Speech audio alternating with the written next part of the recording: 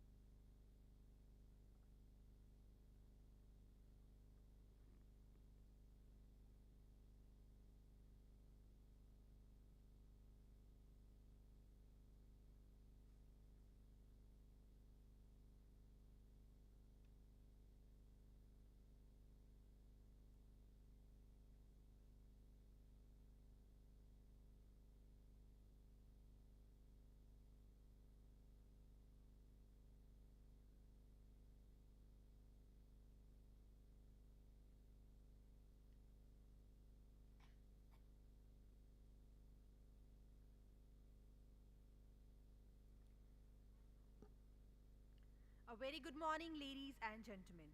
A very warm welcome to Women in Energy. GRIDCON 2025, a platform where innovation meets collaboration and the future of energy takes shape.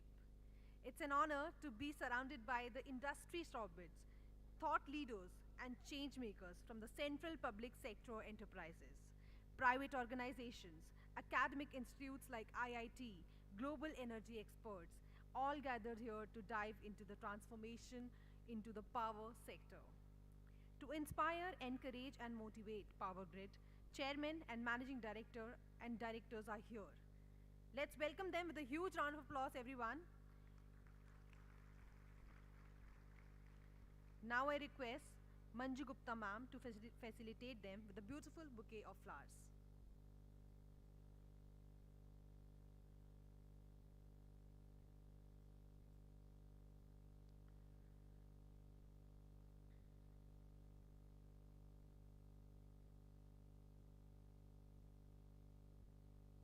The visionary leadership and the unwavering commitments have been instrumental in shaping the energy sector, fostering growth, sustainability, and inclusivity.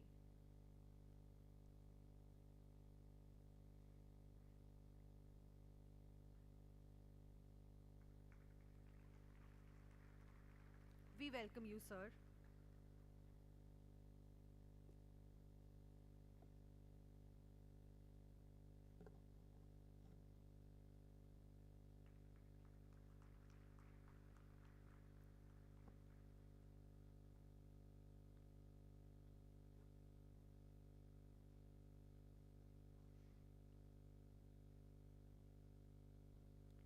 As we commence this auspicious occasion, let's let us invoke positivity, wisdom, and enlightenment through the traditional lighting of lamp. Light is a universal symbol of knowledge, hope, and the trump of wisdom over arrogance. It makes the beginning of a new journey, guiding us towards progress, equality, empowerment in the energy sector.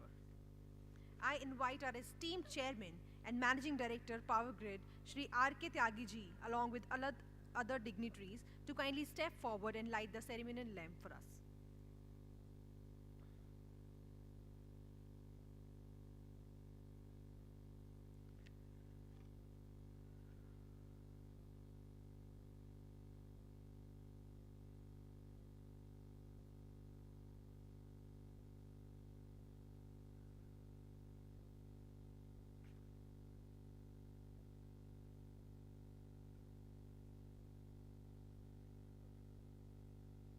I would request Director Projects and Director Operations to please light the lamp for us and officially start this event.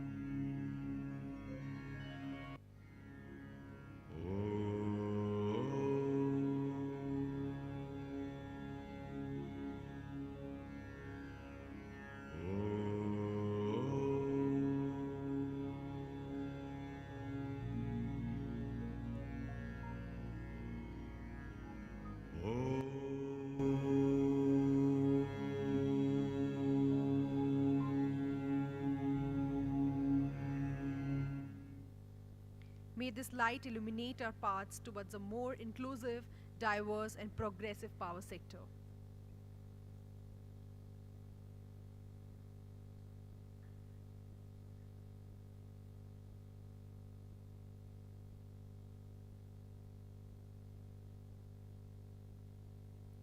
To formally commence this special session on women in energy, I am honored to invite a leader whose vision, expertise, and dedication have been instrumental in shaping the women's sector, power sector. Ladies and gentlemen, please join me in welcoming Ms. Manju Gupta, Executive Director, Deputy COO, CTUIL, to deliver the welcome address.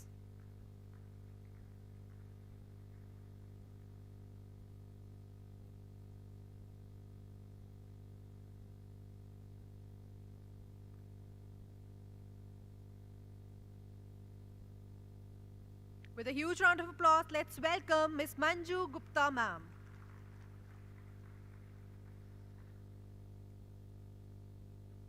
Ma'am, the stage is now yours.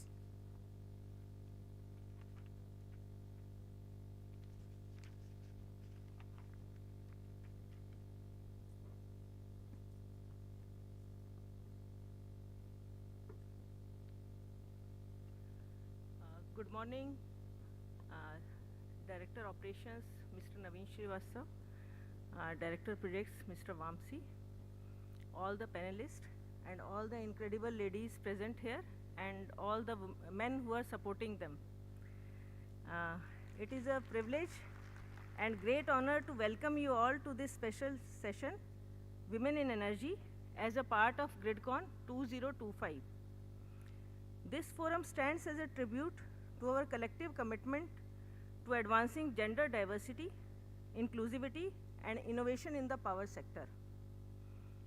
Today we come together to celebrate the remarkable achievements of women in this field, to reflect on the challenges that remain, and to explore actionable solutions that will shape the future of the industry. The energy sector has long been a backbone of economic development, technological progress, and social well-being. However, historically it has remained a male-dominated industry, where women have had to overcome numerous barriers to establish themselves in leadership, technical, and operational roles. But times are changing, and today we are proud to witness women driving transformation across all aspects of the energy ecosystem, whether in research, policy making, project execution, operation, maintenance, digitalization, or innovation. This event provides a unique opportunity to recognize and amplify the voices of women who are making a significant impact in the sector. Our discussions today will focus on two critical themes. First one is breaking barriers and building bridges, advancing gender equality in the power sector. This is a session dedicated to understanding the key challenges women face in this traditionally male-dominated industry, the reforms required to address these barriers, and strategies for ensuring equal representation in leadership, decision-making, and technical roles. The second session would be the power of women, modernizing and innovation in the energy landscape. This session will highlight how women are leading a groundbreaking innovations in digital grids, automation, AI-driven technologies, and smart energy solutions. It will also discuss strategies to increase women's participation in high-impact energy transformation projects. We are privileged to have a distinguished panel of industry leaders, policymakers, academicians, and technical experts representing various premium organizations and academic institutions. Their vast experience, insights, and expertise will provide invaluable guidance and inspiration to all of us. Furthermore, as we celebrate the achievements of women in energy, we must also acknowledge the work that remains. Gender diversity in the power sector is not merely about representation. It is about empowerment, leadership, and unlocking the full potential of talent, innovation, and creativity. We must strive towards a future where women are not just participants, but leaders, decision makers, and change makers in shaping the energy landscape. At PowerGrid, we firmly believe that a diverse workforce strengthens an organization and enhances its ability to tackle complex challenges, embrace innovation, and deliver sustainable solutions. We are proud to support initiatives that promote gender inclusivity, skill development, and leadership opportunity for women in energy.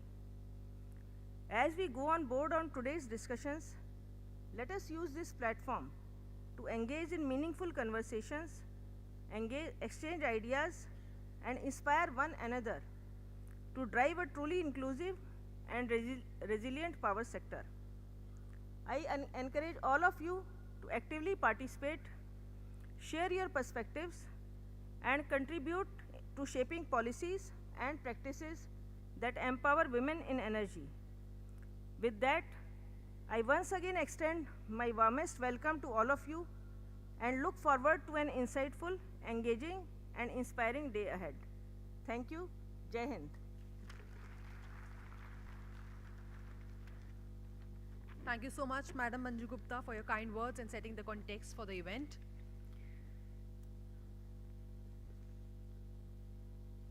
Throughout the power sector, women have been breaking barriers, challenging norms, and emerging as pioneers in engineering, operations, leadership, and policy making. At PowerGrid, women are not just a part of the workforce. They are leaders, visionaries, and the change makers, spearheading initiatives in renewable energies, smart grid, automation, and sustainability. Let us take a moment to witness their inspiring journey, a journey of perseverance, excellence, and empowerment. Ladies and gentlemen, the journey of women in PowerGrid.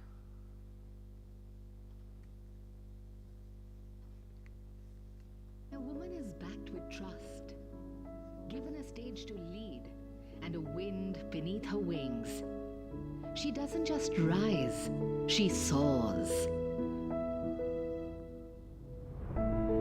At PowerGrid, women aren't waiting for doors to open. They are wiring new pathways and lighting up possibilities. In a sector built on grit and ingenuity, they are not just participants. They don't wait for change. They become the force that drives it.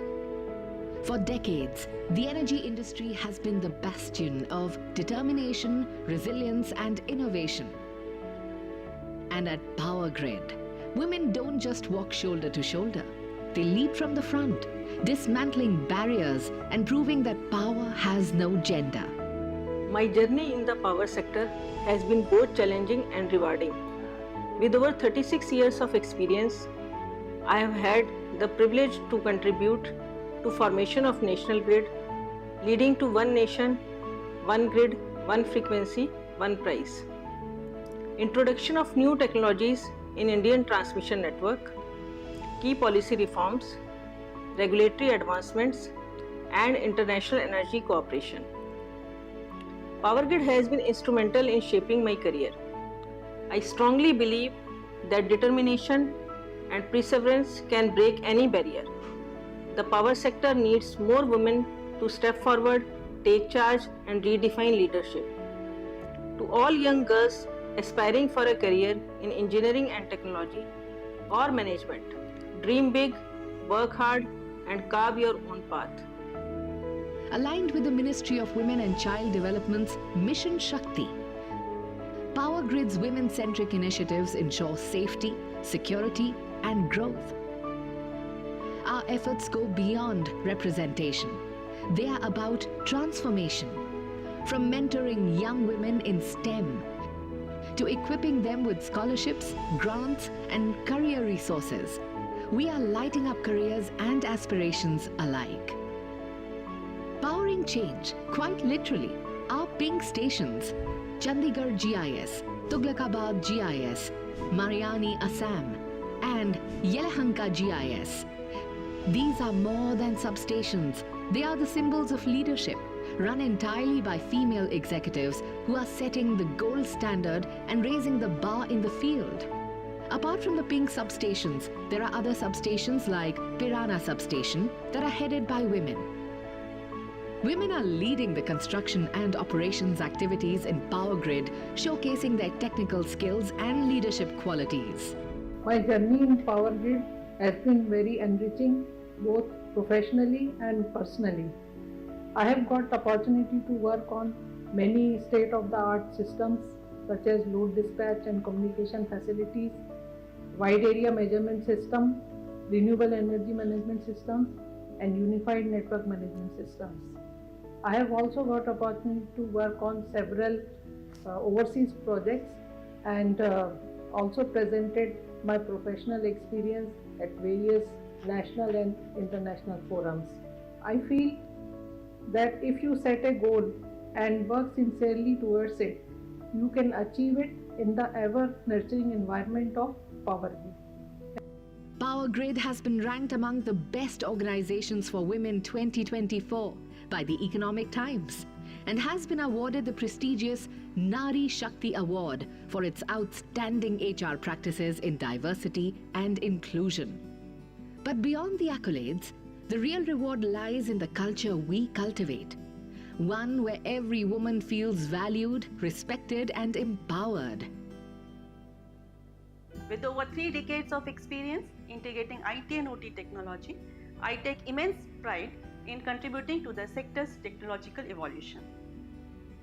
From spearheading implementation of state-of-the-art SCADA system in the country to driving the smart metering evolution, my focus has always been on leveraging latest technology to optimize operations and drive progress. To young women aspiring to enter STEM field, I say dream big, break barriers, and take the lead. The power sector needs more technocrats. If you are really passionate about technologies, step forward and be the change. The world is yours. Our zero tolerance policy against harassment, discrimination, and bias ensures a secure and booming work environment. Gender sensitization training, reliable compliant redressal mechanisms, and special transport facilities, particularly during late hours, make Power Grid a place where women don't just work, they lead fearlessly. Empowerment at Power Grid isn't just an idea, it's a reality. Women here are not waiting for opportunities. They are steering the helm, setting the course, and redefining what's next. With leadership training, coaching, and mentorship, they have already carved their space at the table, driving conversations that matter. An inclusive hiring approach and a culture of merit have ensured that the gender gap isn't just being bridged, it's being left behind.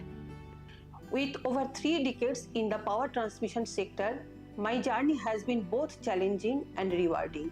From managing substation operation and maintenance to leading business development and forming joint ventures, every step has been a testament to the strength of hard work, commitment, and teamwork.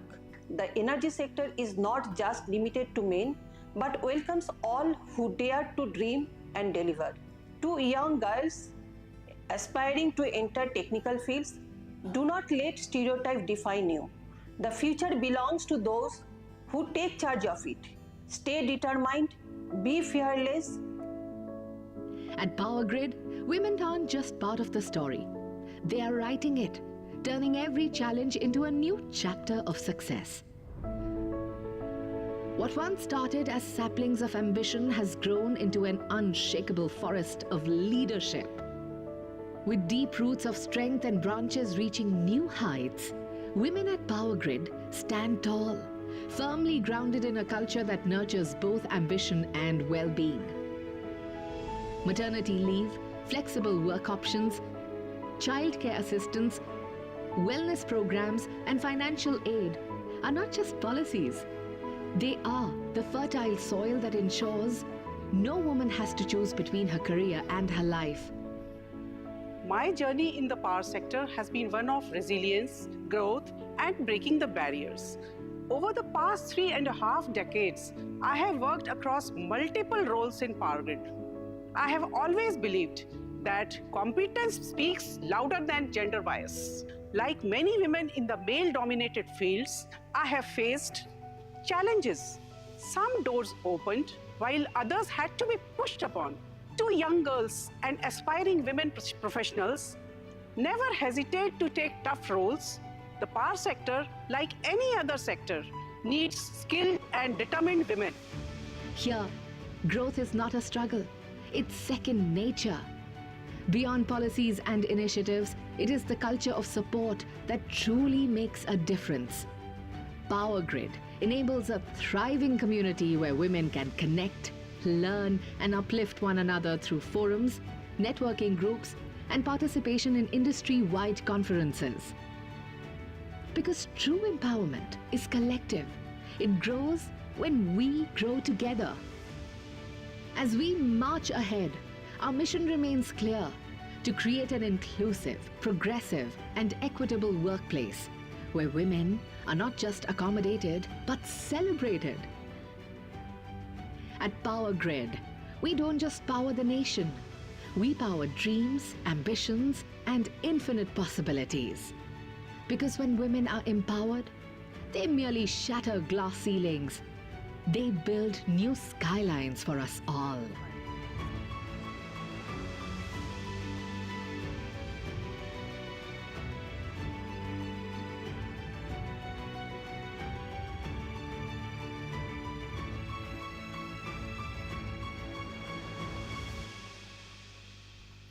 Truly inspiring, these remarkable women are not just transforming the energy sector, they are redefining the very foundation of leadership, equality, and progress in India. Let's again give them a huge round of applause. Ladies and gentlemen, as we move ahead, it is time for our most awaited discussion: breaking barriers and building bridges, advancing gender equality in the power sector. With a huge round of applause, I'm going to call the panelist on stage. Dr. Tripta Thakur, Director General, NPTI. Dr. Tripta Thakur is the Director General of the National Power Training Institute, Ministry of Power, Government of India. With 33 years of teaching and research experience, she has nearly 100 publications and has served as a consultant for electricity market development and distribution companies. A recipient of several prestigious awards, including the Women Technology Innovation Award, STEM Award 2024, MP Government, and Srimati Sushma Swaraj Shri Shakti Engineering Samman 2024. She has also been a Commonwealth Research Scholar UK and a co-fund senior researcher. She is a governing council member at IISc Pune and IIT Kota. Can we give them a huge round of applause? Next up we have Ms. Bani Verma, Director BHEL. As Bani Verma joined the BHEL board as Director IS&P on October 8, 2023, an electrical engineering graduate from Delhi College of Engineering. She has been with BHEL since 1990, gaining 34 years of diverse experience in energy, industry, and transportation. She played a key role in securing the Vande Bharat trains manufacturing cum maintenance order and driving BHEL. It is a transformation initiative. Since January 1st, 2025, she also holds an additional charge as Director ER&D, as Ms. Verma has served as non-executive chairperson of RPCL and is currently Vice President of the Government Council of SIGRE India. Can we again give a huge round of applause to Ms. Bani Verma? Next up we have Ms. Rashmi Gobil. Ms. Rashmi Gobil, a postgraduate in human resource, brings nearly 3 decades of expertise across all HR domains. She becomes Director HR at Indian Oil Corporation Limited in 2024, having led by initiatives such as enterprise-wide SAP implementation and Denmark wage settlements with 25 unions. With experience in HR progress, design and implementation in a fortune of 500 companies, she is known for her strategic leadership, and she also serves as the chairman SDI Bhubaneswar, chairperson Indian Oil Foundation, and government council member of SSC under the Ministry of Petroleum and Natural Gas. Can we again give a huge round of applause? Next up we have Amanda Olson. Ms. Amanda Olson is a vast experience of more than 15 years in transmission and distribution sector. Presently, she is associated with Burns and McDonnell and their substation department. She is expert in physical and system protection substation design, as well as security design for subtraction ranging from 1300 minus 500 kV. Her favorite part of the job is interfacing with the clients. Her main focus throughout the career is to make clients successful every day. Can we give her a huge round of applause? Next up, we have Dr. Shivani Sharma. Dr. Shivani Sharma, Principal Technology Consultant at Hitachi Energy India. Faridabad has over 19 years of expertise in every energy transaction, power system analysis, and EPC projects. A key contributor to the grid monetization and renewable energy integration, she has authored 45 plus research papers and delivered expert sessions as leading institution. A role model for women in energy, Dr. Sharma has received prestigious awards including Energy Women Year Renewable by Economics Times and Trailblazer of Year at Renewable Energy India Award 2022. Can we have a huge round of applause? Next up, we have Ms. Geeta Hariharan. Mrs. Geeta Hariharan, General Manager and Head Engineering, has 32 years of expertise in power projects, industrial projects, EHV submissions, and power distribution. A specialist in GIS and AIS design, up to 765 kV. She has led engineering and prosperity management for projects across India, Nepal, and Bangladesh, the Middle East, South Asia, Africa, and L&T power transmission and distribution business. Can we again have a huge round of applause? And now to steer this insightful discussion, I'm delighted to introduce and distinguished moderator, Ms. Mandakini Kaul, Regional Coordinator, World Bank, South Asia. I would request Madam Neela Das, CGM, Power Grid, to present a bouquet of flowers to the panelists.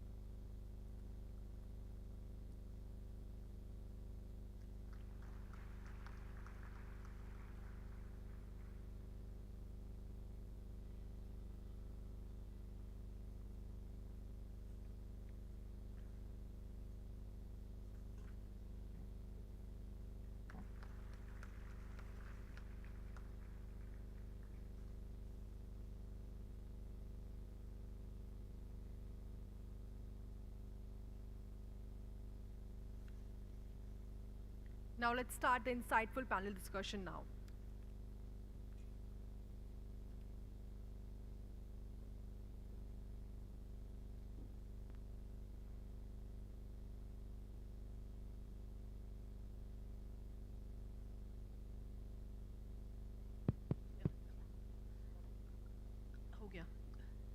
Good morning, everyone.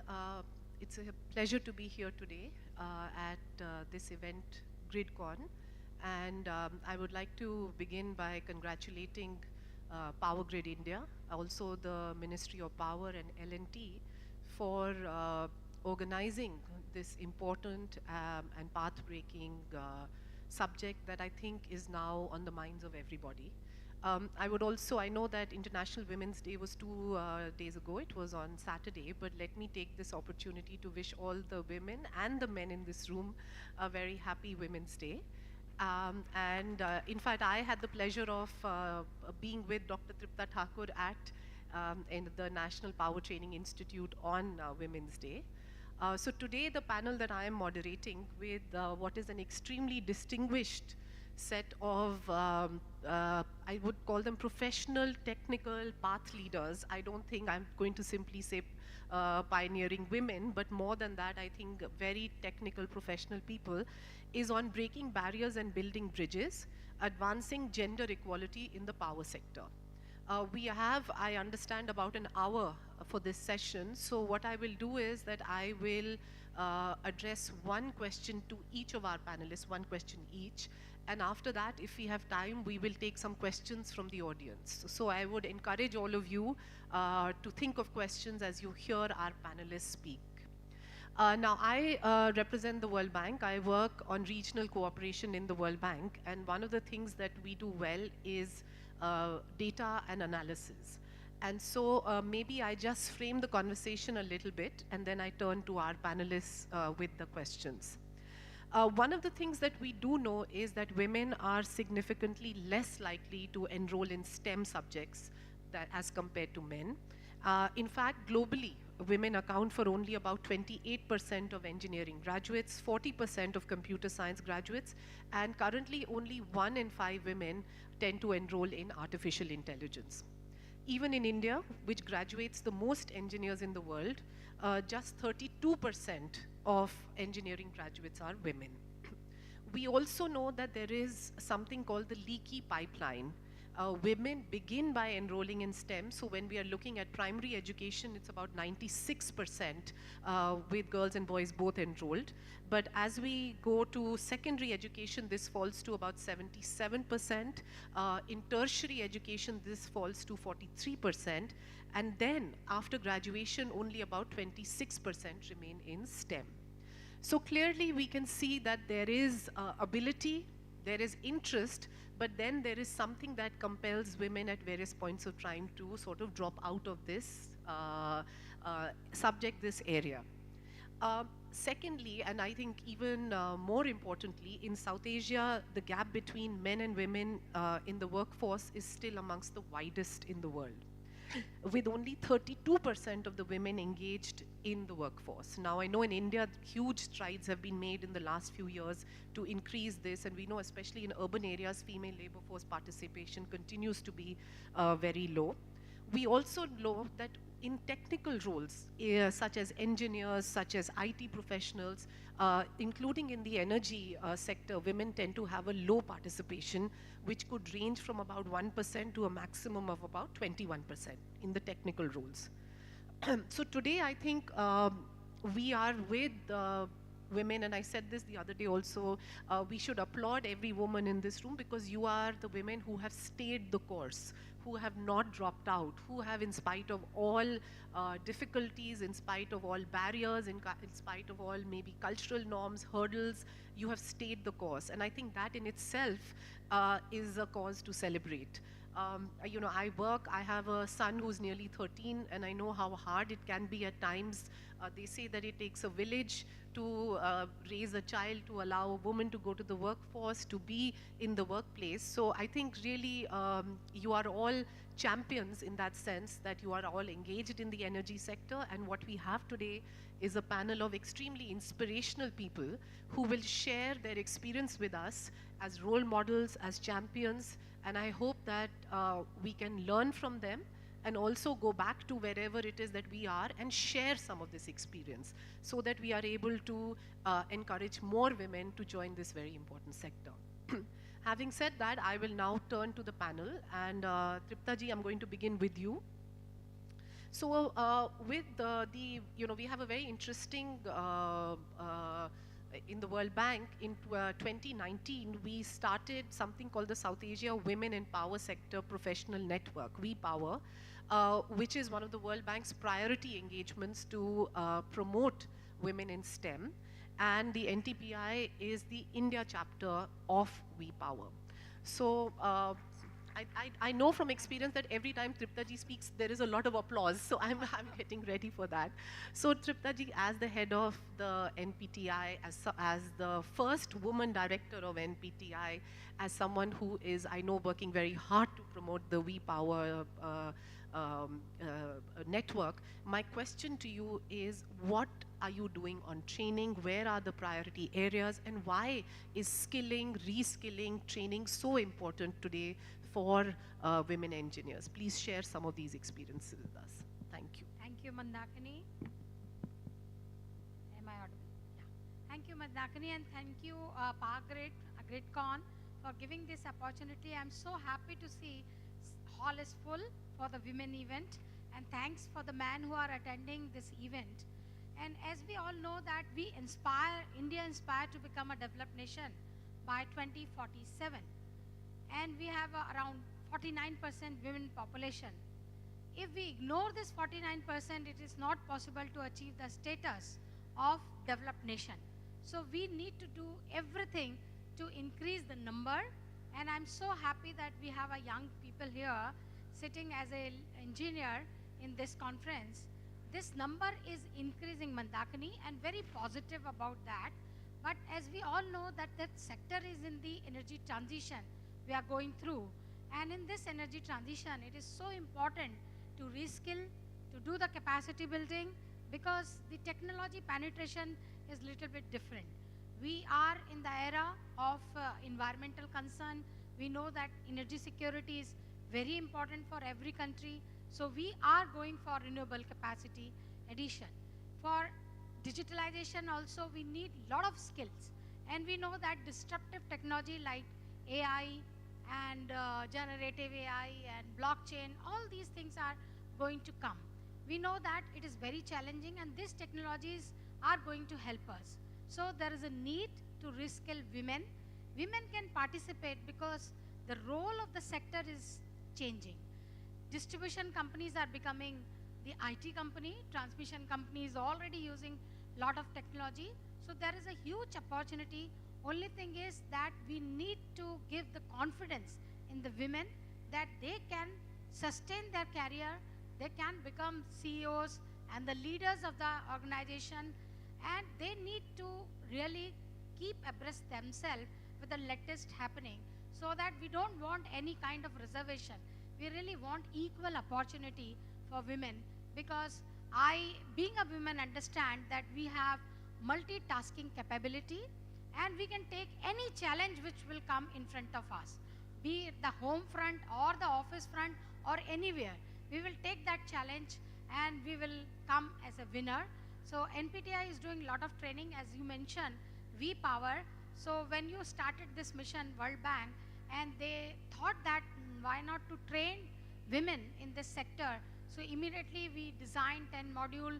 It was entire 1 year duration online training program, 10 modules, and this 100 women, 31 first batch, 31 is from India, and they have been doing all responsibilities and taking training also. It was very tough for them. When we met them in the capsule, when Sudha Murthy ji was given certificate to all these 101 women, and she was so happy that these women, they were telling their experience that in the middle of the course, it was so difficult. I know some of them are sitting here also. The alumni of the first batch are sitting here. And now with seeing the success and positive story of this training impact, the World Bank and SAREP has supported, and second batch is ongoing, and 110 women. But there is a huge requirement for training and capacity building for women and giving them confidence so they can participate. Because when I discussed about the impact, I know 2 women from Haryana. I will just give an example and finish my thing. They were saying that they were chief in SE in Haryana Electricity Board, and they were thinking that they will not become chief engineer because there is a huge competition and they want to actually take voluntary retirement. Before that, they got opportunity for training and capacity building under V program. And after doing this training, they told me that they are fighting, they are applying for become chief engineer, and they want to contribute in that sector. One more lady, Tara, I remember, she is from Assam Electricity Board, and she told me that she got promotion and transferred to the tariff division, and she was not having any background. Then she recalled that during training, she had a lot of modules on tariff, and all the modules are available online. So she downloaded again, got that impact, and then she joined, and with the confidence. So the training and capacity building will give a confidence to the women, and I'm very sure that in the future, many of the ladies sitting here will become CMD of their company and achieve the highest goal. Thank you very much. Thank you, Tripta ji. I think that's truly inspirational, and indeed, I think confidence, skilling, very important. So I think these are very important points you've raised. Amanda, I'm going to turn to you next. And even as we talk about training, of course, the next thing is mentoring. And which is, I think, especially true for women who often don't have, as Tripta ji said, maybe the confidence. They think that they cannot go ahead. So could you share with us some of your experiences with mentoring, especially with regard to women engineers? Thank you. Thank you very much. And can I just say first how privileged I feel to be among this group of amazing women leaders in our industry and part of this panel. So thank you for that. When it comes to mentorship, I often think of it in a few different ways, one of which is sponsorship. And I think that looks different from mentorship because a sponsor is somebody who advocates for you even when you're not in the room. And so think of it as somebody who is often at the table when important decisions are being made, whether it's about new opportunities, who's going to fill them. When they think of those opportunities, you're somebody that comes to mind, and they advocate for you as a potential to fill those opportunities. And I think in my career, I've been very fortunate, even before I knew what a sponsor was, and before it became a term that was common, I think, when we talk about elevating women in energy, I was fortunate enough to have sponsors, and I think I've attributed some of my success in just being recommended for different opportunities that maybe I wouldn't have been considered for otherwise, because they knew my capabilities, and they often had more confidence in me than I had in myself when I was early in my career. But then I think about mentorship as well, and there's a few different types of mentorship.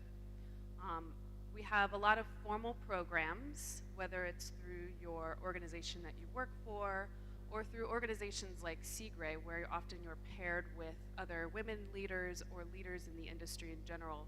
And you can seek advice, come prepared with questions, and we encourage our women and anybody who participates in those programs to come to the table with what's on their mind, what are their goals, and oftentimes they're paired with somebody who's more senior to them and can seek advice. But I think there's other forms of mentorship that can be just as much or potentially more impactful, and those are the mentorship relationships that are sought out a little bit more naturally and sometimes diversified based on what you're trying to work towards.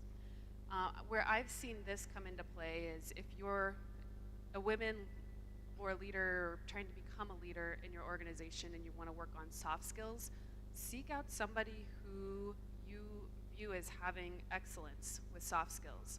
The same goes for technical skills or any other type of skill that you're trying to build in yourself so that you can be more well-rounded and diversified and prepared for those leadership positions when they come down the road.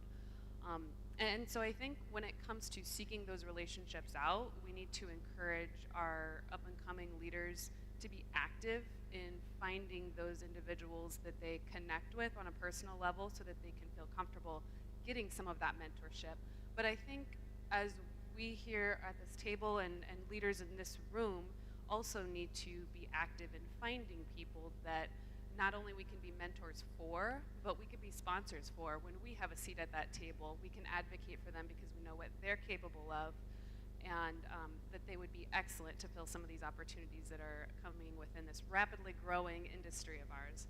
So I think there's a variety of ways that mentorship and sponsorship have an impact in filling some of the leaky pipeline too. I think when it comes to people who have made it through all of the other stages and are finally at that point where they are in industry, mentorship then becomes so critical in keeping them in the industry for the long term, especially as they navigate some of the many changes that happen throughout life. Thank you very much, Amanda. Very good.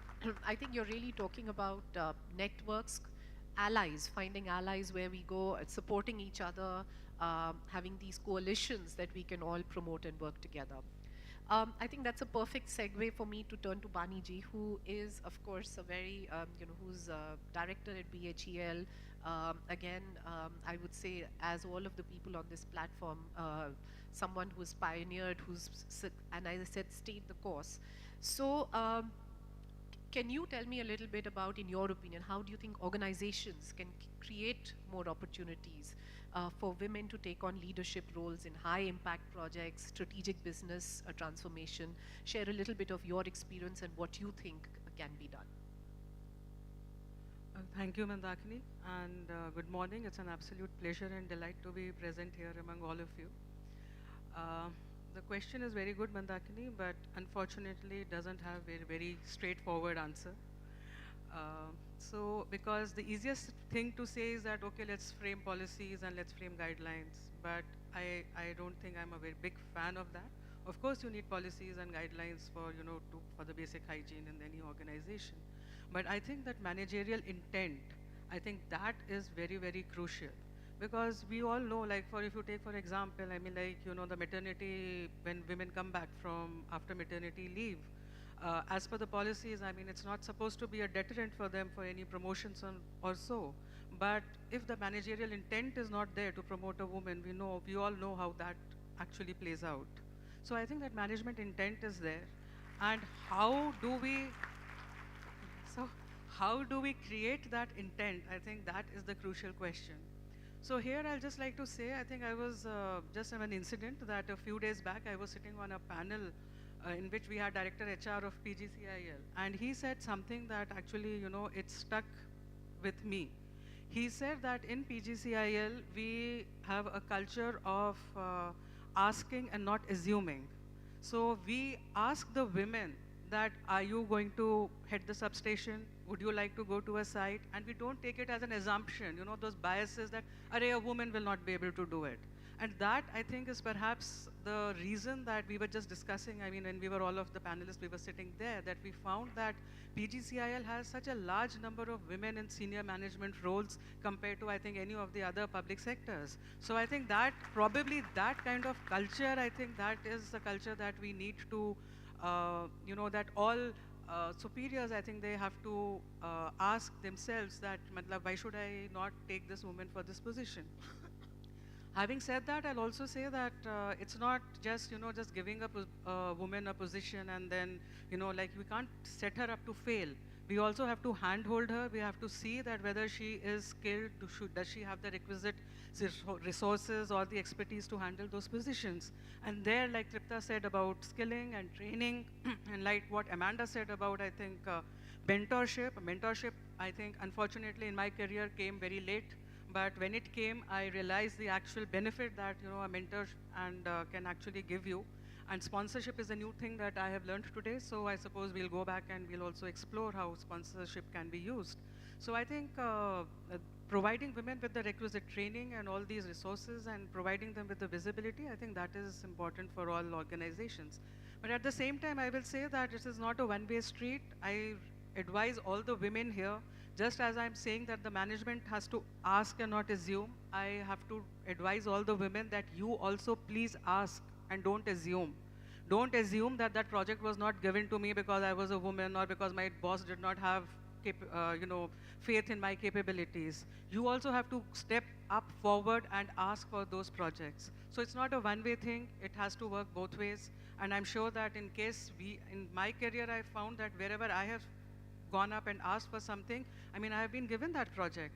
And wherever I have asked women, any woman in BHL, if I have asked whether she would be up for taking some assignment, I have never found any woman who has said no to me.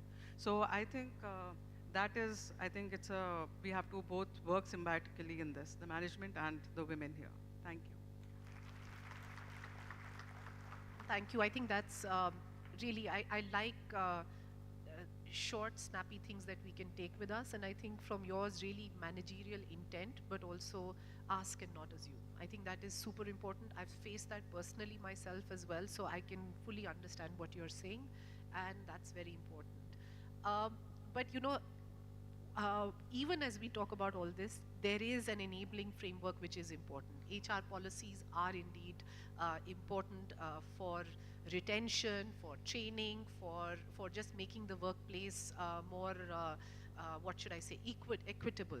So in that regard, I'll turn to Rashmi ji now, and I'll ask you to share your experience with IOCL, and what are the HR policies that you have found most effective in promoting gender equality. So a very good morning. Please pardon my voice, I'm down with a bad case of congestion. First of all, my compliments, because I don't think in my entire career I've seen so many women sitting in a conference for a session like this. So a huge compliments to the power sector for getting so many women together, and it takes forward what Baniji was saying, that power sector is actually moving in the right direction. Now, coming from an HR background, when you talk about HR policies and all, Mandakini asked that what HR policies can you make to make the work environment more inclusive. I think the best we can do is leave HR policies to be gender agnostic. The more gender agnostics the policies are, the more automatically the work environment becomes inclusive. And why I say so is, in HR, if you understand the problem statement, the solutions are easier to find.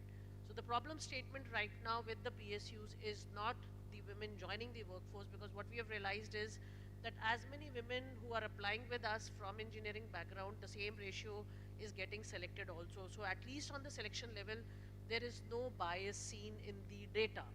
What is actually ailing is that they're not rising to the top. They are somewhere getting lost in the pipeline. So what does HR do? There has to be a lot of conversation in the system on how they can make it to the top. And why it is not happening is a perceived bias on both the sides. So when women come to me, young women come to me and say, why can't we have flexi timing? You know, this organization has given flexi timing to its women. We have small children. Now you tell me, in a team, which team lead would want a woman who's following her own timelines compared to somebody who comes on time and goes on time? So I tell them in return that if I start giving you policies which are specifically aimed at you, I'm doing a dishonor and disadvantage to the way you are going to be perceived in the system in the long run. Easier said than done. So what we as women should not, do cherry picking on policies of different companies and feel that they are better in terms of inclusivity. It has to be seen in a 360 space as that which company has got how many women at the top. And I think that is a true representation of inclusivity. So what we do, Madam mentioned maternity leave and coming back, that's a big bias that we also perceive. So what we have realized is, whenever women come back from maternity leave, their appraisals take a hit. Now, even if they are the best when they went to the maternity leave, and even if they are the best when they come back, but somehow the perceived bias is, oh, she's with an infant, so her rating takes a hit. So what we do is that as management at the board level, every year on year, we actually get into the appraisals of all the women who are on maternity leave to see whether she is being rated outstanding for all her career and suddenly takes a hit, or she's an average performer and has been rated. So those are the biases that we are trying to remove. Another bias that we are challenging is we are going to the women. We call this program Fempowerment. We have selected some top leadership women in our company, and they are tasked with the responsibility of going across the company, meeting each and every woman in groups and understanding perceived and non-perceived biases and leading by example, inspiring them that how you can actually come to the roles that we are. And the third, as HR, what we are doing, and we are doing it very diligently, is creating opportunities. More than policies, we are creating opportunities. Because if we don't create opportunities for women to take challenging roles, we are doing a lot of hand-holding for them to take those challenging roles. It's not going to be possible for women to come to the top. So right now, the aim and objective is that not only the number should increase, the women should come to the top and rise to the highest levels in commanding positions. So today we have a female state head which we had never heard of before. We have given some roles to women, and we have trusted and given them all the wherewithals we could support them with to do their role effectively. So it's not creating specific policies, it's creating the right environment for women to flourish and prosper. Thank you very much. And I think I can see a theme coming from the experiences that we are hearing, which is give women the opportunity, create the enabling environment so that it's not designed to fail, allow them to have these opportunities, and it's not always that they need specific policies, but just the opportunities and the allies, the support system, the skilling, the training. I think that's a very important point. Shivani, I'm going to turn to you next. You've had extensive experience in a lot of technical areas, grid modernization, renewable energy.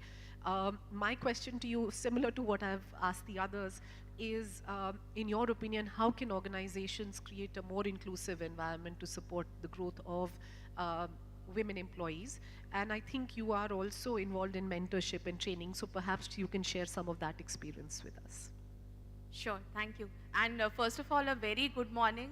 Grateful to Power Grid's GRIDCON team for having me here, and honored to be among these stalwarts. Few of them I've recently had panel discussions with, so absolutely a wonderful place to be. And the kind of energy, smiling faces, young faces, all that really tells us of the enthusiasm of the audience as well. Coming to your question, I think I come third or fourth, so that's an advantage. All my other co-panelists have already said many important points.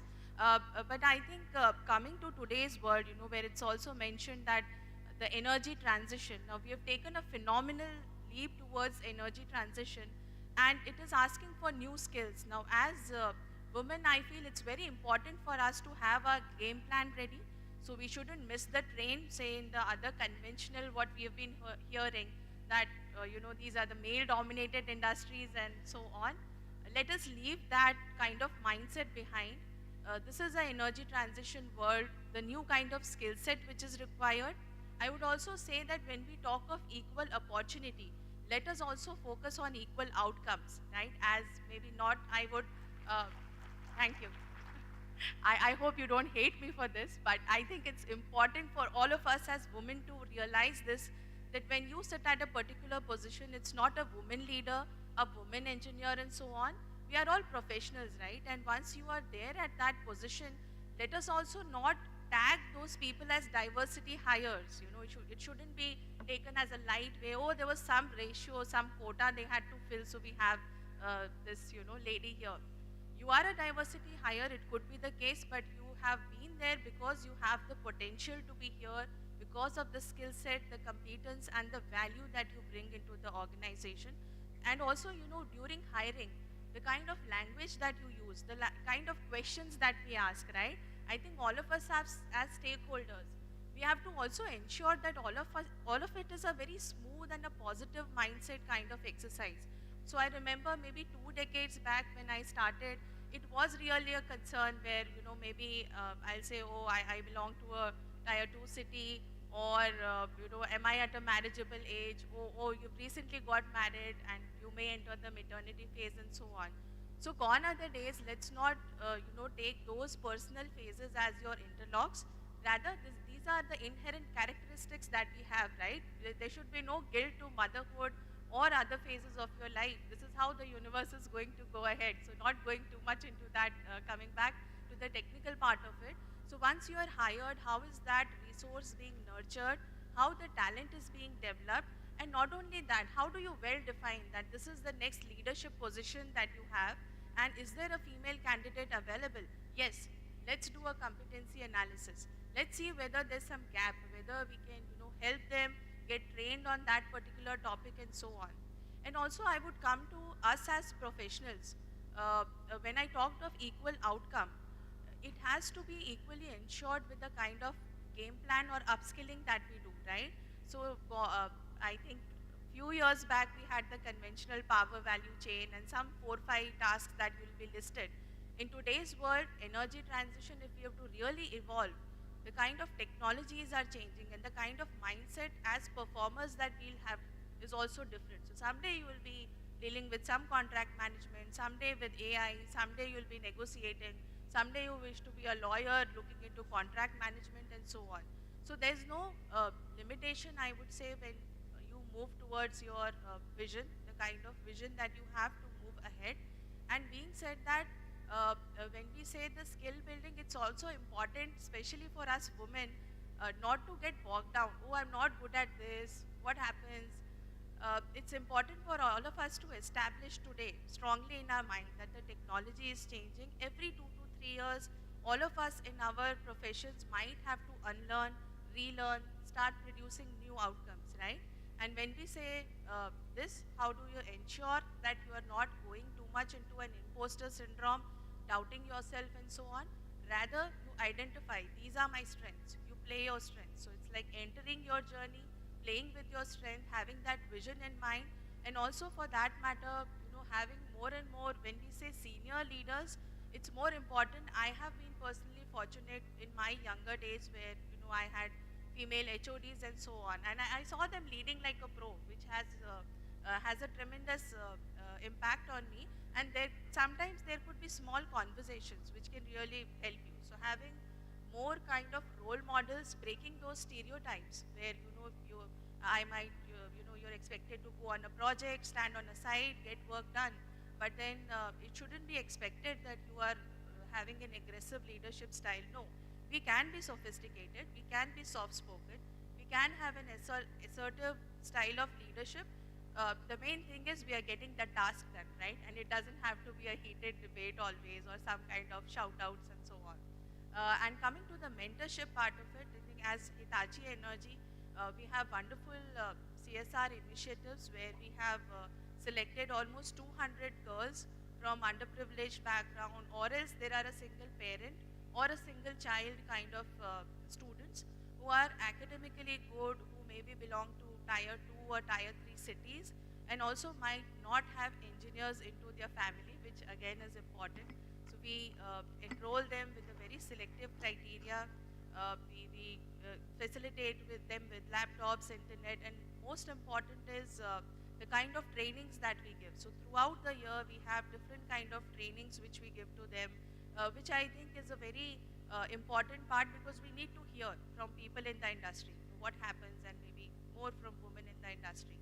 So how it happens, maybe helping them with skills like writing your CV, how do you appear for interviews, how do you have those basic good communication skills. Maybe also help them with internships wherever relevant and so on. So that's, yeah, so those are the initiatives. I could keep talking, but I think there's a time limitation we have. Thank you. Thank you very much. That's again, I think we hear the importance of role models. We hear the importance of designing, having an enabling environment that helps women succeed. It's not designed to fail. Coalitions, allies, training, and also I think the onus is on women to ask for the opportunity, but then also to make sure that we deliver. And if that means staying current, reskilling ourselves, having those networks, I think again very important. Thank you. I'm going to turn now to Geeta ji, the last but certainly not the least. I think you actually have had a very interesting experience of over 3 decades across regions actually. And again, there can sometimes be limitations that either organizations or women put on themselves, that we can't work across geographies, we can't work across boundaries. So can you describe a little bit of how you've navigated some of these challenges? And again, what do you think can be done to encourage women to take more leadership roles? Good afternoon. It's still good morning. Good morning to all. First of all, let me thank PowerGrid and the GRIDCON team for giving me this opportunity to be here on the dais with such women leaders who had been on dais on several occasions. So thank you for that. I come from L&T, which is a core EPC construction company. It was 100% a men's world. We had engineers who were there in engineering and certain other small roles, but core construction field where women were really not there. And if we talk of T&D sector, I was in fact the first lady to get into the T&D electrical department, even at the engineering level. way back in early 90s. Then subsequently, when we look at, because the mindset of people was that ladies are not generally serious on their career. They consider career as a time pass. So there has been several women who used to take up the jobs but drop in between at that point of time, where because during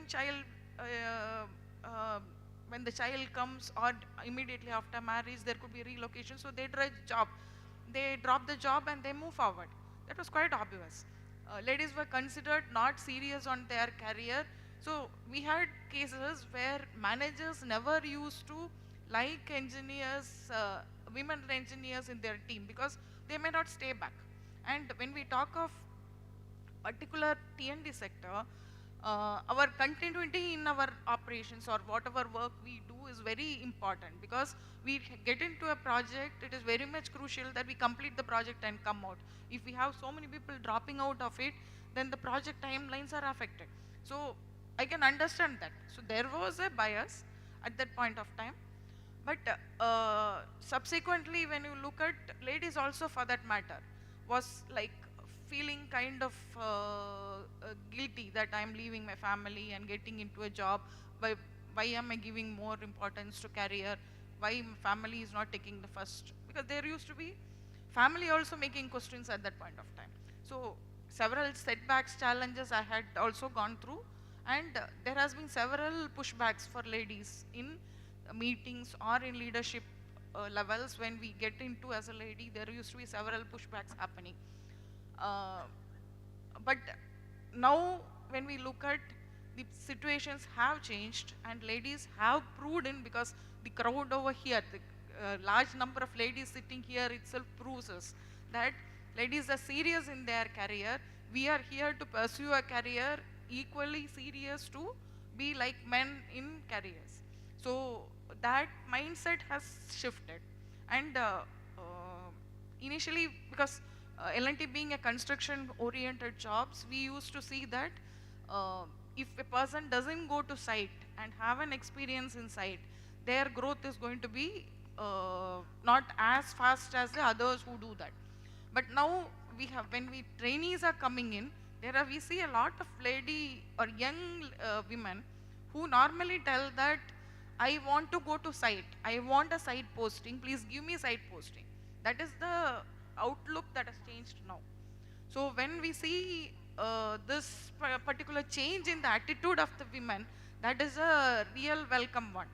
And another point is, women have come out of their inhibition, considering that men has to take care of the career, women has to take care of their family. That inhibition is now not there, because women also have started giving importance to the family and the career in an equal way.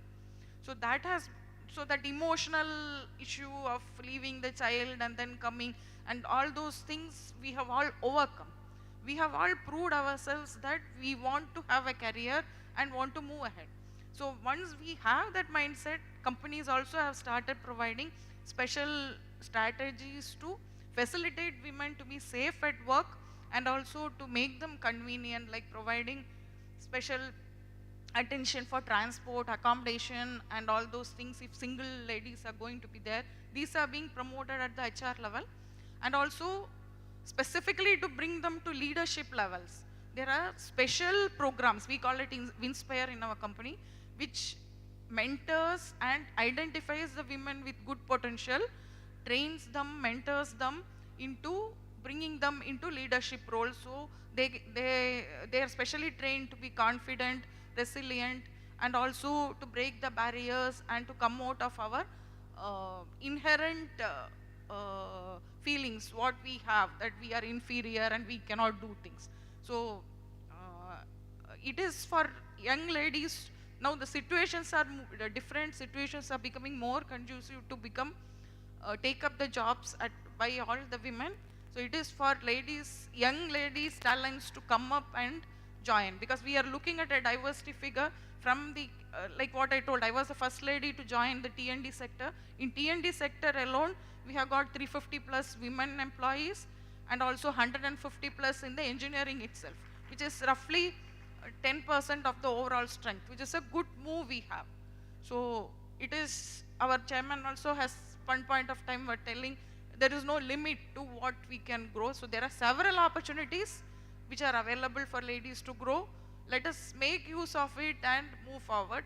We have senior leaders who are, because almost 5 years back, if we are thinking, we didn't have anybody in the vice president level or in the executive vice president level, I mean almost 10 years back.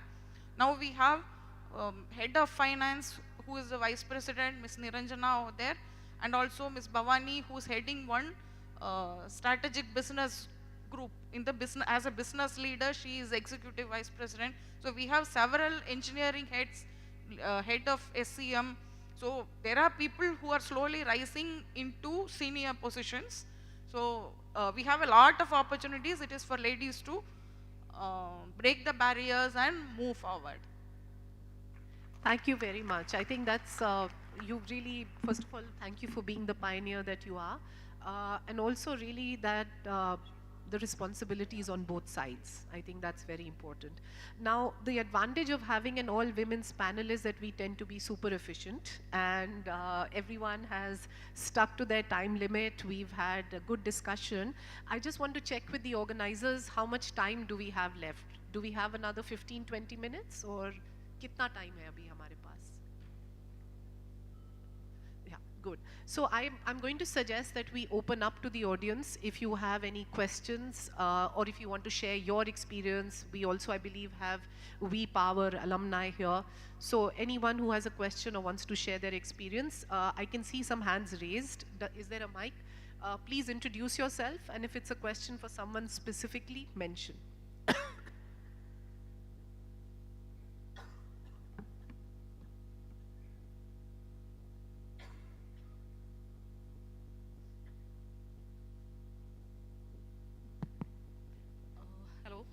Good morning, dignitaries at the dais, and one and all present over.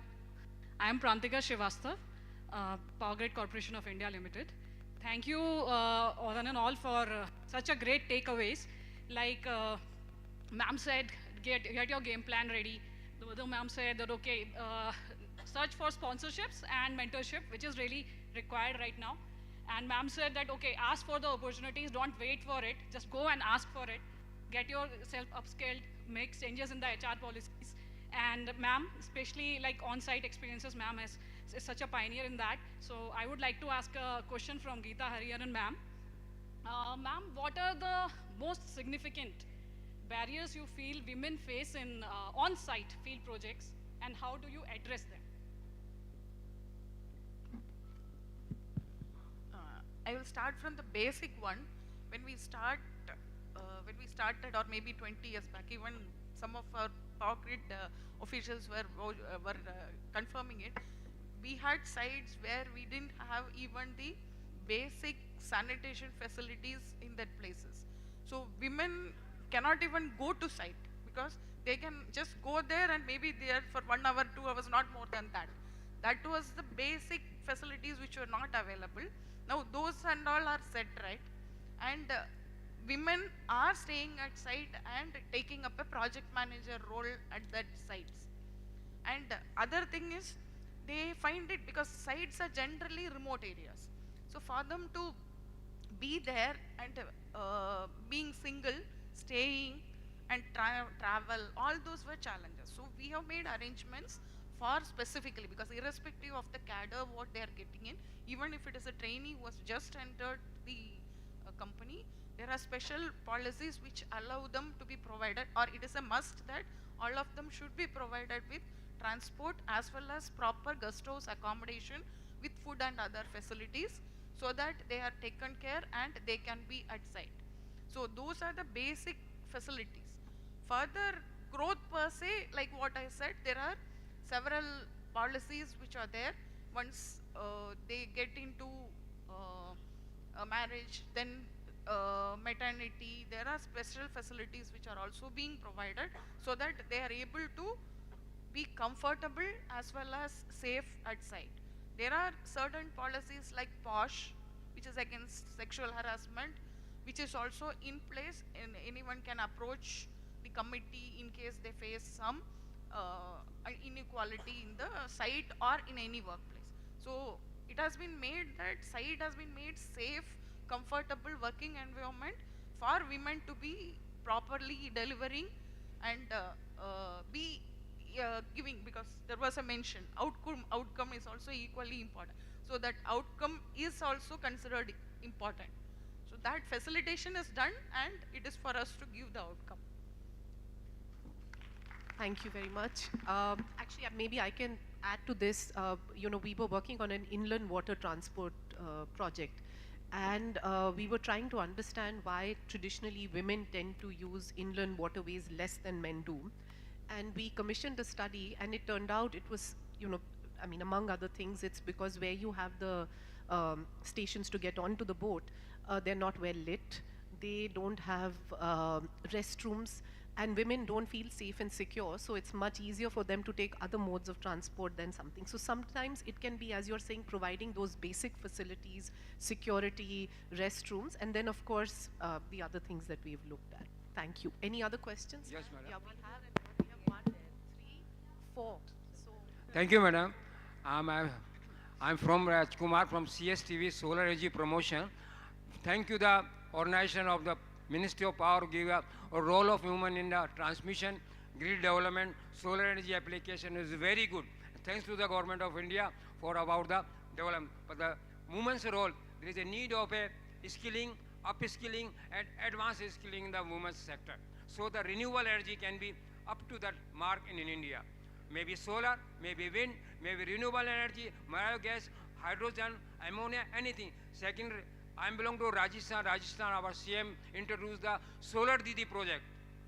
So many women in rural area, they provide the training to the solar as a Solar Didi and make the access in the villages. thank you very much. I can see 3 hands here and some there, so maybe the mic can very quickly be brought here. Please raise your hands, and there's one right at the end there. We'll get to you. Hi, I'm Introduce Kavya. yourself. Thank you so much for the panel. This was really engaging conversation. I work at an energy think tank called Ember, and my question is that so far we've discussed mostly what gender inclusion in the workforce within the energy sector, but my question is, are there, in your experience, open any specific, unique perspective in the sector that you feel working in the sector that has unique perspectives in your work that have benefited the sector as a So if I understood your question, because the mic was, what you basically said, have you contributed to the sector? No. No. My question was, have there been any uniquely gendered perspectives in your experience working in the energy sector? Okay. Should we take 2, 3 questions first, or do you want to just respond? I'll do a short response. Okay. You say that, see, the gendered perception is that we are breaking the gendered perception. That's why we are here, and that's why we are. So the gendered perception is a universal gender perception across the world, across the country, across the sector, that women can't do certain roles, women can do certain roles. So how we have to set ourselves out, we have to go that extra mile to break those barriers and break those perceptions. So the gender perception is, I think, common across the entire this thing. So, and that's why we are all here to break those barriers and break those perceptions.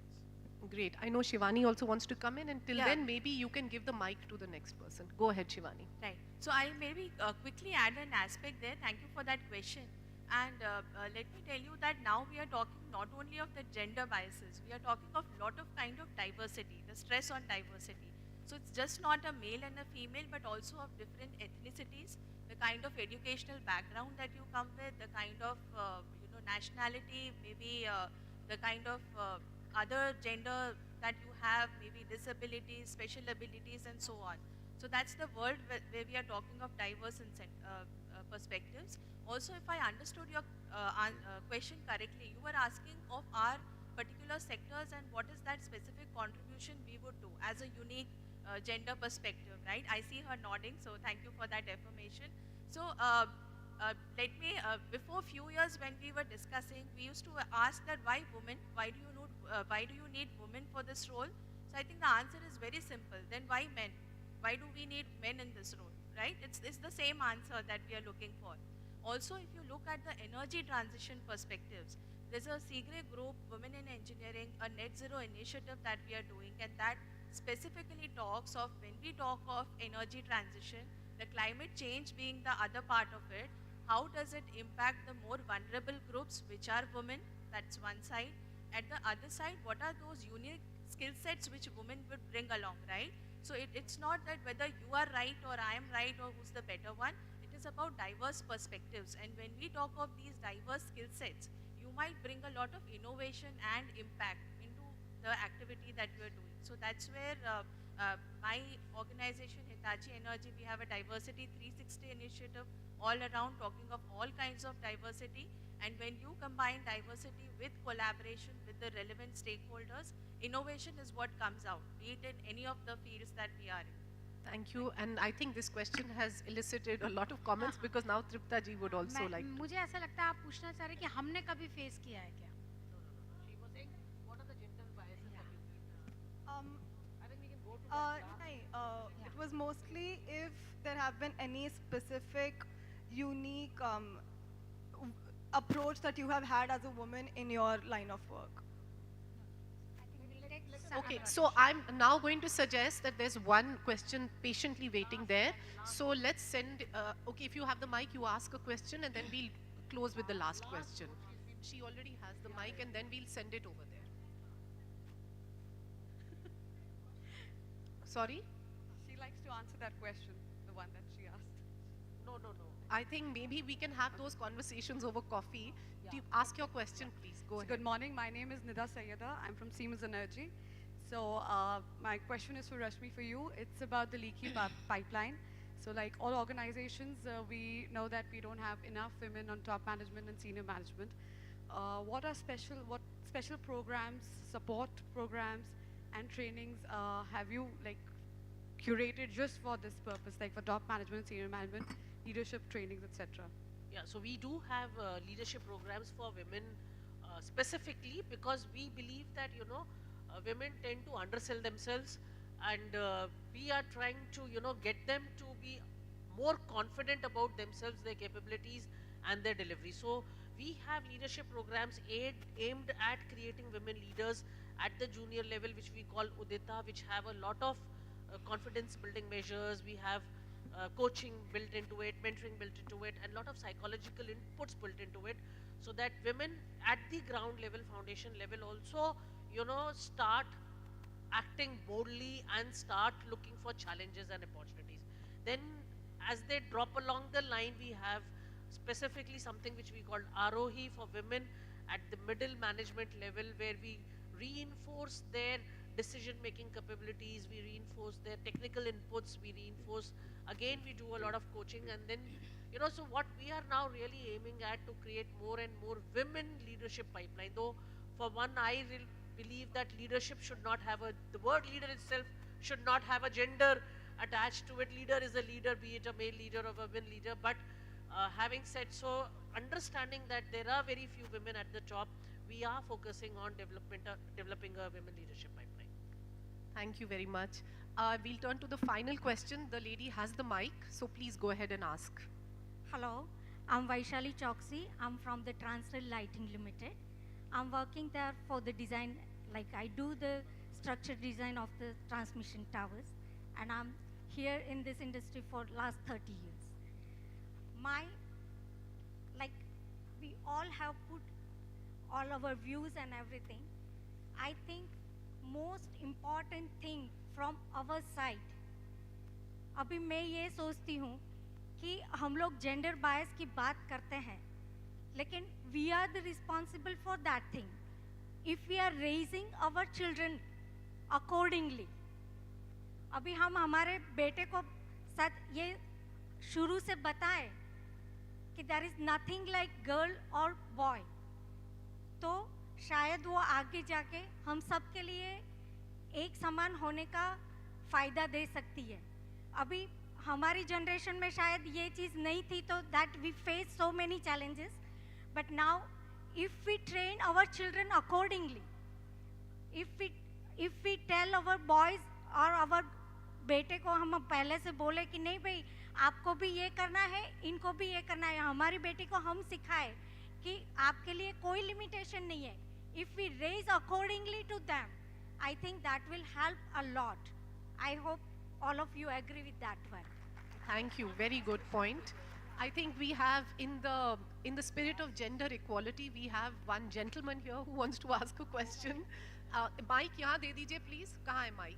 यहाँ ले आइए please. जब तक आप ला रहे हैं, I think really आपने जो यहाँ पे mic दे दीजिए please. Ma'am, can I ask a question? Mic is चलिए. Okay, I think we have to, let's ask one there and one here. We'll end. आप पूछ लीजिए and then mic यहाँ दे दीजिएगा. A very good morning. A very congratulations to GRIDCON and PowerGrid for organizing this women-only forum. And I'm from Indian Oil. I'm a Vantika Garg. And my query is that we're talking about vision for women. So what should be the vision board for women when we're looking at a career trajectory of say 2 decades to 3 decades? And how should we look at ourselves? Because there are so many perspectives to which we look at ourselves, through our family, through our organization, through our own self. And that sometimes, in a longer run, we're not able to sync in our mind. Ultimately, it's the dialogue that women have in their mind on a daily basis. So I think if you can just, kind of tell the vision board and the dialogue that we should have, so that, we can keep progressing in that journey to reaching at the levels that you are at, and you're inspiration for women officers like us in the country. In fact, we have Rashmi ma'am from IOC today. So, yeah, thank you.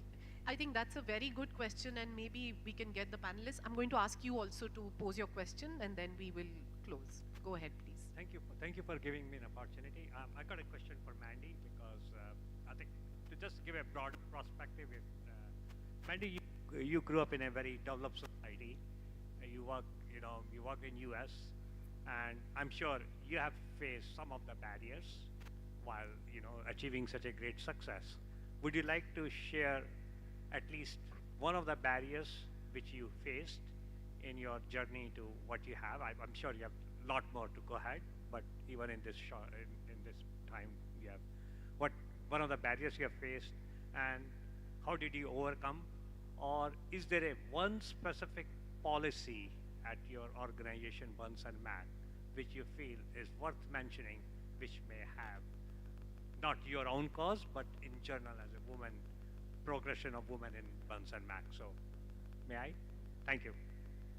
Thank you. Amanda, go ahead, please. I didn't want to set you up, but okay.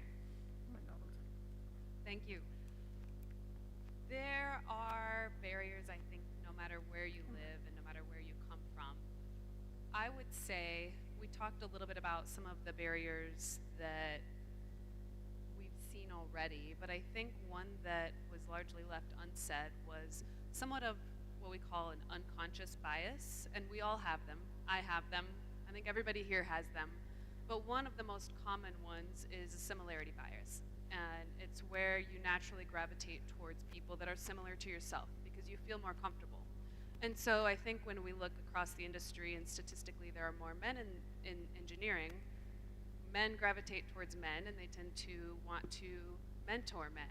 And so that's where this concept of intentionality and recognizing that comes into play. And it's not a bad thing. It's not anything that anybody's doing on purpose, but it's a barrier nonetheless. And so knowing that and intentionally seeking out people that are not similar to you so that you can bring them up in the organization and pour into them is a way to overcome that. And I would say when you ask specifically about things that we're doing in Burns & McDonnell, it's training on that. So training on some of the biases that people don't even realize they have. And again, it's a human thing. It's something that nobody can ever overcome all of their biases, but I think that awareness of the possibility of them then drives opportunity to overcome them. Thank you. What I'm going to suggest is that I know the vision board question is there, so we are not going to let go of it, but I know that we are also short of time. So first of all, I think this has been a fantastic session. The fact that we have so many questions and so many more that people want to ask. It's hard to summarize, but I'm going to try and suggest 4 themes that came out today. And then I'm going to close by asking each of our panelists to give us one word for the vision board, right? What is the one word you want to leave us with today? What do you want to leave our audience with today? I think that will help you with your vision board, that will leave you with the way forward. But in terms of the themes that I at least picked up on today, I think the first is that we all have to buy in to this, the fact that we need an inclusive workforce. It has to be, I said it the other day as well, it has to be a whole of government, a whole of community approach. We all have to agree that what we want is for men and women to have equal opportunities and to participate equally in that workforce. And to do that, we have to have managerial intent, we have to have HR policies, we have to have adequate training, skills, reskilling. Essentially, we have to make sure that everything that we design is designed to succeed and not to fail. So I think that's the first theme that I picked up from the conversation today. The second, I think it's very obvious, is the importance of networks, whether it's mentoring, whether it is professional networks, whether it is informal networks, but this important of having allies, coalitions, all of us working towards this goal. Sponsorship is indeed something new that we all learned today, but this important of just having those networks that we can fall back on, we can learn from, we can take forward.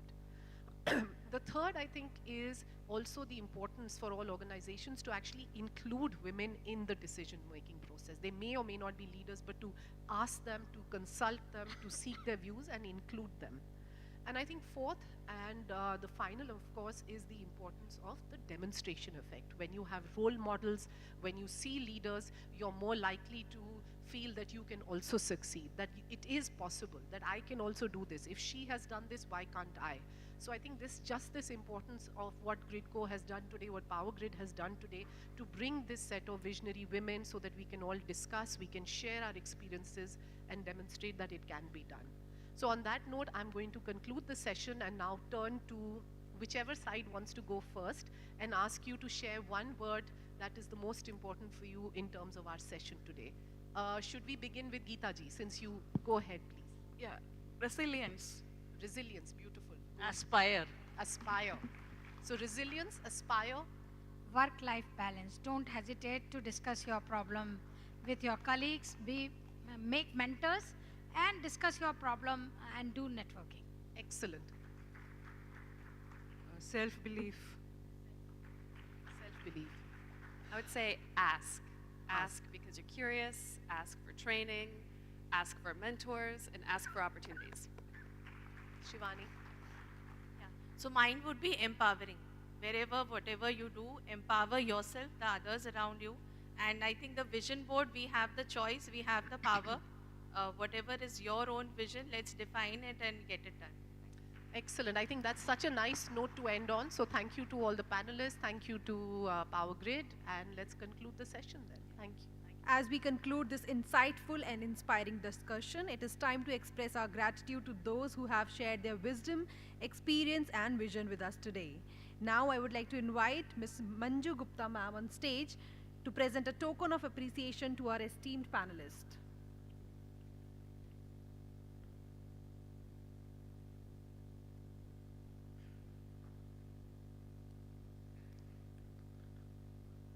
We'll start with Dr. Tripta Thakur. Can we have a huge round of applause for Dr. Tripta Thakur?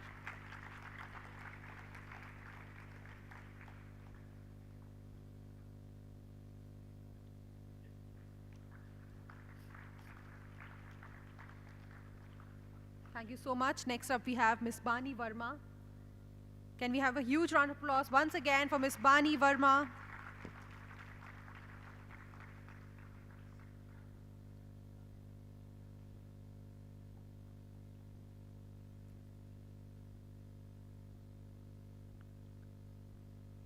Thank you so much, ma'am. Next up, we have Ms. Rashmi Govil. Once again, a huge round of applause for Mrs. Rashmi Govil.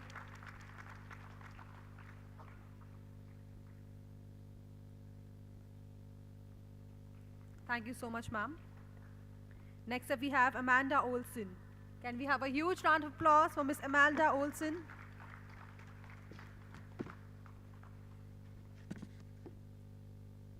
Thank you so much. Next up, we have Ms. Geeta Harihar. Again, huge round of applause for Ms. Geeta Harihar, everyone.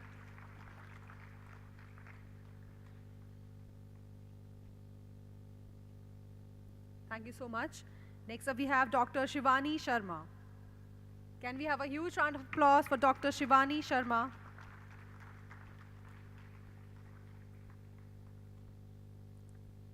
Yeah, I would request all the panelists to please for a photo op. I would also request Manju ma'am to please facilitate Mandagini ma'am.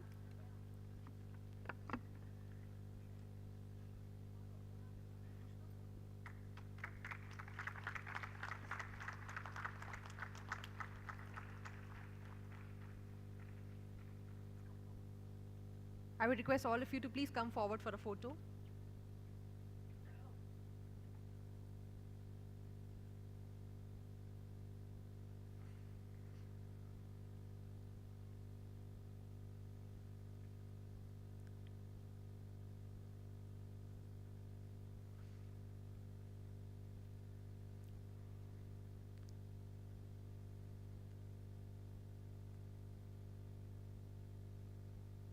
Thank you so much. I would like to thank all the panelists, our moderator, and Manju ma'am for the great support.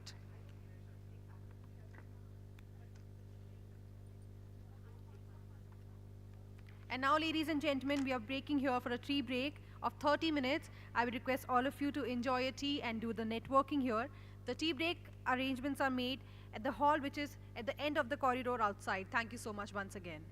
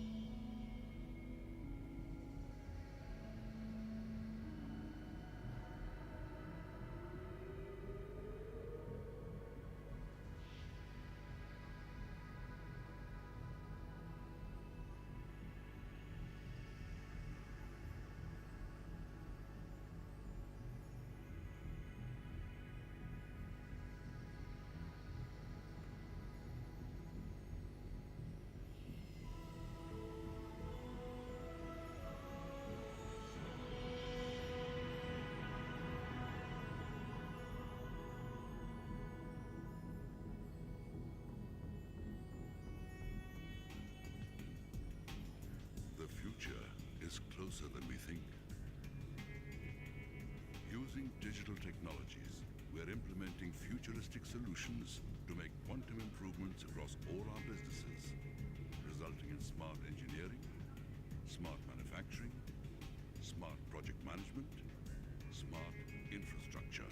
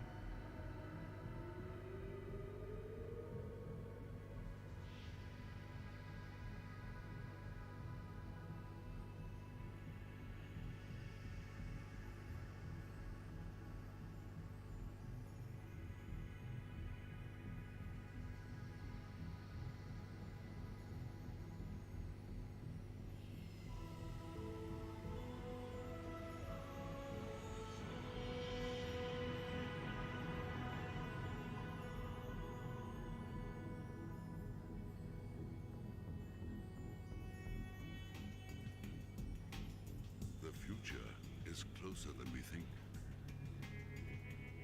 Using digital technologies, we're implementing futuristic solutions to make quantum improvements across all our businesses, resulting in smart engineering, smart manufacturing, smart project management, smart infrastructure.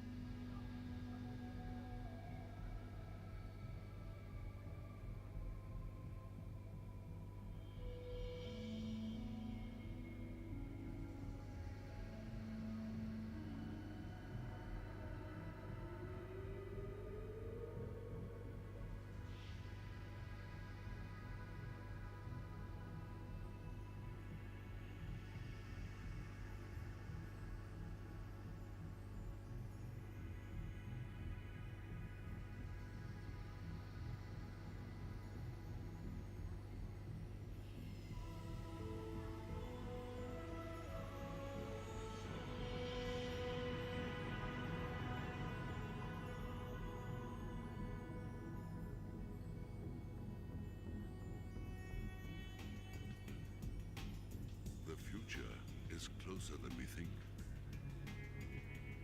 Using digital technologies, we're implementing futuristic solutions to make quantum improvements across all our businesses, resulting in smart engineering, smart manufacturing, smart project management, smart infrastructure.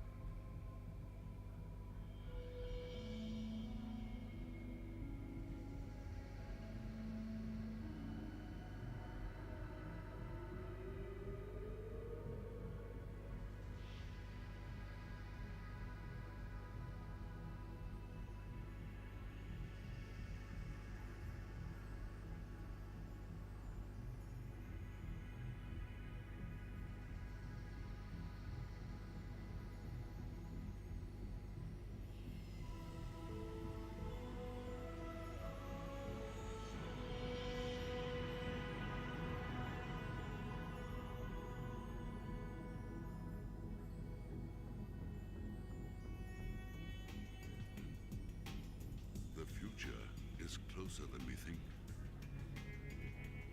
Using digital technologies, we're implementing futuristic solutions to make quantum improvements across all our businesses, resulting in smart engineering, smart manufacturing, smart project management, smart infrastructure.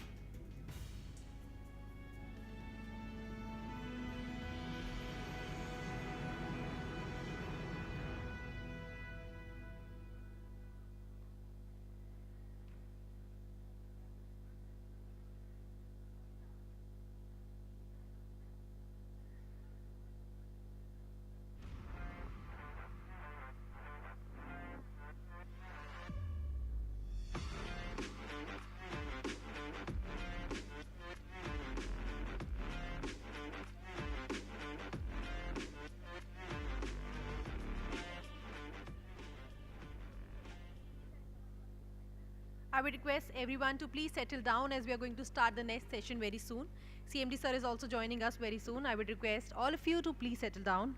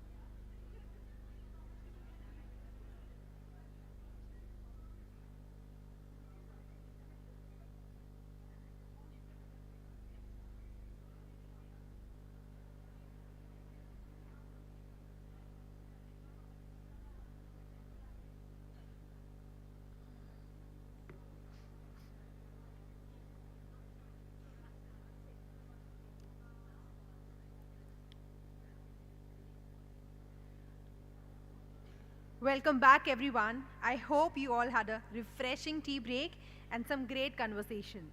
Now, as we reconvene, it's time to dive into our next panel discussion. The topic for the discussion is going to be the power of women, monetization and innovation in the energy landscape. Now I'm going to call our esteemed panelists on stage, starting with Ms. Sangeeta Kaushik. Ms. Sangeeta Kaushik is Executive Director, Corporate Planning at NTPC Limited and Executive Director of World Energy Council India. With nearly 38 years in the power sector, she previously served as MD of NTPC's first international venture in Bangladesh. Next up, I would like to call upon stage Dr. Ritu Mathur.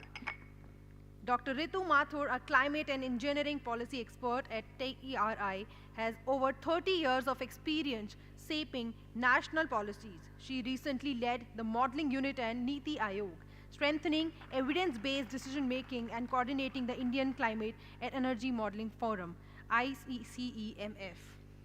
Next up, I would like to call upon stage Ms. Rishika Sharan. Ms. Rishika Sharan, Chief Electrical Inspector, Government of India, has over 25 years of experience in the power sector, covering generation, transmission, distribution, grid operations, and renewable energy. As a Chief Electrical Inspector, she oversees CEA, safety regulations, electrical equipment approvals, and periodic inspections through regional offices.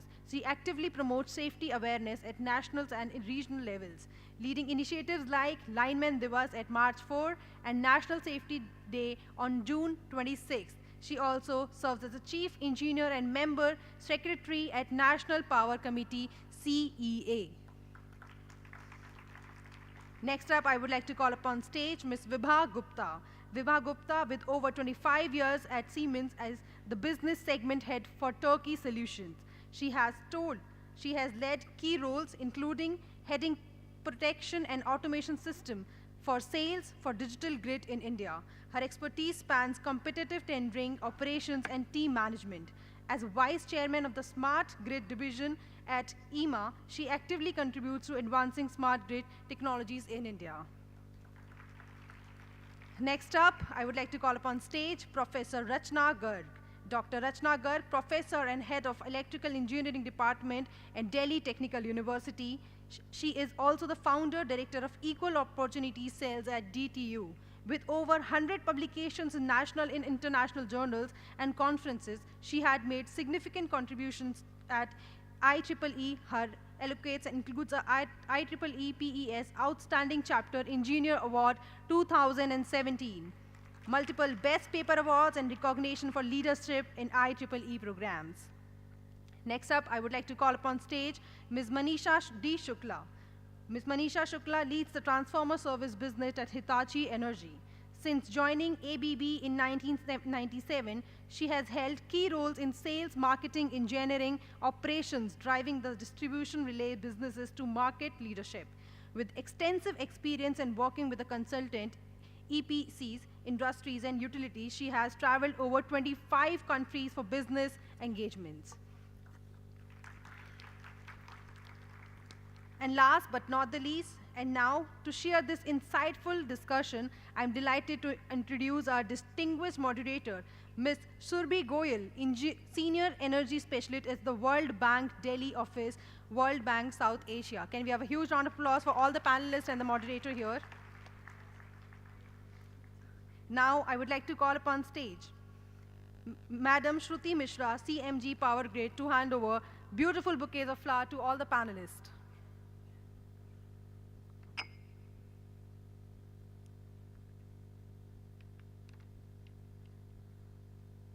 Can we have a huge round of applause for all the panelists and the moderators over here?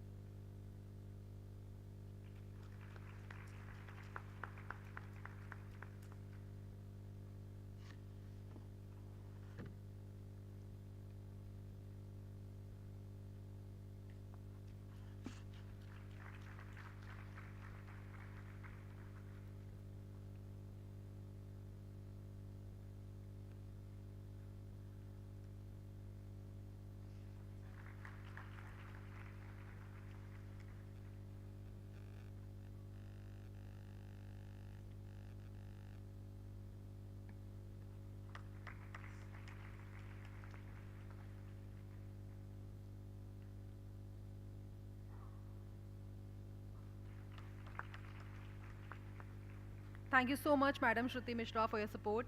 Let's begin the insightful panel discussion now.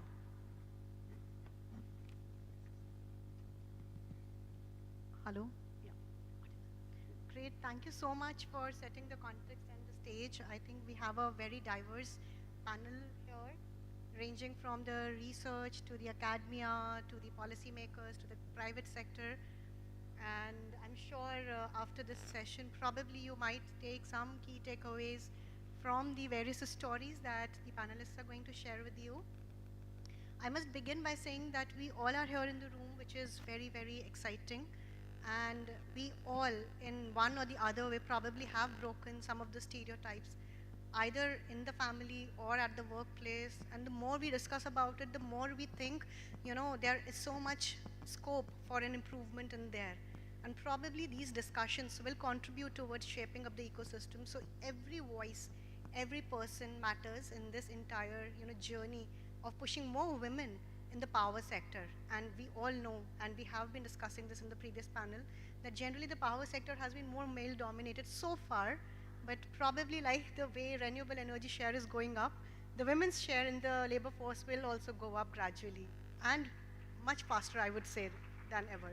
So with that, let me welcome my panelists again. So today's theme for this panel is about the modernization of the power sector and how women are playing an instrumental role in there. So let me start my first question to Dr. Ritu about the various, you know, trends that globally you are seeing in the innovation space, specifically from the modernization of the power sector perspective. And a request that whenever you are providing these examples, if you can also highlight if you've come across any you know, role that has been led by the women in this particular, you know, segment, it would be very helpful for our audience as well. So over to you, Dr. Ritu. Thank you, Surbhi. I think, again, in this day, in this age era, we are seeing a very, very big transition across the world. But I think from an Indian context, we are in a very exciting time as well. We are sort of positioned in this space where we have huge opportunity to grow and a huge aspiration to grow, with Viksit Bharat being at the center of our development perspective, and the leadership playing a very strong role in promoting this aspiration for the country. At the same time, globally, we have the need to transition. So energy and clean energy, therefore, has a very, very important role in contributing to how we scale this up from a sustainable development perspective, roping in both the scale up of renewable energy, other clean energy sources, and at the same time seeing that we don't lock ourselves into infrastructure that is not going to sustain for a long time in terms of being viable from the environmental point of view. So I think it is needing us to look at things slightly differently from how we saw them in the years before.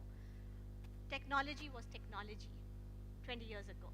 Today, when we talk of technology, we need to amalgamate that thinking with the social dimension, because if you're going to displace people away from coal-based industries to RE, what do you do to the people?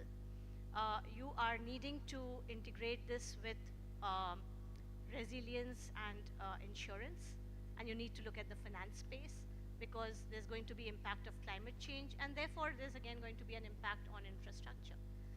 You are going to be needing to look at the economic and social space, again from being inclusive and keeping everybody sort of inclusively involved in this transition to be able to contribute to the jobs and livelihood opportunities. So I think the domain is extremely ripe, extremely dynamic, and extremely, you know, the correct time to be in. And that is where I think, whether it's men or women, we need to play our role in catching these opportunities, turning the challenges into opportunities for us to be able to play a role and upscale this transition as we move forward.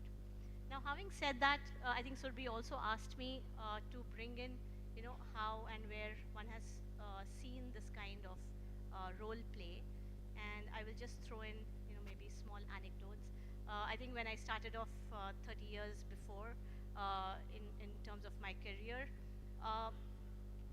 I did economics and studied mathematics, economics, econometrics, etc., with no idea of where I really wanted to go, but landed up at an energy institute. I think that is where, you have to also have it within yourself to see what you can do and how you can contribute to the space.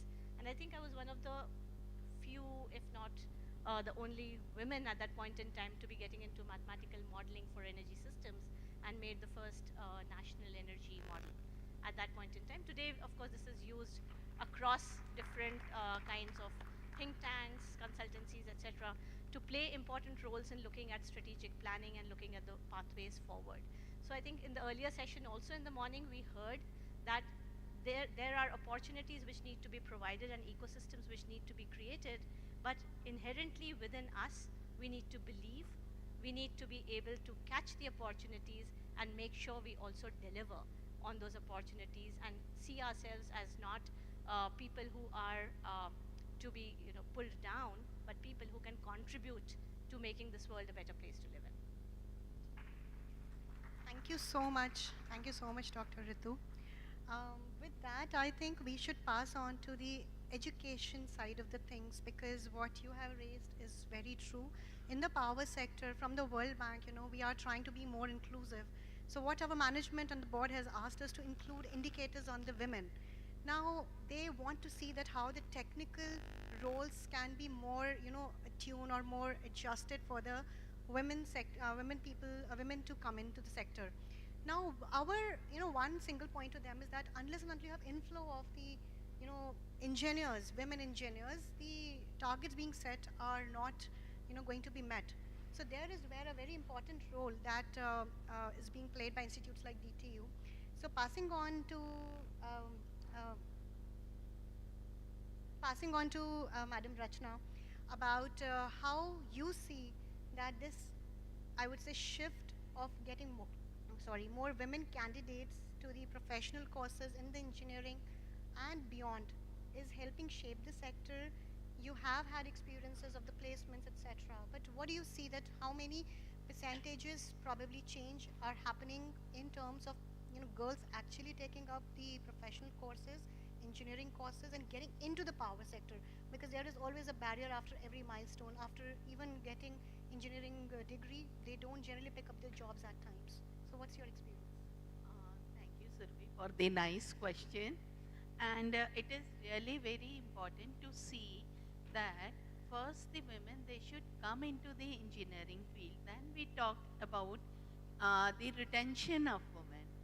So to bring more girls in the technical education, our university is focusing on many extension activities, outreach activities, where we go to the government schools, and we not only counsel the girls but their parents to take up the mathematics as a subject of choice, because it is a notion in the mind of parents that maths is not for girls. Only boys are good at maths, not the girls. And so first we have to dispel that notion from their mind, and we have to convince them that even if your girl takes up maths and if she goes to engineering sector, engineering is a very good field for girls also, not only for boys.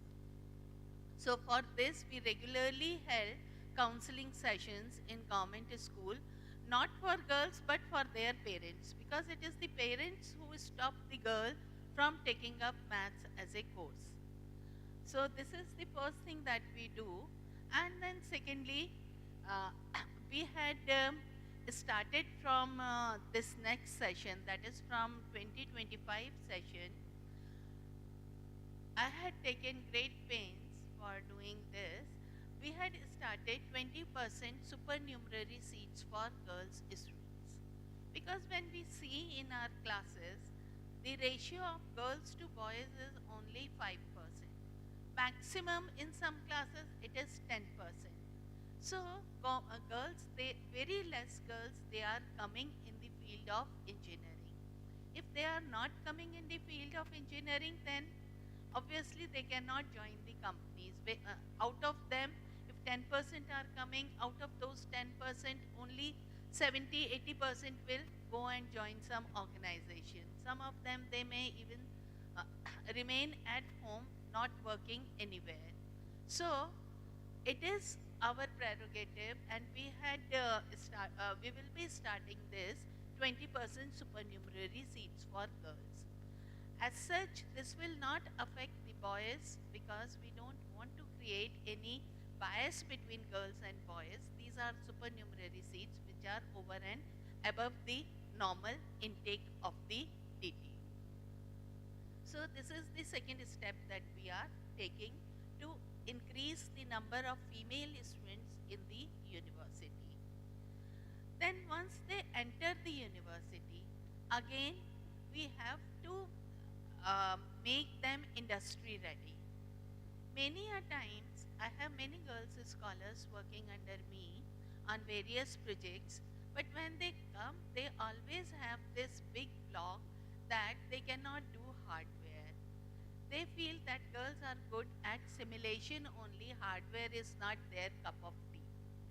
Then I have to force them, no, you are as good as any male student, you can also do the hardware work, it is only in your mind. I make sure that my female research scholars, they also do some hardware work during their PhD time.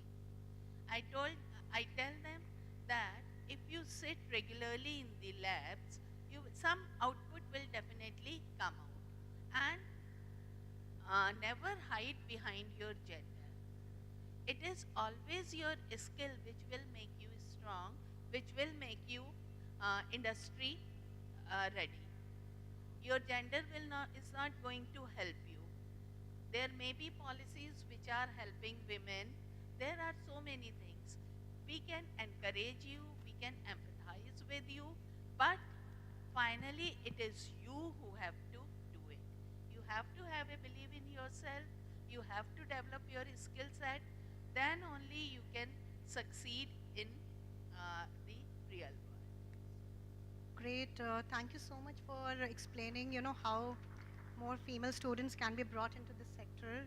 All the initiatives are very appreciative of it.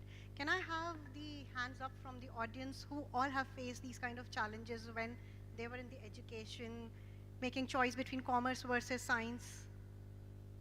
Huh? Can I have hands up? Okay, only 3, 4. Not many. Okay. So you were already, okay, I see more coming up. Okay, so I think at one point or the other, we all have faced some of these issues. So great that, certain actions are being taken on this. Let me turn the table a bit here and move to Sangeeta ji. Sangeeta ji, you are now on the other side of the story. You are the one who is hiring from the market. You are on the board, and you have also served at the board of and being the MD of the India-Bangladesh Friendship Power Company. So when at the management level, these kind of suggestions come to you in terms of how the women leadership should be promoted, what interventions or policies that you have undertaken, and how have you seen any of this making a dent in the system on the technical side? In the sense, any anecdote, any examples that you could think of, that would be very inspiring for the people here. Thank you, Surbi. Thank you so much. And I compliment PowerGrid and for organizing this specific session in GRIDCON. And I'm very happy to see the attendance and the young engineers, young professionals who are there in the power sector. But before I come to the answer to my question, to the question that Surbi has put up, I would in fact like to say that Ritu has said set the context very well. See, the power sector is going to face rapid transition.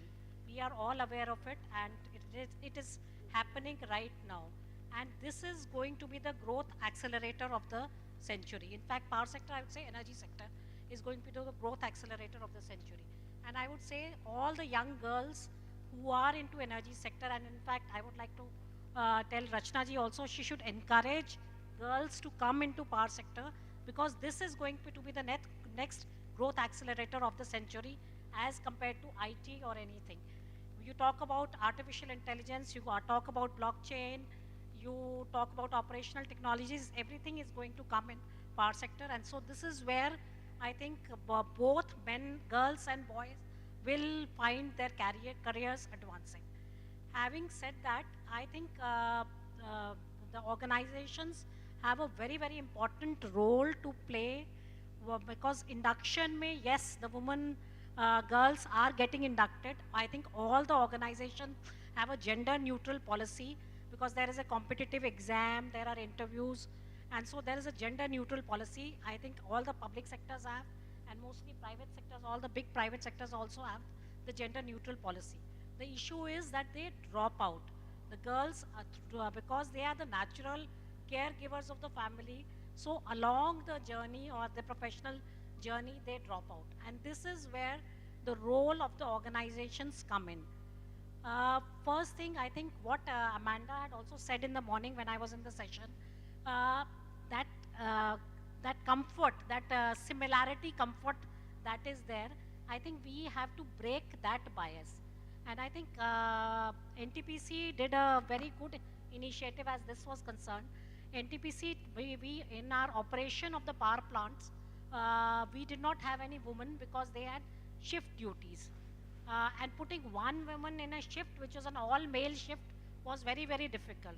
That is why what NTPC did was that they inducted a specific batch for operations. Their girls were told while recruitment itself that you will be put in this operations shift. And with that, what help was there, that all these girls were attuned and they were trained for operation. So in a couple of our power stations, now the entire control desk is managed by these girls only. So they are, when they are in the shift, they are all together. That entire shift, right from desk engineers to shift charge engineers, and everybody are girls. And that is how because all these are girls, so accordingly those improvements have also been made by providing rooms, washrooms, bathrooms and all that, so that they can be comfortable in that situation. So these are the kind of proactive policies that the organization has to take once they are inducting. First thing is during induction. Then for retention also, it is very, very important that the woman is recognized for her skills. See, I would say besides her technical skills, woman has her soft skills also, because being the natural caregiver, there are certain skills that are like empathy, the listening skills that are there.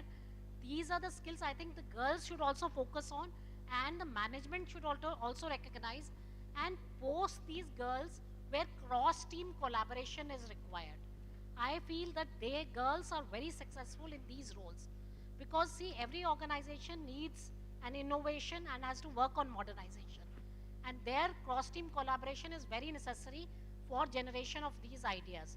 So this is very, very important. And in fact, I would like to share my personal experience, because when I was posted in Bangladesh, as an MD of the company, I think it was a decision that was taken by the management, and that posted me there because there were 3 teams there. It is a joint venture company of NTPC and Bangladesh, and there are people from Bangladesh Power Development Board, there are people from NTPC, and there were certain cadre of people of the company, BIFPCL, which is Bangladesh India Friendship Power Company. They were the people who were the locals from Bangladesh. So there were 3 cadres of people, and that was an intervention that was done by the organization. By posting me there, they ensured that this cross-team collaboration works much better, and that is what really helped in getting the plant synchronized and commissioned. So these are the kind of roles that the organization needs to identify and have to place the woman there. And because if any designing or anything has to be done, that gender bias does not come, it is very, very important to place women in that roles. And then what is more important from point of view of women is that when they are given this opportunity, they take up this opportunity. That is, that time you should not shy away from taking this opportunity. And for if, if that opportunity is there, then in case there is some limitation, you have to ask how that limitation can be overcome. So that is the important word that was said, ask, in the morning also. So in case you have any limitation, ensure that your support system is there. And I always say that for support system, if you have to pay, you have to pay, if you, as they said, if you pay peanuts, you will get only monkeys. So that is what I'm trying to say. So if you need your good support system, kindly pay well and tell them why that your role is important. If you pay them well and ensure that, then that support system will always work. So that, and you have to tell what is the significance of your role. And it is the children, I think, who understand that very, very well nowadays, and they always feel proud that their mother is going out, and because if you tell them what is the role, that is where they help. And I think organizations can also create that support system. Like I was telling you, in Operation Shift, if a room can be given where nowadays all these, I would say, these facilities are available where she can pump out her milk also and all those. So if these conveniences are generated, then the girls can work even if they are working in the night shift. Another thing, and if she wants to go to feed her child for a certain time, she can go also and come back, and transport can be provided for that. So that is the kind of support that can be given to the women and the girls. I think PSUs are providing those townships, the creche facility, the activities for the children. So these are some things that can be provided and can give the girls that comfort to concentrate on their jobs. In fact, we were having a discussion, as you were saying, when these kind of interventions are discussed.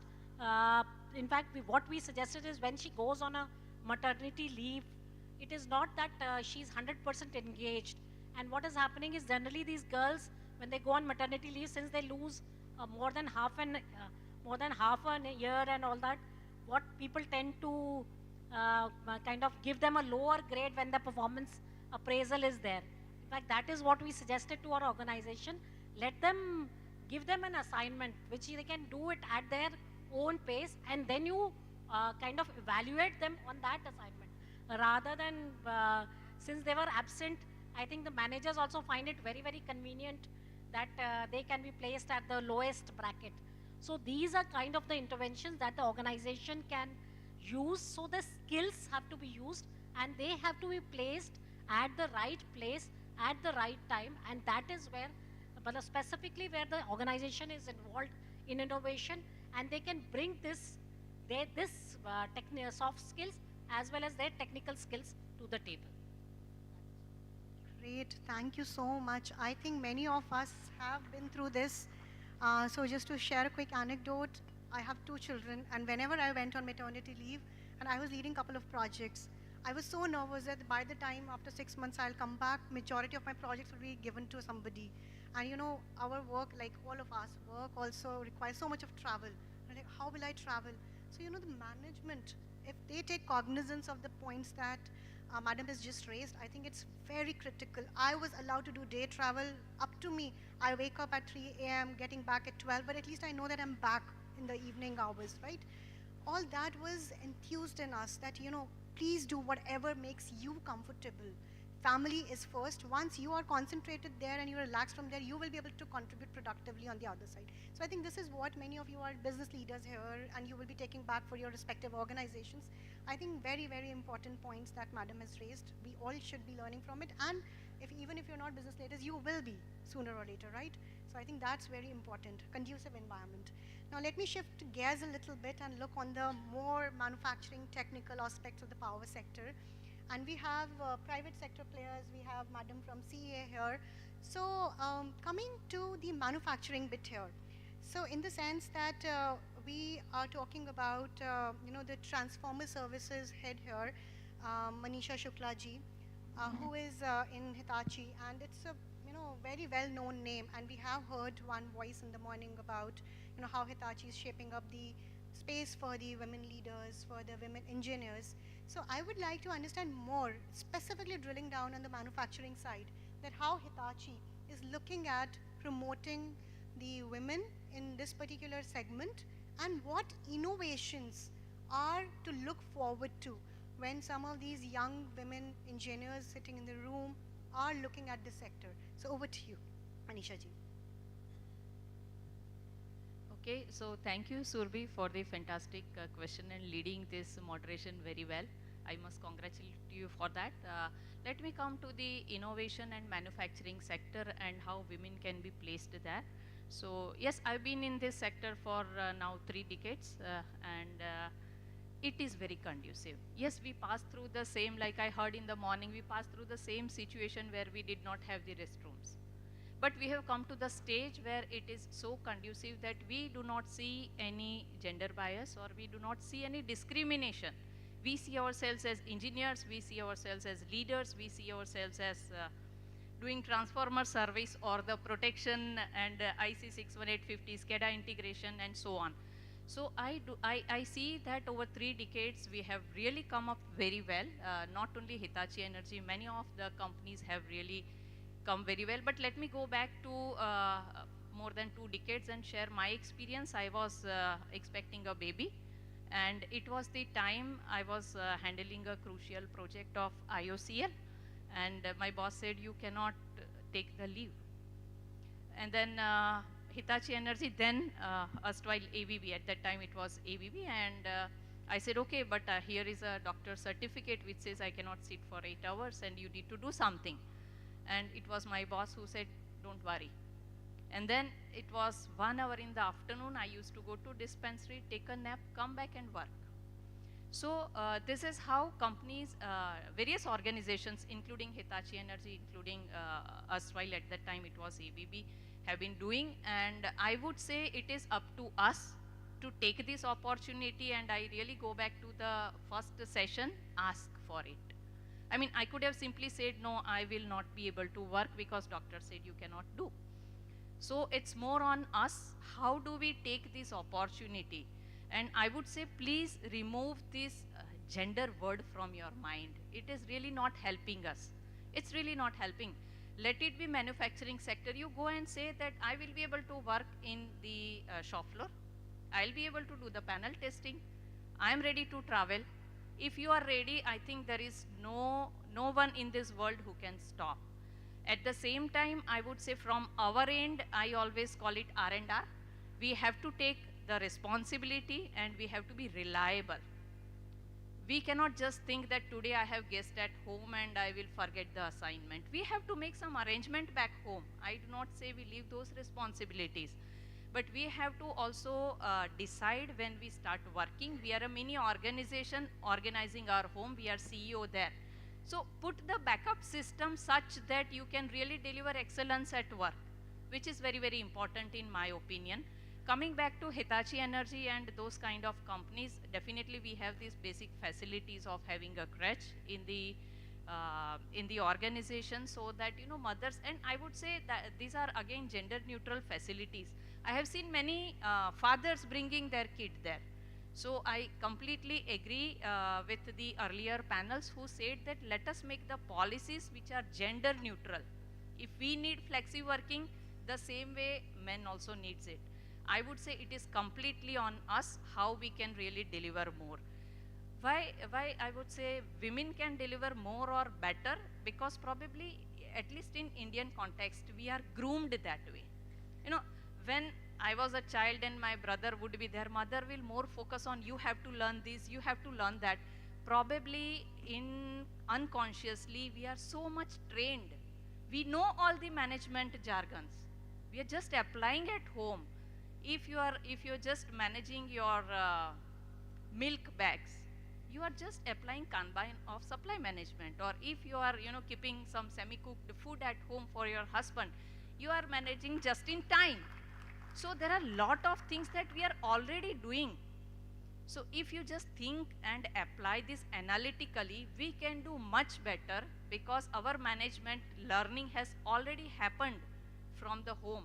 And I wish this is done for everyone. Someone also raised a question in the first panel, that why not this training is given to the men also, or sons, or male child, you know, then we are going to transform the industry. Because I really want to sit in this panel probably next time where we do not discuss diversity.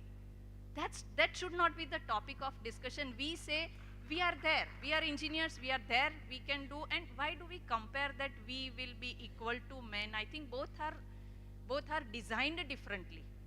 We are uniquely designed, we have a different viewpoint. Only problem comes when we are afraid of sharing our viewpoint on the table. So I would say, if you find a space on the table which is for you, for your opinion, create your space if you do not have a chair there. And that's what I would like to say here. Great, thank you, thank you. I think all of these are very well received, and I'm really a firm believer of why should there be distinction across the genders? It should be neutral. That is the way to go forward, because what we do in the process when we are promoting one segment over others, we are creating disparities for the other one. It should be an equal competition. If we are equal, we are equal, right? No question. But yes, till the time the mindset of the entire community changes, I think we will keep striving towards it to get more women into the sector. Probably till headquarters we have been successful, to the field a little bit, but going forward we would like to see more women on the field as well. Now going on that lines, let me turn towards Vibha Garg from Siemens about the smart grid division that you're heading, ma'am.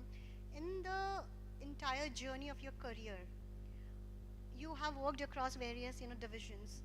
Where you think women are now getting more inclined to join? Of course, the base might have been almost negligible when you would have started your career, and probably you would have also broken certain stereotypes. You were the first one, so probably like the other panelists also shared, they were the first ones in the company, the L&T lady told in the previous panel, and I'm sure many of us, Dr. Ritu Mathur also mentioned the similar thing. So where are you now seeing the change in the smart grid division specifically, also from the perspective of as we are getting more digitized, more automated? Is that the field that many of the women folk are picking up, or it's not the case and it's across the board that you are seeing the women getting into the sector? So over to you.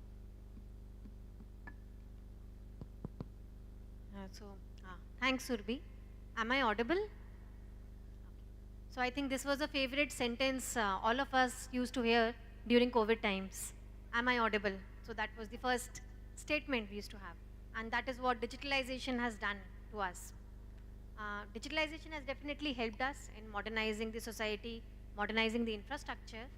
And along with modernizing the infrastructure, it has also brought in ample opportunities, not only for men, but also for women. If I have to say in smart grid, where do I find women taking up jobs? See, there are multiple aspects to it. So first and foremost, of course, the number of positions itself has increased with smart grid.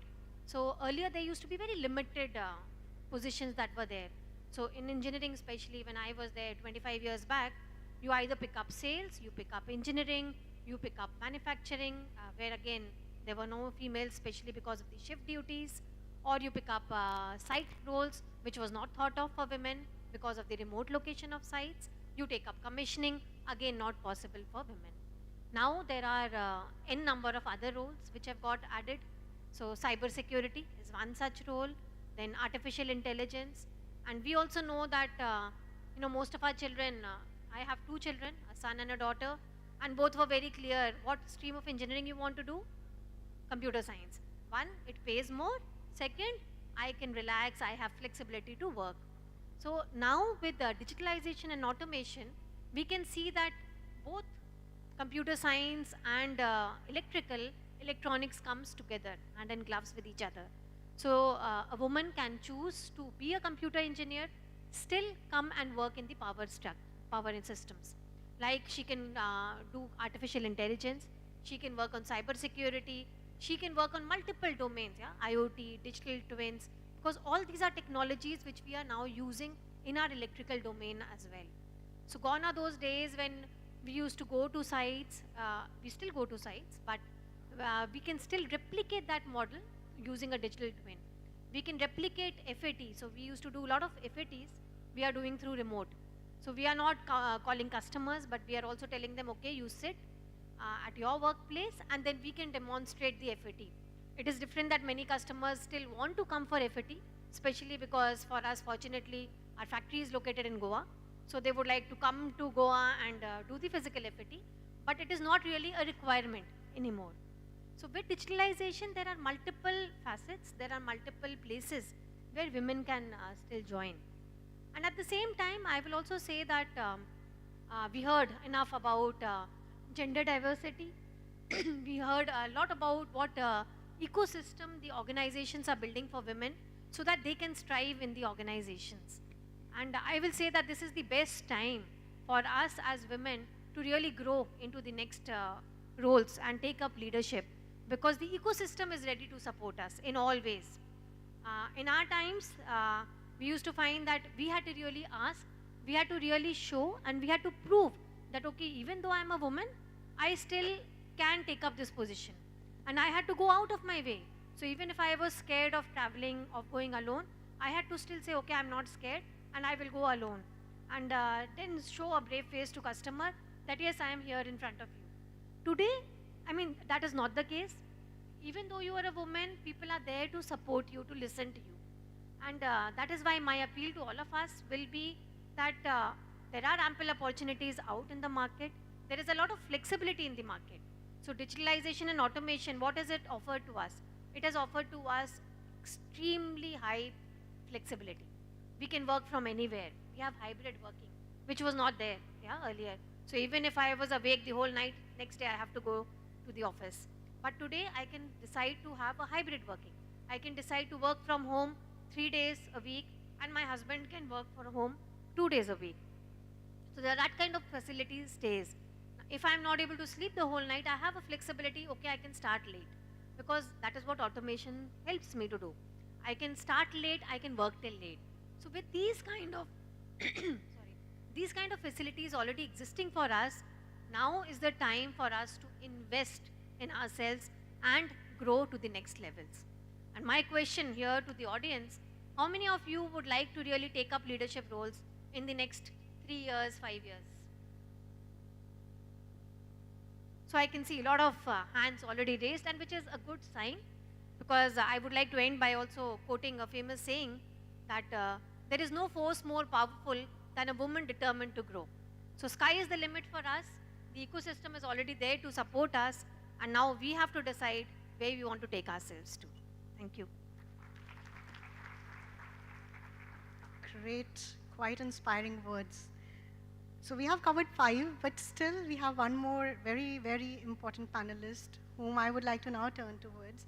Rishika ji, I have deliberately kept you towards the end of this round because you have been Chief Electoral Inspector from CA, going on the inspections at the site, doing hardcore technical work, which in the power sector, which is supposed to be male dominant, engineers, very few from the female side, female workforce participation side.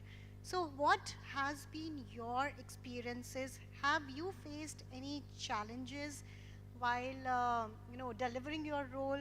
What stereotypes you had to break?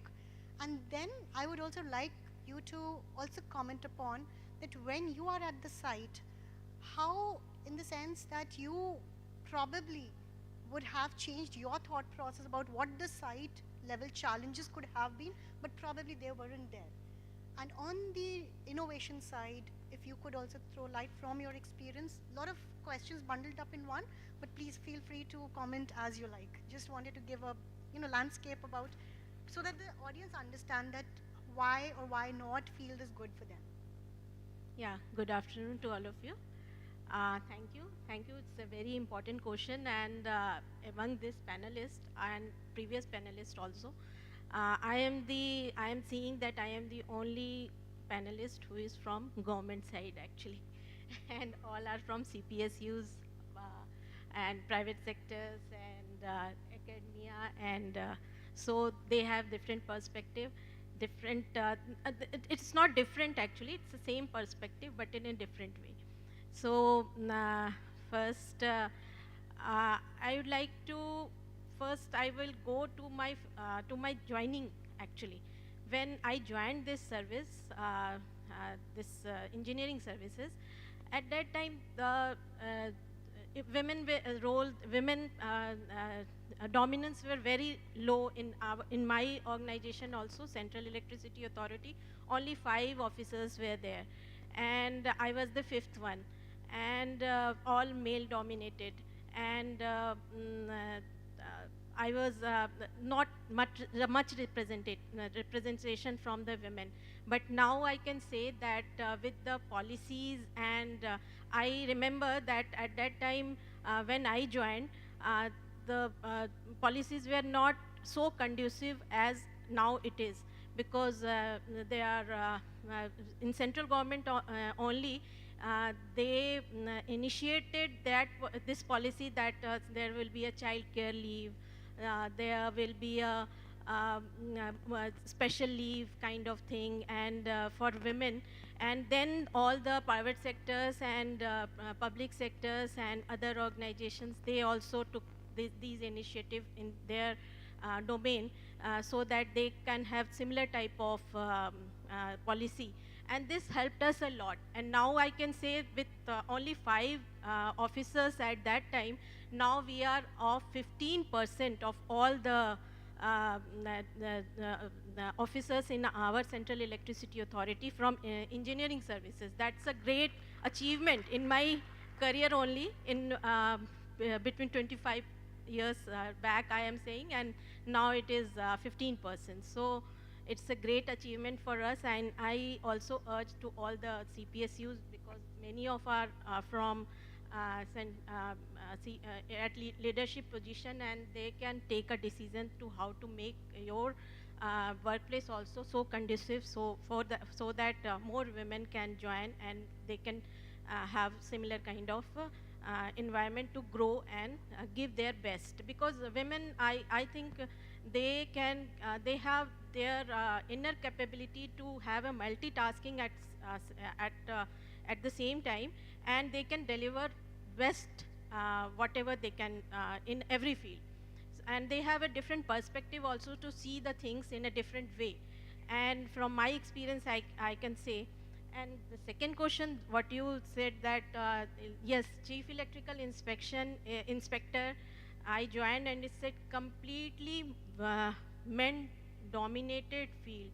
And whenever I go for inspection and I see the things there, and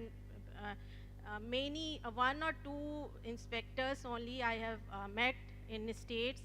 In my organization, I am the first who has, first women who has took this job, and I am doing it. But in states also and other organization also, I am seeing very less women in this field job. And I am going to inspection, it's a field job, and regularly going on inspection and doing inspection, and I feel that their representation, and they are also have a similar kind of, because the person posted there, they also feel that women is leading, and they, when they interact with me, they have different perspective also. See how to, because it's completely male dominated, and never they have reported, or they have share, and they whatever job they have, they are kind of job they are going while inspection, they have a different perspective. So but I like my job. This is the main thing where I joined here, and I felt that this field job is very, very, very educative, as well as very many persons comes to you, and you interact with so many persons, and you know how to how the field problems, and what are the things that we have to look into, and these are the, it's a learning process for me also, that I took this when I took this job. So I must say that uh, any women who has any stereotype job, many are doing, but but when you have been asked to take a job which is highly male dominated, and you just step into, because otherwise you will feel left out or something, and you can, when you are joining, you are also educating other women that this job is not that kind of what it has been projected as. So you can inspire other women also to take this job, and you can also other women also will join, because you will lead them so that they also find that when women is there, they also find conducive, or they also share their things, and they also come to this field. So I just say, and innovation things that you have put the question to me, is there many things that is going to be happen in the energy field and power sector. We are transition from conventional generation to renewable generation. So in safety perspective also, there are so many things coming up. Earlier it was conventional, one kind of job. Recently we went to this BESS storage installation, so that we can have our safety aspect in our regulation for storage also, because in storage what happens that there is a thermal runaway kind of thing, and it catches fire, and it is very easy to catch fire, and it is the fire is also of so intensity that it can affect all the surroundings. So that thing was very new to us, new to our team also, but we went to field and we collect data, and we are in the process of making so many things. There are other AI, artificial intelligence, and this data analysis, sensors. There are so many things, IoT. There are so many things which are new to safety, and we are also introducing, we are amending our regulations regularly, so that new technology should come in our safety regulation, and with new technology, we can have more safety provisions, and we have less accidents. And one more thing I wanted to tell, I also initiated this lineman, you must all be knowing from your utilities, your this organization, that lineman is the last mile connectivity of all the electrical power system installation from generation to this lineman. And we initiated this lineman, and when I joined this lineman, the many line women came forward, and they joined this celebration, and they shared their stories also, that how this only male dominated line men was given to line women, and first they have their organization had this kind of apprehension that they will not be able to do this job. But somehow with their initiative and their eagerness and their this determination, they took this line women job also. So from very leadership to this line women, I found this sector very conducive, and more women should join this sector. And we will actually policies and all the things will certainly, when more people join, policies and everything comes with the time. So thank you to all of you. Thank you. This is very inspiring, especially the concept of line women. You know, I wasn't aware about it, but glad that at that level now, the grassroots level, I would say, the inroads have been made. So it's very, very inspiring. Let me just turn around and ask one question to all the panelists, and I would request one by one all of them to answer, is that when we are talking about modernization of the power sector, right? What is the future of the power sector in terms of modernization? One key point or key technology or key intervention that all of you foresee will change the landscape of the power sector. And what is that that could be done from the policy perspective that could shape it up or could deepen it? So probably let me start with my left first and then go towards the right. So Dr. Ritu. Yeah, thank you, Surbhi. So I think on the power sector in particular, I see a lot of scope in terms of looking at scaling up from the decentralized solutions part of the story. I think the applications can be very many, apart from just having more power in the grid as a centralized way. And let me go back to a story from Terry, where we had an initiative called Lighting a Billion Lives at some point a few decades earlier, wherein we were trying to get solar lanterns into the villages. And this panned out as a very good and important program, because it not only provided people who were not connected to electricity to get lights to their houses, but it also empowered women to be able to maintain these solar lanterns, because we were training them and creating an ecosystem by which people not only got light and extended the hours of their life in terms of being able to work in the evenings, study in the evenings, and so on. I think similar kinds of initiatives exist today in when we are talking about the power sector, and this can sort of range from finding localized solutions in power looms, in terms of looking at agri-photo PVs, in terms of solar rooftops. And again, I think the opportunities are many. I think we have to find innovative ways of being able to get more and more women and people in general engaged on that element as well. I think it was also mentioned in terms of AI and the upcoming technologies, where I see a lot of potential, again, in terms of digital twinning and using opportunities like these to ramp up the rate and the ways in which we scale up our move to low carbon systems. So I think this is where I'll stop for now. Yeah, for me, for modernization, of course, is necessary. And one key aspect of modernization would be agility. So the agile response from all of us, how quick we can modernize the system. Because there are different aspects that we have to look into when we talk about modernizing. And that is, one is efficiency. We have to have increased efficiency, reliability of the network, and also the sustainability of the network. So all of this can be provided along with modernization, and that is what we require. And just taking a few examples from what we are providing. Now, let's say we talk about modernizing the grid. So we have already come a long way, where we used to earlier have conventional substations.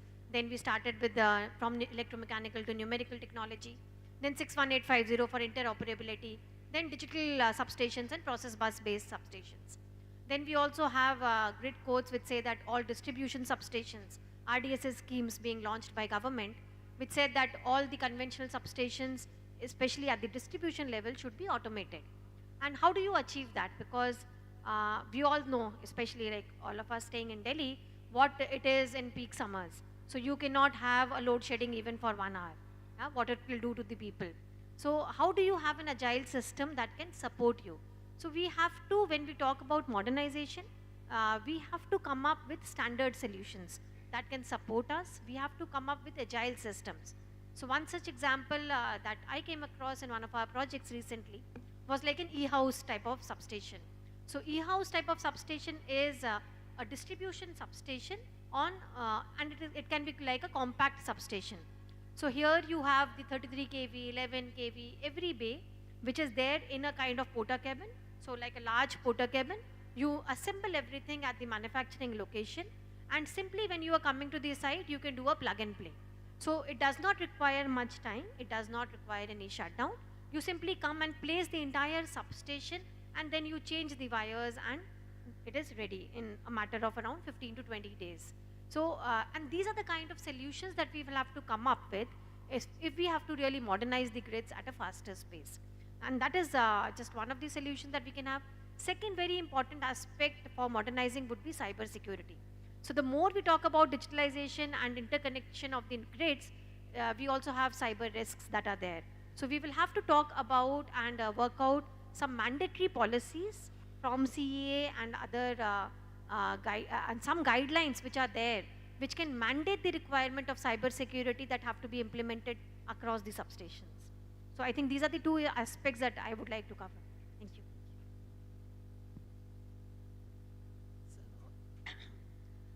Thank you for giving me this opportunity of answering this question. Now, as you can see, there is going to be shortage of power engineers in future, because most of these students, as Ms. Vibha has said, even her children, they are saying they are going into computers because it is a highly paid job. The core jobs, they are in electrical engineering especially, they are not that good paying, at least in the initial stages. So more and more students, they are going for computer branch, and in most of the colleges, if you see, especially in private colleges, the electrical branch is closing down. So we are going to have a huge shortage of power engineers in future. Now, as far as the modernization of grid is concerned, I feel while we are doing the modernization, one thing which is very important and which has become very important nowadays is integration of renewable sources in the Indian power grid. Now, the renewable of integration of renewable sources poses many problems.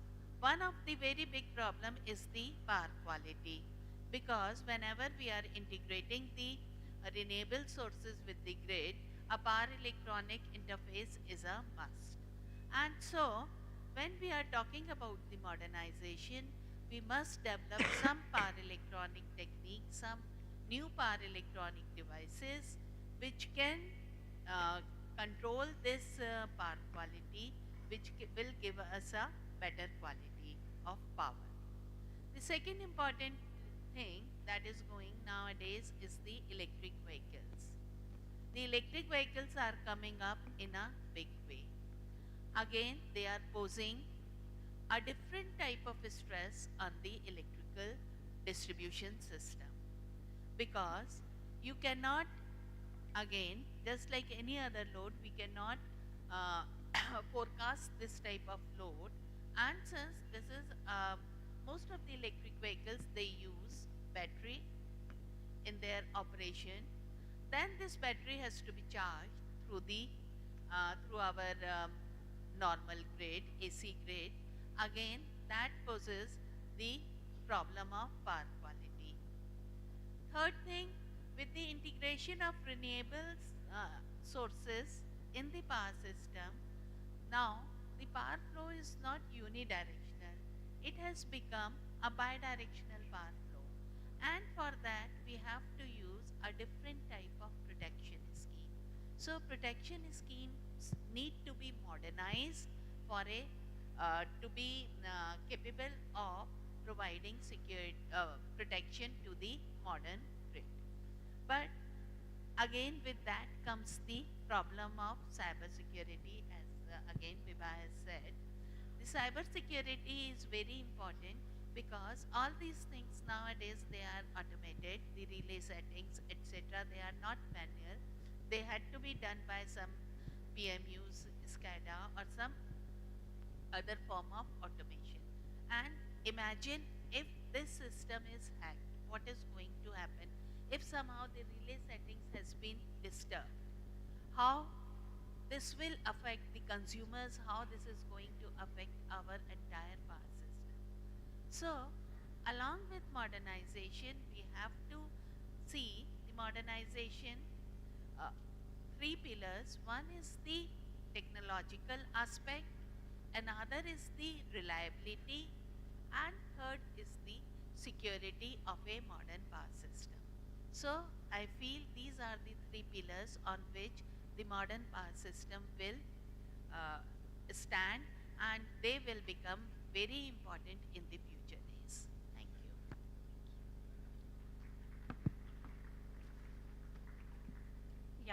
Yeah. Being from a generating company, I think Surbi has asked a very, very valid question. And as I had said in the beginning only, energy sector is going through uh, through a through a transition phase. While NTPC was a National Thermal Power Corporation, it has become an integrated power company now, and there are many, many opportunities that are being presented here. Uh, while coal-fired power generation will remain the mainstay of power generation in some years to come, but since we have to meet our net zero goals also, we have to look for other other sources of generation also. So while renewables will play a very, very important role, there is another talk that is going out about exploiting the potential of hydro that is there within the country, which has not been utilized to that extent, which will be a key factor for meeting the base load requirement of the country as compared to the Western countries where gas is one of the options that is available to them. And then there is a nuclear domain that is going to come up in a big way. And I think it was announced in the budget also recently that we plan to have 100 gigawatt by 2047. So that is going to be a big opportunity in the power sector. But while then there is a battery energy storage systems also, which includes both pump storage as well as battery energy storage systems. Then because of integration of renewables into the grid, there will be a lot of requirement of smart grid, I think, which Vibha has touched upon, because that will require a lot of flexibilization both of the thermal power plants and of the distribution side management also, because of the variation in the load and how it is to be met through integration of the battery energy storage systems and the various power generation sources. But what perspective I would like to bring here is that with the kind of renewables market that is coming in, there is going to be a lot of mergers and acquisitions. And I think we have seen that market, that a lot of acquisitions and takeovers are going on, that is happening in the market. So there are a lot of opportunities for lawyers, consultants, economists, and so these are the opportunities that the power sector is going to be offering in a very, very big way because of this renewable companies that have come up, and there is bound to be an aggregation of that renewable energy sector. So this is the opportunities that will open up.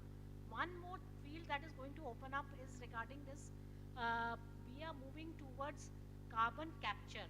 So if carbon capture and conversion to chemicals that is going to come up, we'll be needing more than power engineers, we'll be needing chemical engineers who will be looking at this aspect of it. Then green hydrogen, that is going to open up, because producing green hydrogen is a kind of chemical process. Of course, electrolysis of water and then amalgamation into green chemicals. NTPC has already demonstrated through capturing of CO2, combining it with hydrogen and synthesizing methanol. So that is basically a chemical process. So a lot of chemical engineers are also going to be needed into the power sector. And this is how I think power sector is going to enter each and every domain of engineering, and all people from all engineering will need. Hydro will need a lot of civil engineers. Battery energy storage systems will need a lot of electrical engineers as well as chemical engineers. You talk about mechanical, of course, when we have turbines and all that, the mechanical engineers will definitely continue. And as I had said, because of the consolidation of the sector, then a lot of, because there will be all kind of lawyers, all kind of economists, all kind of consultants would be needed. So engineers, and specifically women engineers, have this entire domain which this power sector is offering. So this is going to be the growth accelerator of the next growth accelerator of the century. This is what I would like to talk about as far as the and so there is one more thing. Since there are a lot of small companies that are falling, RE companies that are coming up, And I think a lot of PSUs are also having a lot of JV companies, the subsidiary companies. So there are a lot of opportunities for leadership roles for women that are there. Because because there was once only the public sector company PSUs were there, the key PSUs were there, but now these roles have also come up in a very big row where these separate business units or separate companies in joint venture with states and all these are being set up. So this is going to be a big opportunity where women can come into this leadership roles, and would be a great opportunity for power sector. That is what a very warm welcome to Secretary Sir. So we are very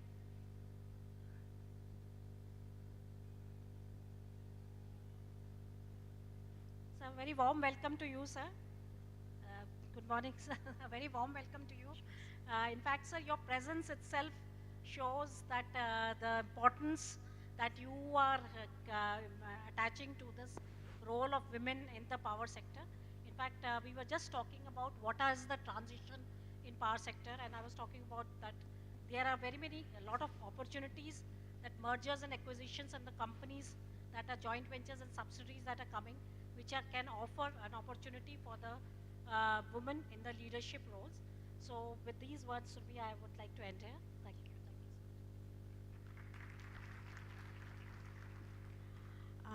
Besides Chief Electrical Inspector, I am also grid operator, a member secretary of National Power Committee. Sir, namaskar. From grid point of view, I would say that grid modernization is one of the things that is very, very much needed when there is a transition phase that we are going from conventional energy to renewable energy. And the fast response, fast control, these are only possible, and visibility of the grid is only possible when we have a digitized grid, as well as we have a better communication channels and communication fibers there, so that whatever fast things are changing in the grid, we can have at our control center, and these things will definitely improve and the grid operation as well as its control, and we can avoid the blackouts that we can envisage through these type of renewable, because there is a much intermittency and variability, and balancing power is required in the grid. And so with these new technologies, we can better visibility of the grid. And one more thing, with digitization, this cyber security aspect is also need to be looked into, because this will also affect our operation of the grid if there is a cyber attack on our grid. So these are the things that I think that we should look into when we are going for energy transition phase. Thank you.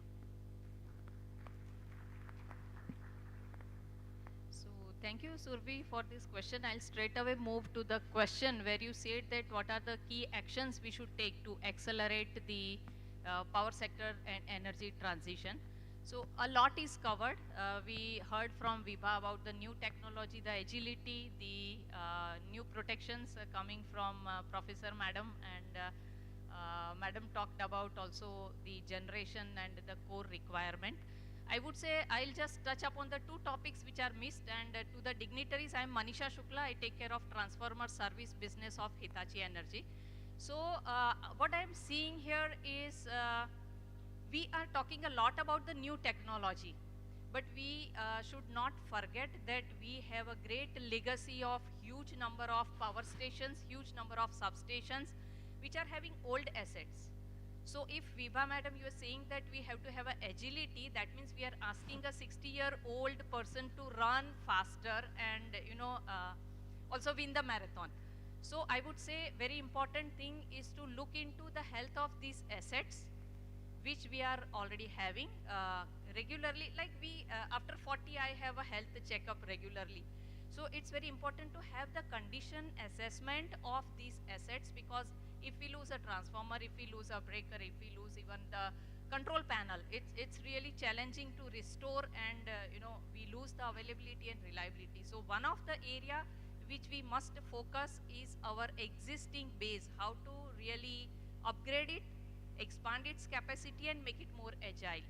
Another area I see which needs immediate attention is the reskilling of people, because technology is changing at a very faster pace. I mean, even if we run, we are unable to catch. So we have to have very urgent action. I will just go back to our theme of International Women's Day, accelerate action. I would say accelerate action is the word needed for reskilling people and upgrading their skills. Because if we get the technology, but people who are not ready to operate the technology and maintain the technology, I think technology will fail. So I see these two are very key actions in addition to what is already addressed by the panelists. Thank you, madam. Great, thank you so much. So just for my introduction purpose, I'm Surabhi Goel, Senior Energy Specialist with the World Bank. But thank you so much. I think this all has been quite insightful. This takes me to the next round of question about the partnership that generally should happen, the collaboration should happen between industry and academia. And I would like to turn to Dr. Ritu, to you, from your experience, how you have seen this collaboration working out. Is it contributing towards the goals that have been laid forward by so many, pointers that have been laid by the panelists? But from your perspective, the Center of Excellence is a lot of initiative that Terry is taking. Where do you foresee this particular aspect contributing to the bigger, goal?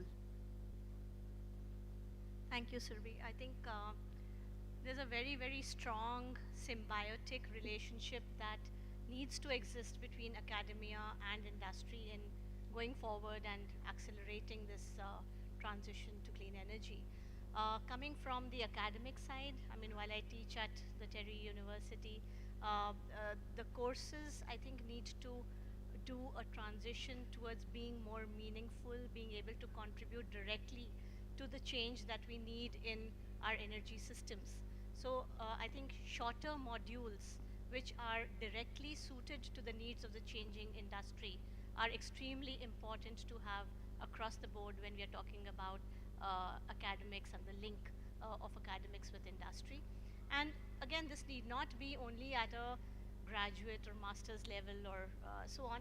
It needs to be provided, at any point in time, because again, I think the need of the hour as we go towards net zero is going to evolve. The sector is going to be so dynamic that we need mid-career people to also be retrained. We need people to be able to link between one domain of knowledge to another domain of knowledge, which may be very different. So I think being able to learn as we go, to change as we go, is the name of the game. And I think that's the connect that I see very strongly between academia and industry. The other way around, and which is why I call it the symbiotic need, is for industry to come up with its needs and speak to academic institutions to say, this is the kind of skill sets that we need, produce these kind of skill sets, and we are ready to take them as interns or provide them with jobs, so that there's also a job market that the students see and they are able to prepare themselves to fit into that market.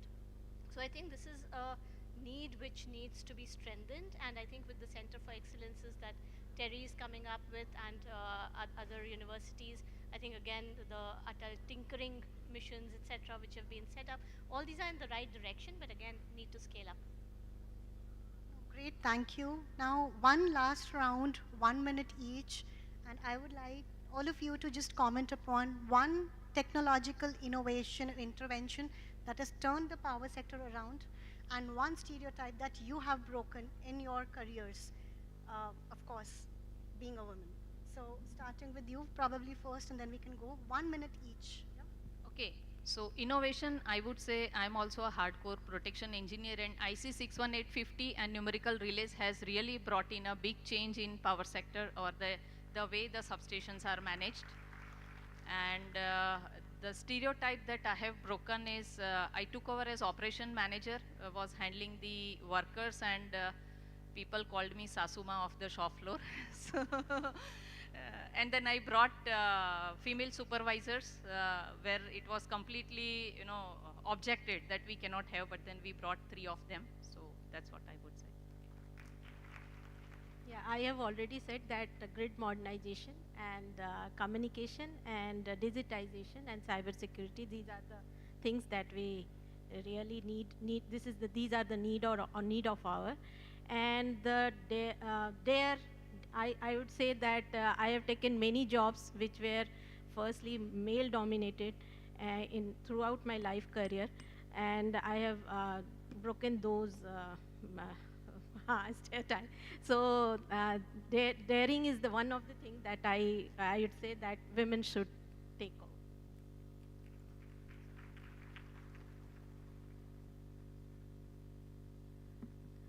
Thank you, Surbi, for this question.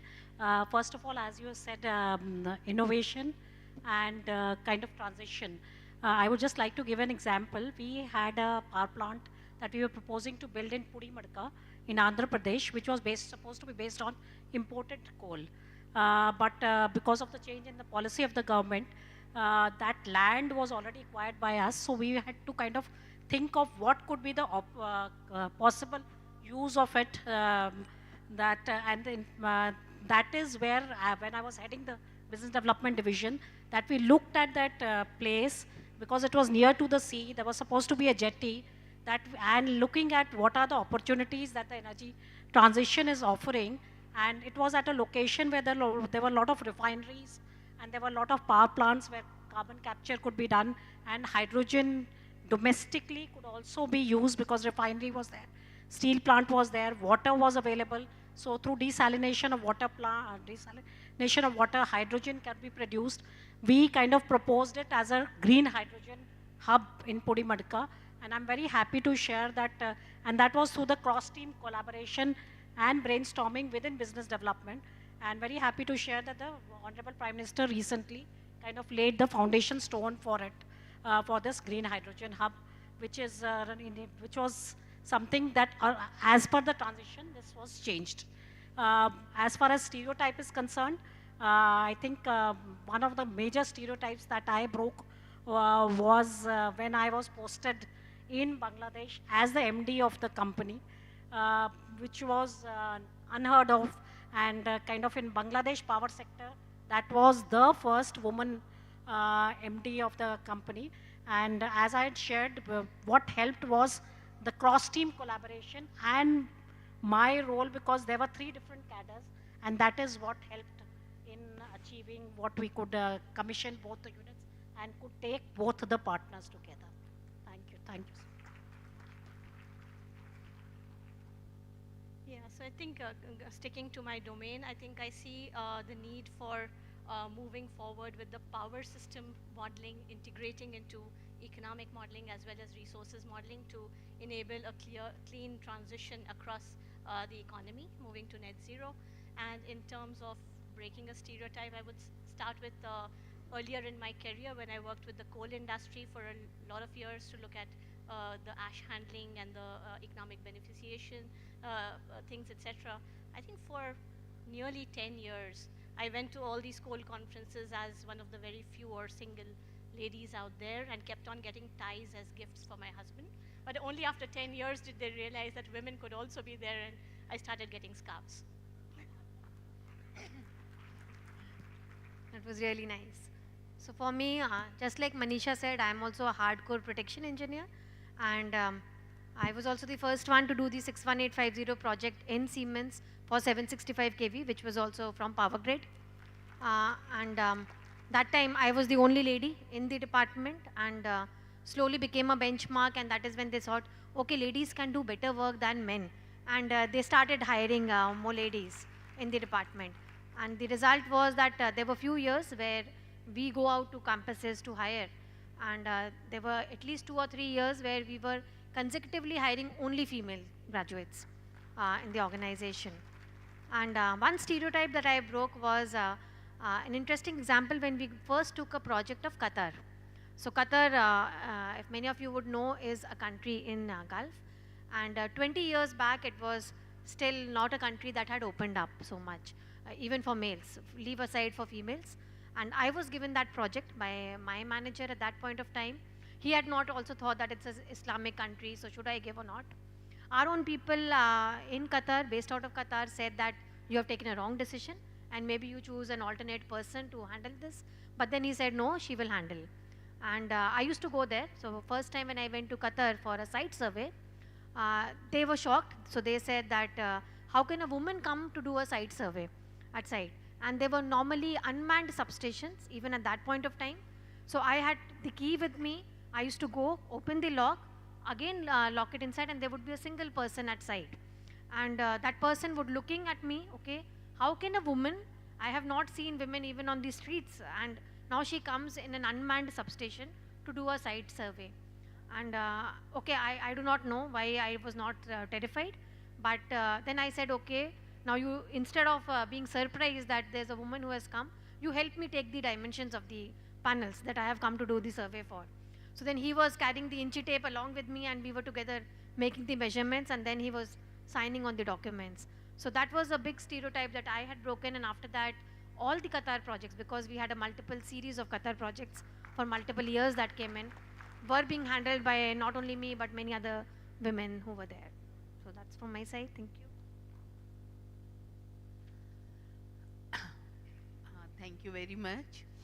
I think most of the things other panelists has said, but what I feel that in the in the new power system, one thing which is very important is the integration of renewable sources with the grid, and also as a load that we are using electric vehicles. Electric vehicles are going to come up in a very big way, and that will pose a different kind of stress on the power system, and we have to become ready for all this electric vehicle load, renewable energy sources, which are again, all these things are predominantly power electronic interface, and they inject harmonics into the system, and therefore power quality is going to become a very big thing in coming days.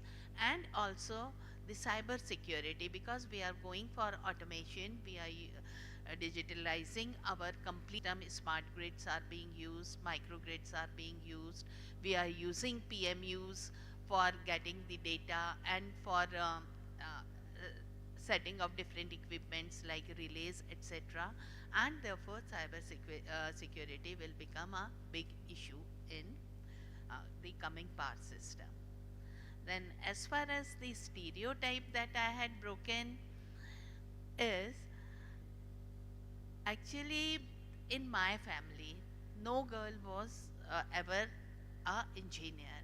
So when I said I want to become an engineer, there was lot of opposition from my family, but I took a stand and I went to become an engineer. Then I joined industry. Everyone was asking me to join the teaching, but again I went and joined Indian Telephone Industries at Naini, Allahabad. And in UP, people in industry were still not ready for having a women engineer amongst them. I was given the charge of developing a power supply, switch mode power supply for the communication equipments used in telephony. Now, every time when I sit with my team, all the male members, they will sit together, and I was the one who was made to sit aside. And whenever any discussion is taking place, all of them, they make the decision, and I was just as an afterthought, I was asked, Madam, what are your views? Then what I did is, I start working on the hardware. I asked them, nay, I will do the soldering, I will connect the small electronic part, I will do the testing. When I started working on the hardware, then they started taking me as their equal, and then the ice was broken and all of us, we worked together. So this was one stereotype that I had broken. Great, thank you so much. Let me also quickly share my insights. So I believe that digitization is important, and one thing is that being the first girl to work in my entire family, in the meetings I was looked through, right? Like literally looked through. I wasn't being even acknowledged. So, after a point, then people will realize, no, she is the one who's leading the task team of the bank, so let's, listen to her. So I think it's difficult to summarize this entire session. It has been quite enriching, but a couple of things. I think it's important that the women should continue to be in the power sector. The organizations need to be more conducive for the for the women to be in the power sector, and of course, world is changing, more digitization is happening, more roles and more opportunities are opening up for the females. So I think we should continue to linger on and inspire others. So with that, thank you so much to everyone for being there. It has been a longer panel discussion, but I hope everybody enjoyed. Thank you so much.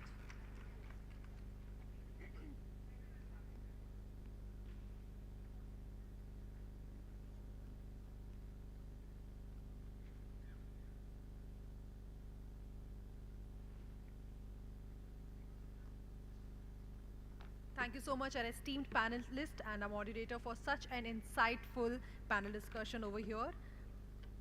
Now, I would like to call upon stage Dr. Sunita Chauhan, Madam, MD, ED, Power Grid, to facilitate our panelist.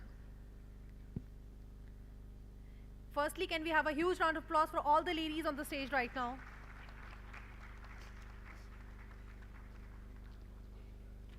Can we please bring the bouquets to the stage, to the mementos?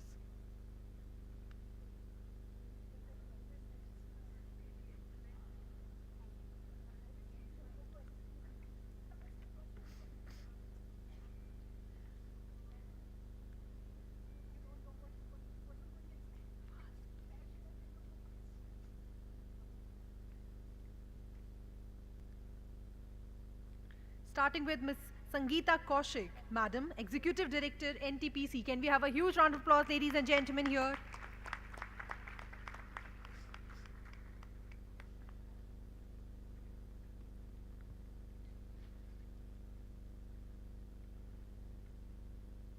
Thank you so much.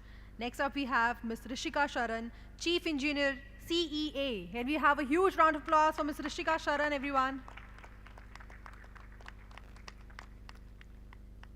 Thank you so much. Next up, we have Dr. Ritu Mathur, Director, TERI. Can we have a huge round of applause for Dr. Ritu Mathur, everyone?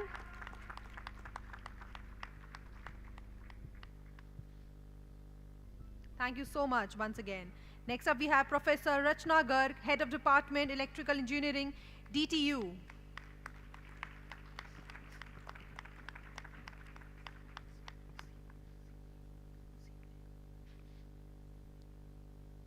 Next up, we have Ms. Vibha Gupta, General Manager, Siemens.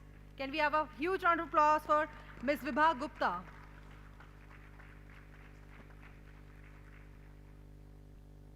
Thank you so much. Next up, we have Ms. Manisha D. Shukla, Manager, Hitachi Energy.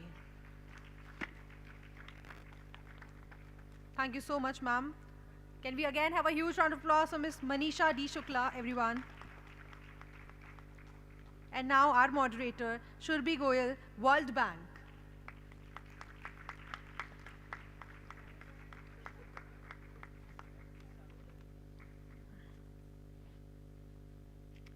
A heartfelt thank you to all the panelists for their steady commitment to shaping a more inclusive, innovative and sustainable energy sector. I would request all of you to please come forward for the photo op. And thank you our moderator over here. And also I would like to thank Dr. Sunita Chauhan ma'am for the support.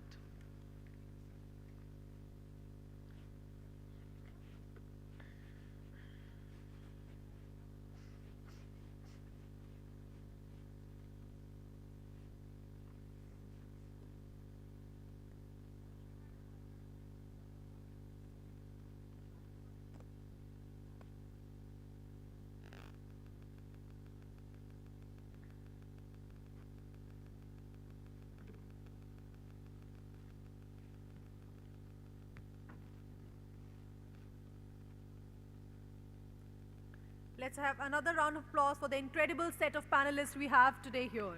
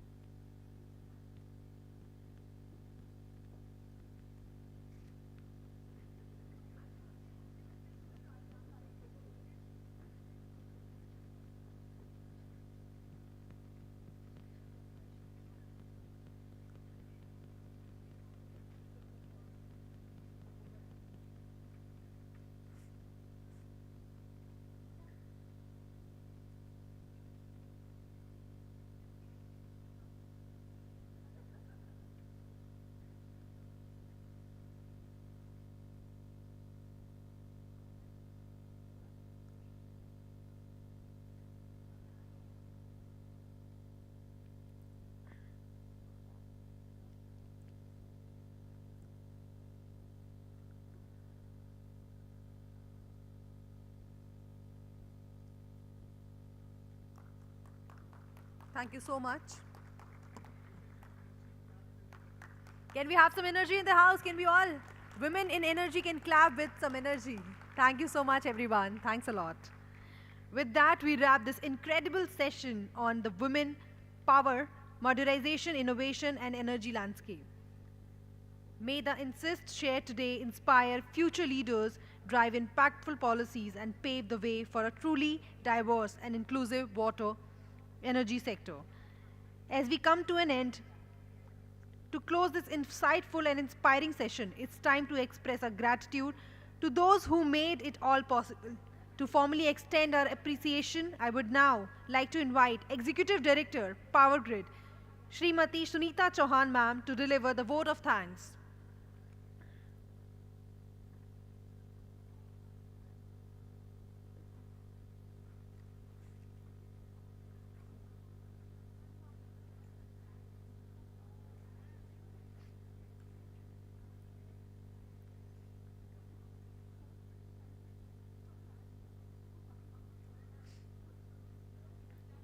With a huge round of applause, ladies and gentlemen, let's welcome on stage Srimati Sunita Chauhan ma'am.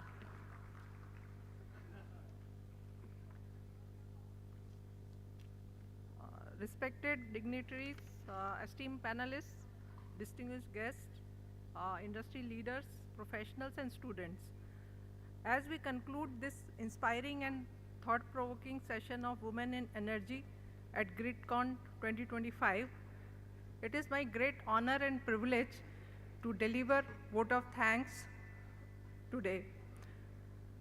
This day has been a remarkable gathering of visionaries, changemakers, and pioneers who are shaping the future of power sector through their contributions, insight, and commitment for an inclusive and innovative industry. On behalf of Power Grid and SIGRE India, I extend my heartfelt gratitude to all our eminent panelists who have shared their expertise, experiences, and perspective on gender inclusivity, leadership, modernization, and innovation. Your insights have been invaluable on the challenges that still exist and the pathways we must pursue to ensure equal opportunities for all. I would like to express my deepest gratitude to the organizing team for their dedication and hard work, which made this event a grand success. We are also thankful to our partners and sponsors for their support and commitment in advancing the cause of diversity and inclusion in energy. And a heartfelt thank to all the attendees who joined us today. Thank you for your active participation and engagement. As we conclude this session, let us take forward the ideas, commitments, and inspirations shared today.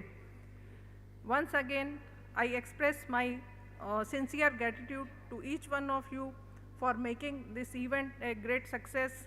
We look forward to continued collaborations, stronger networks, and more impactful initiatives that will accelerate gender equality and innovation in energy. Thank you all, and I wish you a wonderful day ahead. Namaskar. Thank you so much, ma'am, for your kind words. And now I would like to request all of you to please move to the lunch. And the lunch is arranged at the Amaltash Hall. I would request all of you to please join us for the lunch, which is arranged at the Amaltash Hall. Thank you so much for being here today. We really enjoyed your company. Thanks a lot.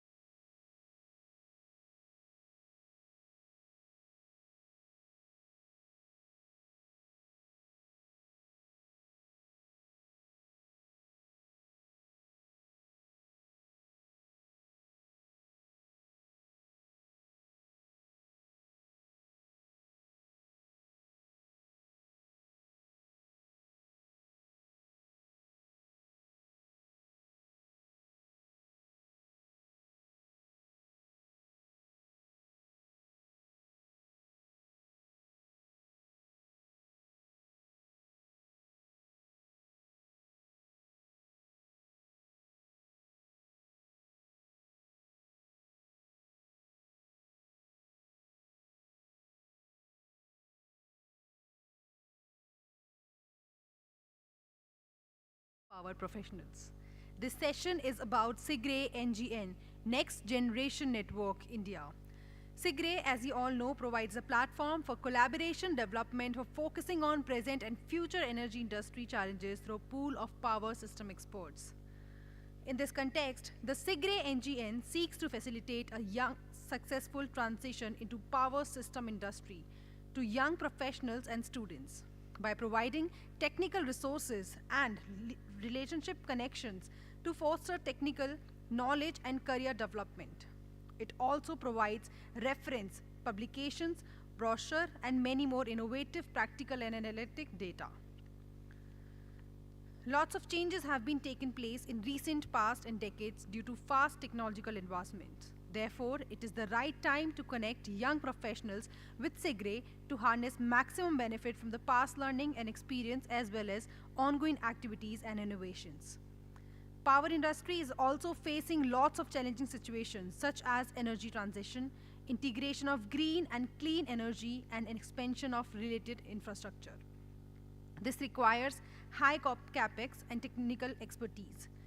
Digitalization and data analytics is another area which provides lots of new opportunities in this sector and young professionals. Depending upon area of interest, young professionals can position themselves in any of the SIGRE's 4 major areas, which are equipment, technologies, system, new material, and IT, which are looked after by 16 different study committees. You can also associate with more than one study group, subgroup, depending upon overlapping interest. And now, ladies and gentlemen, let me introduce everyone with our first guest speaker, Mr. Sarvanan Balamurgan. He is a prominent figure in the power system engineering community, currently serving as the CEO of Mineral Power System in India. His expertise encompasses digital twin and advanced analytic in power systems, with a focus on integrating real-time data for enhanced decision-making. Sarvanan's dedication to the field is further highlighted by participation in the SIGRE Paris session, where he represented SIGRE India NGN and delivered a presentation on energy topics.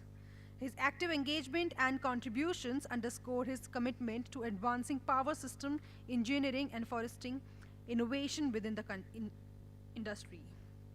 Currently, Sarvanan serves on the SIGRE India NGN Core Committee as the social media coordinator. His role is all about sparking conversations, sharing knowledge, and building a vibrant community of power system enthusiasts. So today, he is here also to share his thoughts on the role of young professional in NGN and the exciting opportunities that lie ahead. So without further ado, let's give a big round of applause as we warmly welcome on stage Mr. Sarvanan Balamurgan to the stage. Over to you.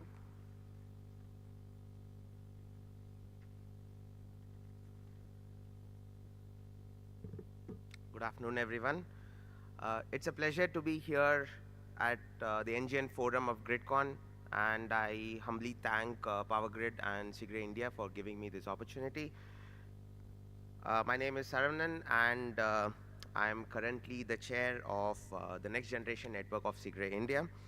And today I want to share a few minutes on what NGN is, how it has impacted me, and why it holds the key to the future of power systems. So I want to all think about the moment in which you all decided to work in power systems. For me, it was a time when I used to go visit power plants with my father because he used to work in one. And since then, way back from my childhood, I've always wanted to be in power systems and an electrical engineer. And a few years ago, I was sitting in a room just like this in a conference where I had a lot of very interesting experts talk about power systems, energy transition, so many big keywords. And I really wanted to understand how I, as a new professional in this field, can make a mark in the industry. And I knew I had the qualifications. I was enthusiastic, and I know I can put in the time and the effort, but there was something missing. I had a few questions in my mind. First question was, how do I connect with these experts? How do I connect with them who have spent decades working on such problems and have achieved this level of professionalism? How do I connect with them? The second question was, how do I contribute to the next generation of power systems? Where is my technical expertise in such a place? And most important question was, where do young professionals like us fit in the future of energy? And then I found NGN. So I was a SIGRE member, and I really wanted to answer these questions. So the first thing I was like, okay, I've been IEEE member since college. That didn't lead to anything because I was publishing papers, but I never felt that I could connect with people. And then I became a SIGRE member. I joined NGN, and suddenly I was not just another young engineer.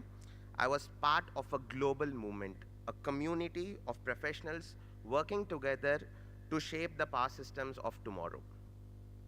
So what is NGN, and why does it matter? So NGN is the next generation network, which is more than just a group of young professionals.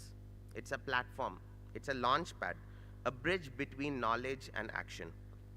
Imagine this: you have an idea, a fresh perspective on a power system problem, maybe something to do with markets, integration of renewables, cybersecurity.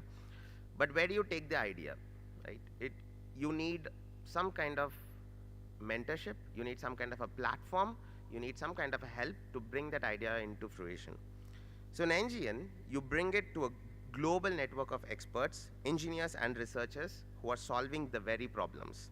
You don't just learn from them, you contribute. Through NGN, we work alongside experienced professionals in technical working groups. We get involved in global conversations about the future of power. We gain mentorship from industry leaders who have been where we have been.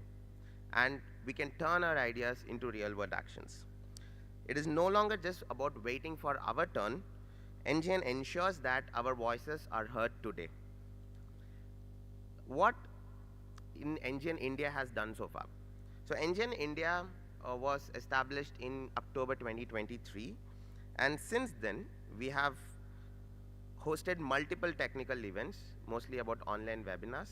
We have a very strong social media presence. We have published more than 4 technical articles in SIGRE Electra, and we have also participated in the NGN showcase in the SIGRE Paris session of 24. We have increased our representation in the in the SIGRE working groups, ensuring that professionals have a voice in shaping the future of power systems. We have built a strong network of students, researchers, and industry professionals, all working towards the same goal: to innovate, collaborate, and lead. And the best part, we are just getting started. So let's talk about what we are planning to do between now and the Paris session of 26. As we move towards SIGRE 2026, NGN India is focused on 4 main goals. We want to build a stronger digital presence, so we are planning on launching a dedicated website to showcase NGN activities and provide a seamless membership experience. We want to expand industry and academia collaboration by partnering with universities and companies to create hands-on opportunities for young professionals and internships. We want to increase Indian representation in SIGRE working groups. We need more young engineers involved in these working groups. And we want to strengthen global connections by active participation and bringing our ideas with the other NGNs and other SIGRE national committees of the world. And this is how we move from being learners to becoming leaders. And I also want to quickly point or talk about what the future of power systems and why young professionals matter. So we are at a turning point of our energy sector. Everything is changing, right? The rise of renewable energy is rewriting the way grids are operating. AI and digital twins are transforming how we optimize power systems, and market mechanisms are evolving and becoming more dynamic. The big question is, who will drive this change? And the answer, we will. The future of power systems is not just about technology, it is about the people. People who are willing to challenge the outdated models, experiment with new ideas, and take bold steps towards a sustainable and intelligent grid. Young professionals, we are not the next generation. We are the generation that will build what comes next. And that is exactly why NGN is more important than ever. Why you should become a part of NGN. If you're a young engineer sitting here and wondering, where do I start? This is the answer. NGN is where ideas meet action. It is where you learn from the best and contribute to real-world projects and position yourself at the forefront of the energy revolution. So I challenge you today. Don't just study power systems, shape them. Don't just watch the transition happen, lead it. And don't wait for the future, build it. Because the world is watching. And the future of power will be defined by those who step forward and take responsibility. And let's make sure that's us. Thank you.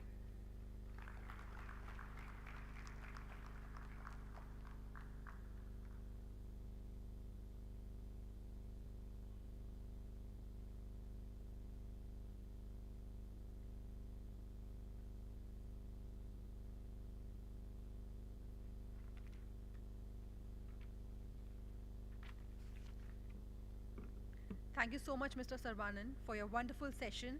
Now I request Mr. Dayak from Hydrocubic Canada to present a token of appreciation to our guest speaker. Can we have a huge round of applause for Mr. Dayak once again?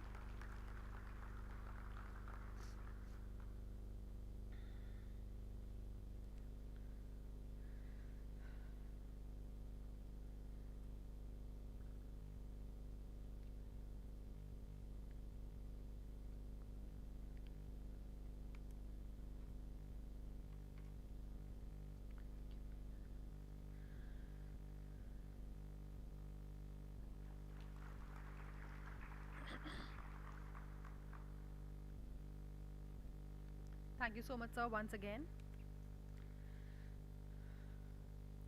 Let us now move to our next speaker of the session. It is my distinct honor to introduce Ms. Amanda Olson, a distinguished leader in the power industry.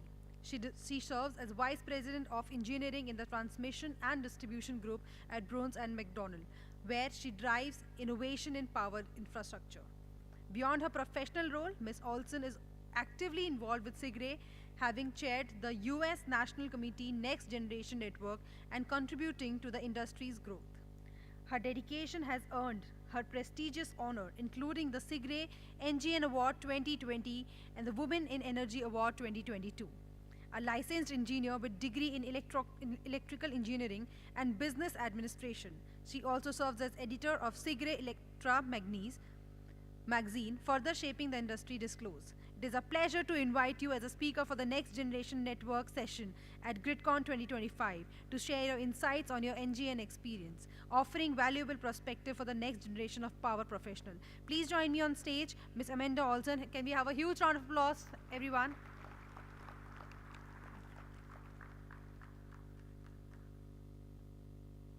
Thank you for having me here today. It's very much a pleasure to be here in front of you talking about the Next Generation Network.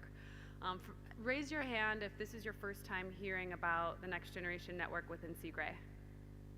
Okay, a lot of hands, okay. I first learned about NGN a little over 10 years ago when my manager pulled me into a conference room and asked me if I wanted to help start the Next Generation Network within the United States. And since then, we have brought in so many engineers into SIGRE and placed them within working groups, and it's been a very rewarding experience. And so I know the Next Generation Network here in India is only a couple years old, but I'm already so impressed just to hear about how much it's grown from 0 to more than 70 people in less than 2 years. So congratulations to you. But I'm here to share a little bit about what my experience was like from the time that I learned about SIGRE through now, and learned about the Next Generation Network through now. So SIGRE, if you're not familiar with it's an organization that connects power systems professionals across the globe. And before the Next Generation Network was started, there wasn't as much momentum driving change in the industry as there is now.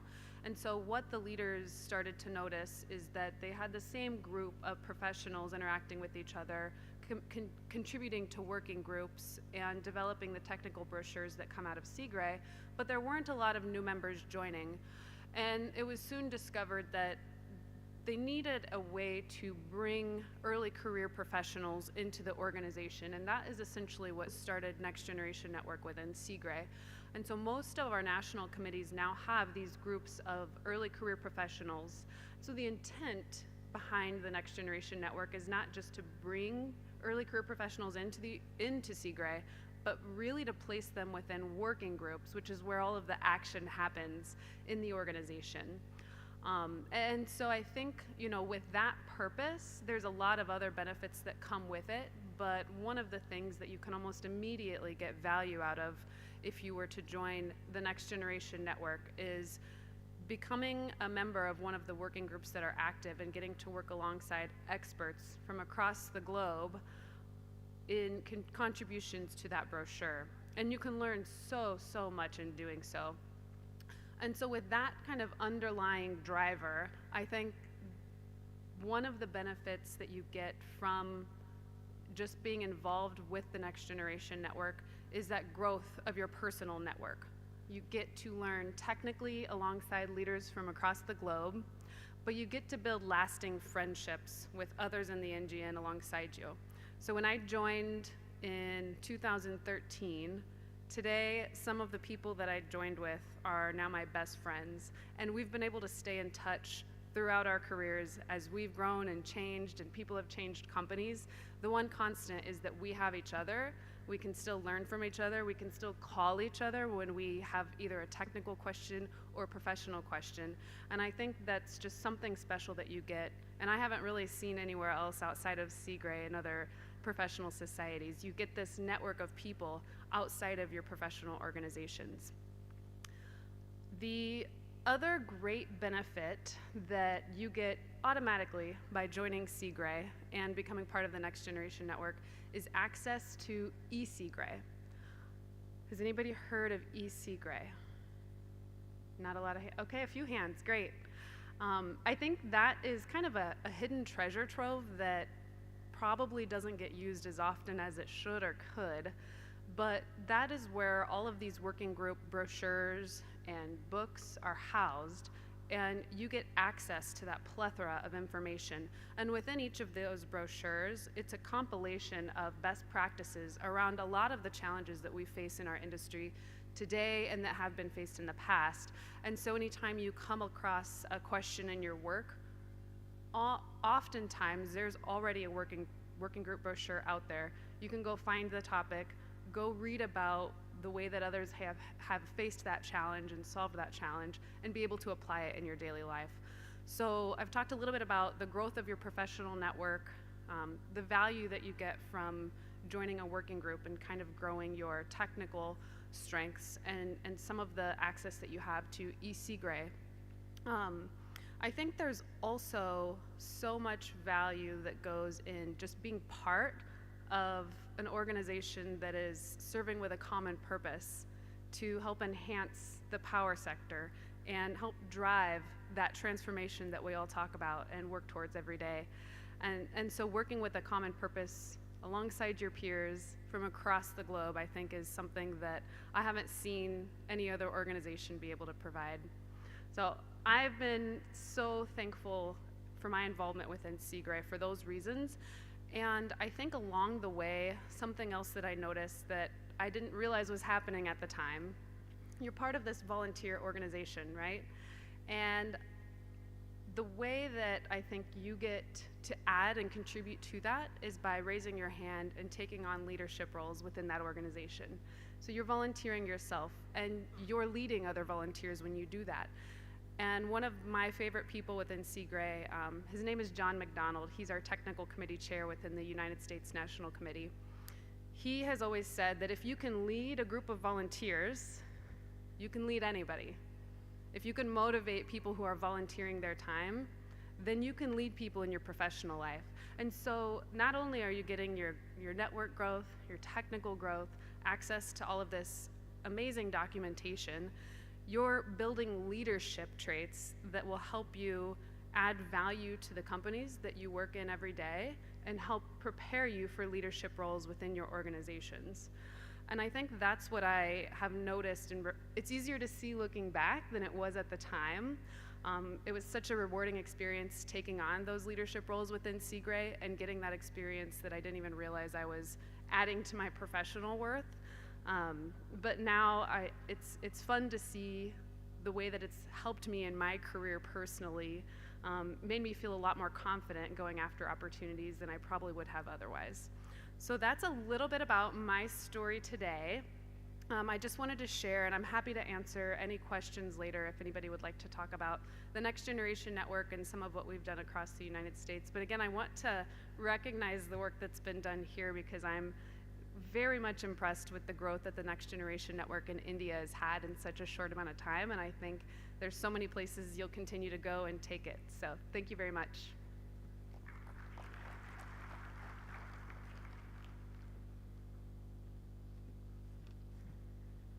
Thank you so much, Ms. Amanda Olson, for the insightful session. Now I might again request Mr. Dyack from Hydrocubic Canada to present a token of experience to our guest. Ma'am, please, I would request you to please join us back for the token of appreciation.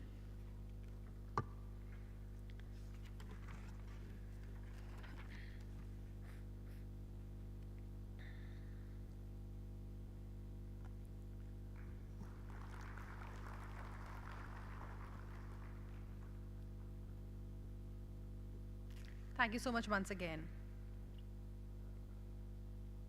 Today, we are truly fortunate to have with us a distinguished panels of experts from power industry, leaders, innovators, and change makers who have significantly contributed to shaping the future of energy. These professionals need no introduction as their work speaks volumes about their dedication and expertise. However, for those who may not yet be familiar with their incredible work, allow me to share a few words about them and join me in welcoming them with a huge round of applause and appreciation on stage. Firstly, please join me in welcoming our panelist, Mr. Anish Anand, with a huge round of applause.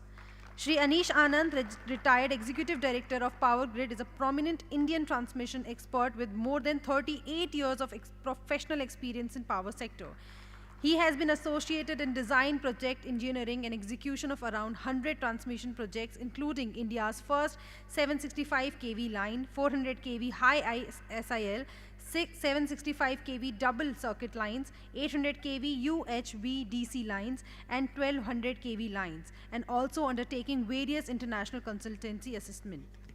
Shri Anand was chairman of SEGRE National Committee B2 and Overhead Lines and member of SEGRE Study Committee B2 and its SAG, CAG, and TAG during 2018 to 2024. Currently, he is a chairman of SEGRE National Committee C3 on Power System Sustainability and Environmental Performances and member of SEGRE Study Committee C3.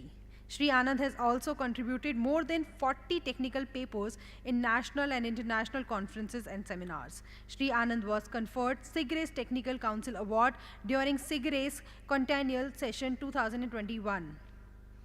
Also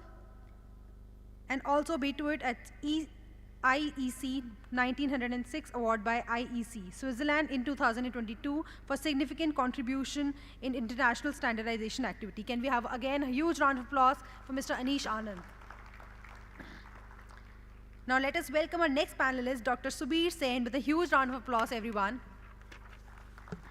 Dr. Subir Sen is the Executive Director of Power Grid and serves as the National Representative for SEGRE Study Committee C1, focusing on power system development economics. Dr. Sen has also contributed to the SEGRE's body of knowledge through various publications. Notably, he authored many papers in numerous national and international conferences. Dr. Sen, with his extensive expertise in the power sector, has delivered numerous lectures and talks on various platforms, significantly contributing to the growth and development of the industry.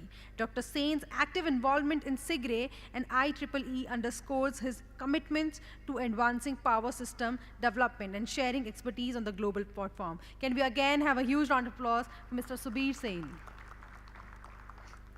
Now let me welcome on stage our next panelist, Mr. Rajiv Srivastava, with a huge round of applause. Sri Rajil Srivastava serves as the Executive Director at Power Grid, ensuring that Power Grid's project and operations adhere to the highest standards. With a career spanning over 3 decades, Sri Srivastava has held key positions with Power Grid, including Chief General Manager of Substation Engineering. He has made significant contributions to the international power systems community through his active involvement with SIGRE. He has also co-authored several technical papers presented at SIGRE conferences, reflecting his expertise in advanced substation technologies, power system innovations, and project management. He serves as Indian National Representative on SIGRE Study Committee B5, which focuses on protection and automation. Can we again give a huge round of applause for Mr. Rajil Srivastava? And now, let me welcome our next panelist, Mr. Abhay Kumar, on stage with a huge round of applause. Shri Abhay Kumar serves as the Chief General Manager at Power Grid, leading the engineering department and playing a vital role in efficient design and development of substations and transmission lines.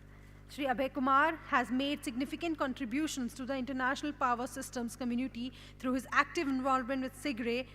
He serves as India's national representative on SIGRE Study Committee A3, which focuses on transmission and distribution equipment. He also contributed Working Group B445, which focused on technological assessment of 800 kV HVDC applications. In recognition of his outstanding contribution, he was honored as a SIGRE Harmony member in 2022. His eloquent reflection, his active participation in the association's activities, including his role as a member of Administrative Council and Technical Council from 2014 to 2016. Can we have a huge round of applause once again? I would also request Mr. Sarvanan and Ms. Amalda to join our panelists on stage.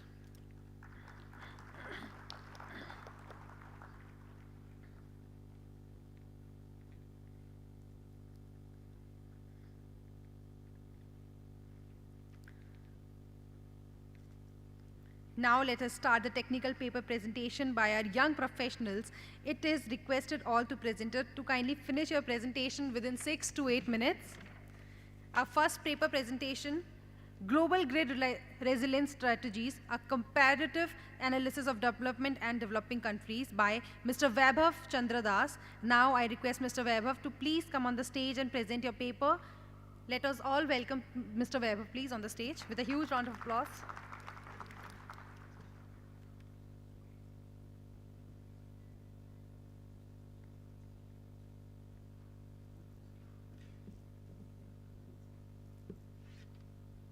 Good morning everyone. My name is Vaibhav Chandradas.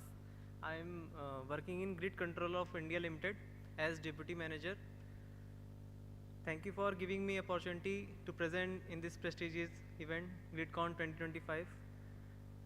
Title of my paper is Global Grid Resilience Strategies, a comparative analysis of developed and developing countries. So first of all, I want to discuss what is grid resilience. So it is the ability of any electricity grid to anticipate, absorb and recover from any disruptions while maintaining the reliable power supply. And why it is important? So worldwide, electricity grids are facing increasing threats like climate change, natural disasters, cyber security threats, and many more challenges. So to ensure security, globally focus on grid resilience has been enhanced.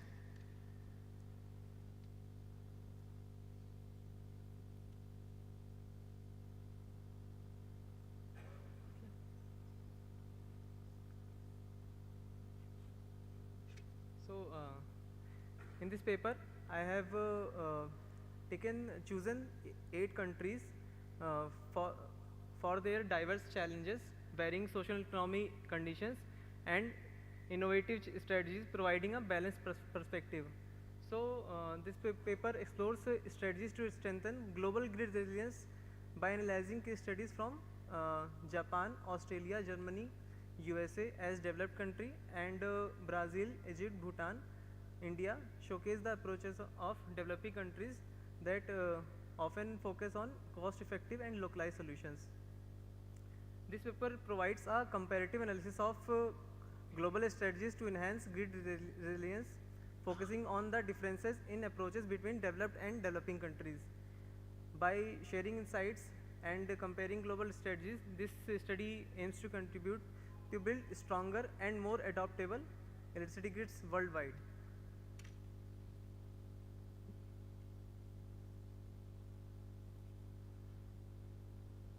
So, first of all, I will discuss about developed countries, their key challenges, and their grid resilience strategies. And on the right side, I have shown the key challenges of that particular country, and on the left side, their respective resilience strategies. So, in 2011, Great East Japan earthquake and tsunami caused severe effect, and also consecutively 2011 Fukushima nuclear accident in March 2011 that led to Japan think of decentralized approach like microgrids, deployment of energy storage. In 2014, Mount Ontek volcanic eruptions led to implementation of autonomous drones and robotic systems for inspections, and 2019 Faxai and Hagibis typhoons led to implementation of storm resistance poles, undergrounding of power lines. 2020 ransom attack led to implement cybersecurity frameworks, and 2022 thermal fleet created the imbalance of demand supply, so that led to implementation of demand response programs to manage the peak load. The other country, Australia, in 2016 South Australia statewide blackout occurred, which led to deployment of energy storage, and first Tesla's big battery implemented 100 megawatt in November 2017. Next challenge was 2016 Victorian thunderstorm asthma that led to implement storm resistant infrastructure. Like that, next 2017 cyclone Debbie 19 heat wave that led to introduce cyclone resistant designs and underground power lines and demand response programs like Japan. 2019-20 Black Summer Bushfire is a very famous event that led to caused severe blackouts in Australia, which led to implement of microgrids mobile generators, and they used bushfire resistant materials to deal with these situations. Next slide. Next, Germany. In 2007, cyclone Kyle, high winds led to shutdown of wind turbine, reducing renewable energy output. That led to introduce reinforced transmission towers, predictive weather models, and automated reclosers. Cyber attacks targeting grid operators in 2016. They implemented the IT Security Act that mandated enhanced cyber security, regular audits conduction, and collaborating with nation agencies. 2021 European floods in North Rhine-Westphalia and Rhineland-Palatinate. Shift from coal and nuclear to renewable created grid stability challenges. So they implemented HVDC transmission lines, smart grid technologies, and battery storage to stabilize the grid. Next, USA. 2005 Hurricane Katrina, 2017 Hurricane Maria damaged Puerto Rico, and California wildfire. These events made to USA think of implementation of elevated infrastructure, microgrid development, grid modernization, and underground power lines, etc. Now, going to the next developing countries, key challenges and resilience. And Brazil, which is mostly dependent on hydroelectric power. So in 2009, nationwide blackout occurred due to hydroelectric plants shutdowns. So they start implementation of smart grids and centralized local control systems. In 2021, drought reduced reservoir levels and raised electricity prices. So they started investment in wind, solar and biomass energy and finding other resources to meet the load. Deforestation and wildfires in Amazon. So they adopted drones and AI based systems and to detect and manage wildfire risk. Going to the next country, Egypt. 2014 nationwide blackout caused by transmission failure. They upgraded transmission networks and improved control centers. Heat waves and sandstorms. To deal with it, they implemented high temperature resistant transmission materials and resilient solar farms. Reliance on fuel imports and regional gas disruptions. They introduced Zohar gas field, boosting domestic production and interconnection projects with Saudi Arabia. Next.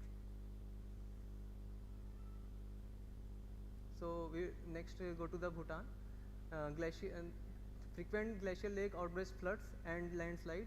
Frequent earthquakes made to think Bhutan to implement early warning systems, dam reinforcement and underground cables, seismic resistant designs for substations and regular risk assessments. Seasonal water shortage and climate change impact. So they implemented solar and wind projects, storage based hydropower for dry months. Prolonged outages in remote villages due to limited grid connectivity. So led to implement off-grid renewable systems and grid extension projects. And last but not the least, India. 2012 cascading grid failure event. It caused in northern region. So which led to implement frequency control, wide area monitoring systems and enhanced grid interconnections. And after that inter-regional lines were improved.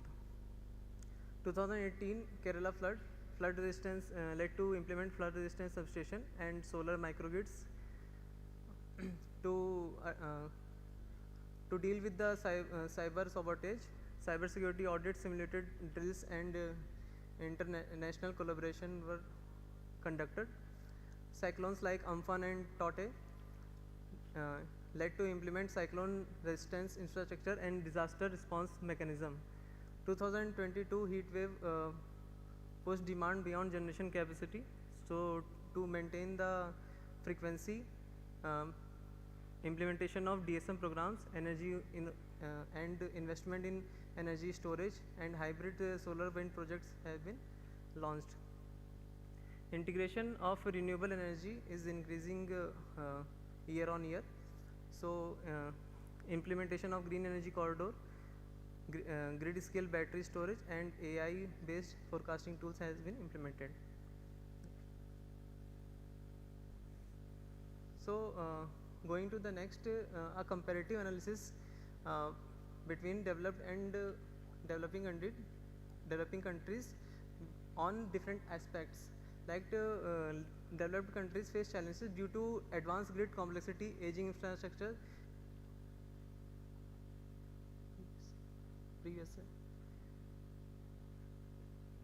Aging infrastructure, extreme weather conditions and cybersecurity threats.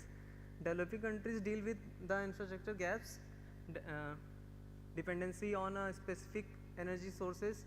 Like in India, we rely on coal and gas and hydel energy, and like Bhutan, mostly on hydroelectric energy. Weather events like Japan face mostly natural disasters like earthquake, tsunami. Australia, bushfire, cyclones. Germany experiences windstorms and floods. USA, hurricanes, wildfire. In developing countries like Brazil, mostly floods and storms. Egypt, sandstorm and heat waves. Bhutan deals with glacial floods and landslide. India faces cyclone, monsoon and also frequent floods. energy transition challenges, like renewable integration is a common issue due to variability in sources with developed countries investing heavily in smart grids and storage. Developing nations face challenges in scaling renewable energy due to financial constraints and grid limitations. Frequent cybersecurity highlight vulnerability in highly digitized grid. Cybersecurity is emerging as concern as developing nations adopt smart grid technology. Advanced measures include smart grids, microgrids, and AI-based systems implemented in developed countries. They mainly focus on predictive analytics and automations. And in developing countries, focus on fundamental grid strengthening, including infrastructure upgradation, rural electrification, and basic automations. Financial perspective, if you will see, higher investments in resilience, including large-scale renewables integration projects, whereas in developing countries, limited financial and technological capacity restricts large-scale implementation through innovative localized solutions. Going to the next, renewable energy integration, focus on stabilizing grid to handle high renewable penetration, whereas in developing countries investments are growing but remain constrained by dependency on traditional energy sources. Urbanization and peak demand. Developed countries address peak demand with demand side management programs and large scale energy storage systems. In developing countries, rapid urbanization in developing countries stresses outdated grids with responses focusing on demand side management programs and grid extension projects. So, what is the way forward? So, developed countries and developing countries can share mutual collaboration. So, while developing nations can leverage technological knowledge and expertise from their counterparts, the importance of policy frameworks, regional cooperation, and investment in innovation is evident across all case studies. Adoption of advanced strategies. India can further adopt strategies such as advanced battery storage systems and real-time monitoring technology from developed countries. By embracing innovation and fostering partnerships, India can build a resilient and sustainable energy future to lead by example in global energy transition. Thank you.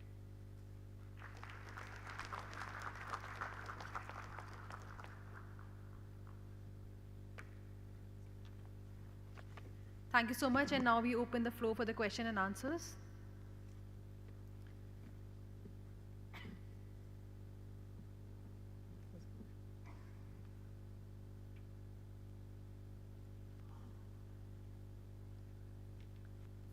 Do we have any questions?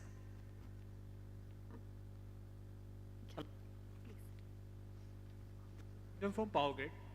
In one of your slides for USA, I saw that there was target of 100% renewable by 2050. Am I right? Puerto Rico only. Only for that region? Puerto Rico. Okay. So even if it is only for that region? Only for that region, because in Puerto Rico event, 80% of the electrification was destroyed. So they went solutions for the decentralized solution. They have taken smart grids so that particular critical infrastructure should not be damaged due to any natural disaster which are frequent there. So how do they plan to go for 100% renewable by 2050, irrespective of the cost? In Puerto Rico? Yeah. I'm saying.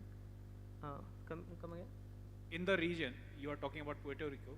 How do they plan to achieve this, that 100% renewable by 2050? They are mostly highly implementation of smart grids and decentralized rooftop solars and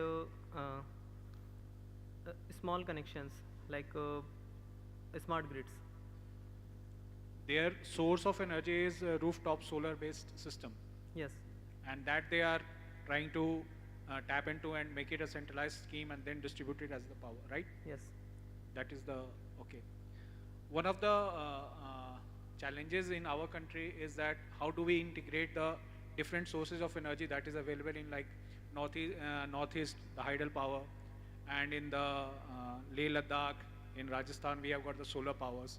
How do we integrate it in this, our, what you can say, conventional source of energy that we are 83%, 70% we are using as and consuming, that is going to exhaust. Do we have any plan as a country that by 2050 that this renewable source of energy will replace or serve as a substitute for the conventional source of energy that we are using? As we know, by 2030, there is a target of achieving to 500 gigawatt of renewable capacity, installed capacity.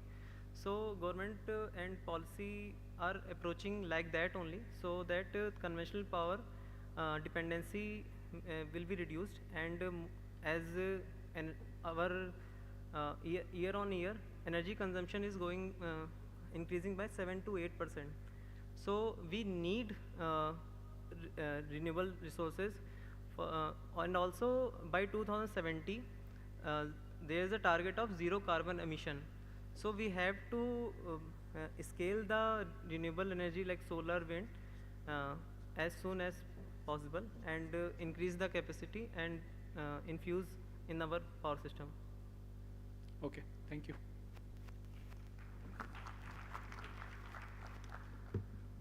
Thank you so much, sir. Thanks a lot once again. Our next paper is Lesson Learned in Implementing Centralized Monitoring and Optimizing Calibration for Traveling Wave Fault Locators in Power Transmission System by Mr. Akshay Sharma. Now I request Mr. Akshay to please come on stage and present your paper. Please welcome Mr. Akshay Sharma, everyone.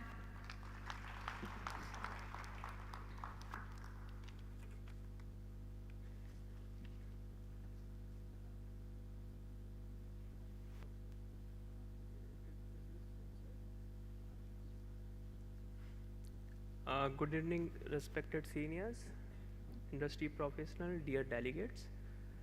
Here this paper is regarding the implementation of traveling wave fault locator and their central monitoring and therefore betterment, how we calibrated the existing infrastructure.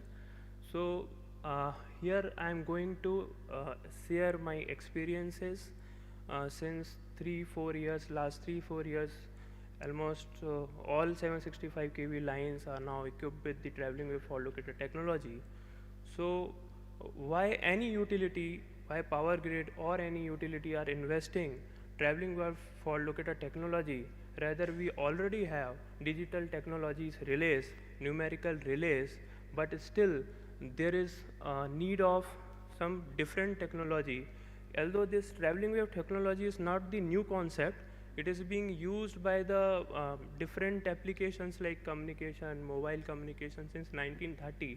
But due to the growing network, due to the growing widespread transmission network and their power requirement to be delivered on the other hand in uninterrupted way, we have to adopt more and more technology. So in the event of failure of any method like impedance based calculation, there must be a backup or a most accurate plan, so that we are not going to a situation like open the jumpers and charging the faulty line.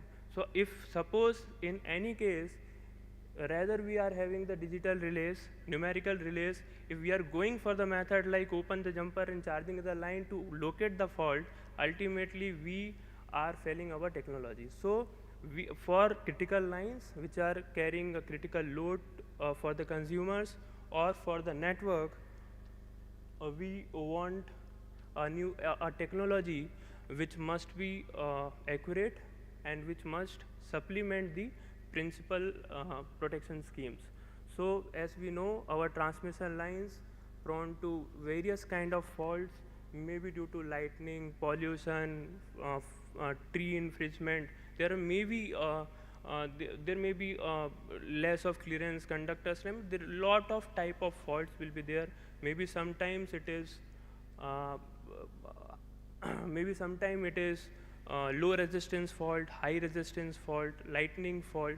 So for various kind of faults, if we follow the impedance principles, there are a lot of formulas. If we involve the ground, there will be a zero sequence factor. If we involve the double circuit line, there is again the mutual compensation factor. So there are a lot of factors which decides the accuracy of the impedance based relays.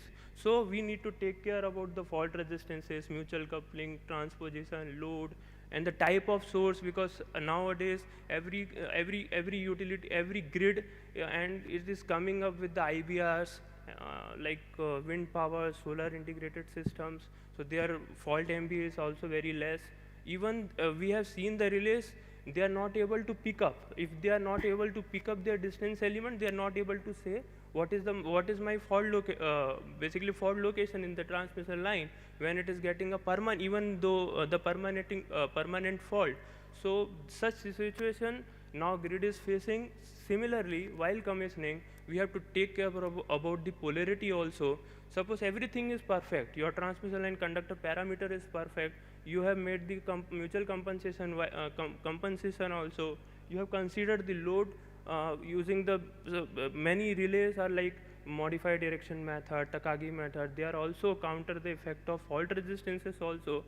After all this best engineering, what we did at the last, suppose any neutral wiring you have to connect to S1, S2 to the terminal 7, 8, by human mistake it is now connected to 8, 7, your complete mutual compensation will be disturbed, and accordingly you will get some fault problem. So ultimately what I am saying, the impedance method is not bad techniques. Yes, it is still a best technique, but it requires a lot of efforts. Their accuracy depends on the many factors. So this lead to the concept of traveling wave. So basically the traveling wave, whenever suppose there is one rope I stretched between the 2 points and I created the disturbance, so the traveling wave will be traveled to both of the end. And how this TWFL technology, it will just stand the first wave front of the traveling wave. It will take the time stamping through the GPS, and it will multiplied with the speed of the light, it will give you the distance. It's a simple concept. So basically this waveform information we can get from the TWFL device, and because this is at the range of microseconds, so in order to capture this microsecond waveform, definitely we need a megahertz device which can sample the data in the range of megahertz. So definitely our distance relay, this different distance relay also measuring the current and voltage, but the point is they are having the sampling frequency of 1500 kilohertz to 2000 kilohertz, but in order to capture the microsecond wala bandwidth, basically the time pulse, we need a much stronger analog to digital conversion and the sampling device. That is why we need a separate device called dynamic fault recorder, which is being used for the traveling wave fault locator technology. So this is just the idea. I'm not going into much into the theoretical aspect. Just there is two concept only plays very important role, that is reflection coefficient and the transmission coefficient. If suppose we have GIS, outside GIS it is terminating with the AIS, so we have like very fast transient oscillation. Whenever there is a medium change, suppose we are like diverting from the copper conductor to ACSR conductor, there will be a reflection and refraction coefficient always. And similarly, whenever there is a fault in the line, so definitely we are creating a disturbance to the homogeneous medium, so it will generate the traveling wave. So there is two concepts, and to understand this, the Bewley lattice diagram we are using. So suppose for this case, at the receiving end we have 20% reflection, and at the sending end, because I considered 0, so it is a transmission coefficient is 100%. So basically these are the three checks, whether our fault is within the line or outside the lines. We have to take the operating quantity and restraining quantity and check the directionality. Suppose traveling wave originate in the same direction at both the ends, it's an internal fault, else it is what we can say, it is external fault. And if the distance calculated by the traveling wave is obviously less than the fault line length, it is obviously it is internal fault. So basically, as per our technical specification, how it optimizes, these are the basic devices we need: fault recorder, which will measure the CTPT current and convert it to a digital form, and then it will sample the data into the discrete forms in the range of microsecond, and it will process this data to TWFL processor. It will stamp the data with the time, and it will process the data with GPS and towards the communication to send the data to remote end. So this is how the technology works. But in this paper, what we did actually, initially we modeled the system with the speed of light, is 3 lakhs meter per second, but it is not always true, because we cannot run the system with the theoretical value, because every CTPT is having their individual errors. If suppose CTPT length, secondary cable, somewhere it is 200 meter, somewhere maybe it is 700 meters, so it also varies. Then your tightness of the terminal blocks, and then the processing software, and the operating system what you are using, and the processing of data time, how much it is taking. So it is quite different from station to station, line to line, and what we can say, even vendor to vendor. So how we can recalculate the speed of light or the speed of the electromagnetic wave? We need to basically optimize this K factor, so that whatever the values what we are getting, earlier it was like 8 kilometers, 4 kilometers. Now with the use of actual time stamp, we recalculate the speed of electromagnetic wave, and then again we are putting to the TWFL device in order to get the accuracy within 2 span or 3 span. It is very important. Suppose for digital relays, OEMs are saying that for numerical relays, OEM are saying that suppose they are giving 2% accuracy, 3% accuracy. So for 300 kilometer line, 3% accuracy coming around 9 kilometers. So they have, if you are fortunate, if I am fortunate, if I am lucky, I will get the fault through ground patrolling only. If suppose the fault is complex in nature, we have to tower top patrolling also. So in some cases, across different utilities, after failing the distance-based fault locator technology, they have to again go with the simple method, just open the jumpers and charge the faulty line, and by section they are able to find the faults. So ultimately, that is why what our TLM team, transmission and maintenance patrolling team desires, they want accuracy within 2 tower span, 3 tower span. If they are able to find out the fault, they will be most easy, and they can invest their more energy in rectification of their fault rather than the finding the faults.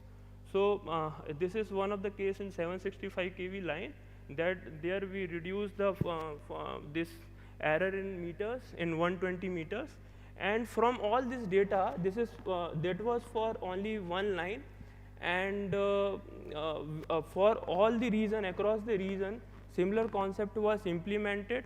For centralized monitoring of TWFL, we created 10 Mbps links for all the TWFL devices. We access at the RTMC, and we install one software there and configure all the TWFL devices at one location, so that we can get all the traveling wave data from one location, and there we have a expertise set of people who can analyze this traveling wave and can calculate and recalculate or fine tune the traveling wave fault locator. Similarly, we can also monitor the links which are dedicatedly built for traveling wave fault locator, that is 10 Mbps link using the network management system.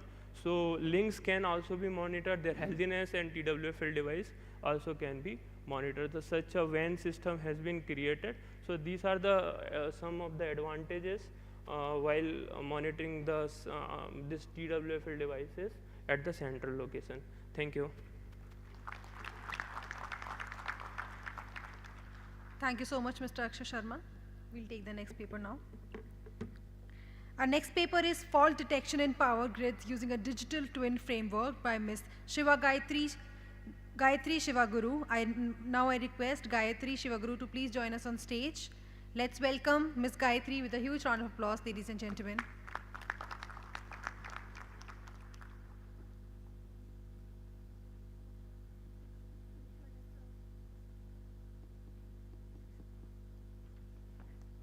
Hello everybody present here. Good afternoon to one and all present here, the delegates and the delegates present in the hall. So, I am Gayatri S from IIT Madras, doing my final year BTech as exchange student in IIT Madras. So, I've come here to present my paper, Fault Detection in Power Grids in Digital Twin Networks. So, next slide, sir. Oh, sorry. So basically, I wanted to just split up my topic into two, fault detection and digital twin. How do you detect the fault whenever there is a blackout or whenever there is a short circuit, voltage drop or manual intervention? And what is a digital twin? Digital twin is nothing but a virtual simulation of the system, whatever the physical system you consider. So now in this paper, I have used ML models to train the data and predict the fault to adapt to changes. So basically, my study aims to be to develop a simulation-based fault detection framework, which is focusing on digital twin by predicting the faults. So I have generated 10,000 datasets by real-time monitoring. I've used a software called Powerwell Simulator, and I've demonstrated using MQTT protocol for validating the results of accuracy. And the ML techniques used or mentioned is neural networks, random forest, gradient boost, naive-Bayes, and SVM. So this is a methodology which I have considered is I have simulated the 9-bus system and got the real-time data from inside the Raspberry Pi. It initially solves the power flow, and using the MQTT, the real-time data which consists of the voltage, current, active, reactive power, and the fault location, fault type, and where the fault is occurred is also present in the dataset. And it has been published and subscribed over MQTT. MQTT is nothing but a mosquito queuing telemetry transport, which is used for a fast communication of the bigger dataset is. So after subscribing, the ML-based classifier where it classifies whether the system is faulted or not, and when the fault is detected, it will stop.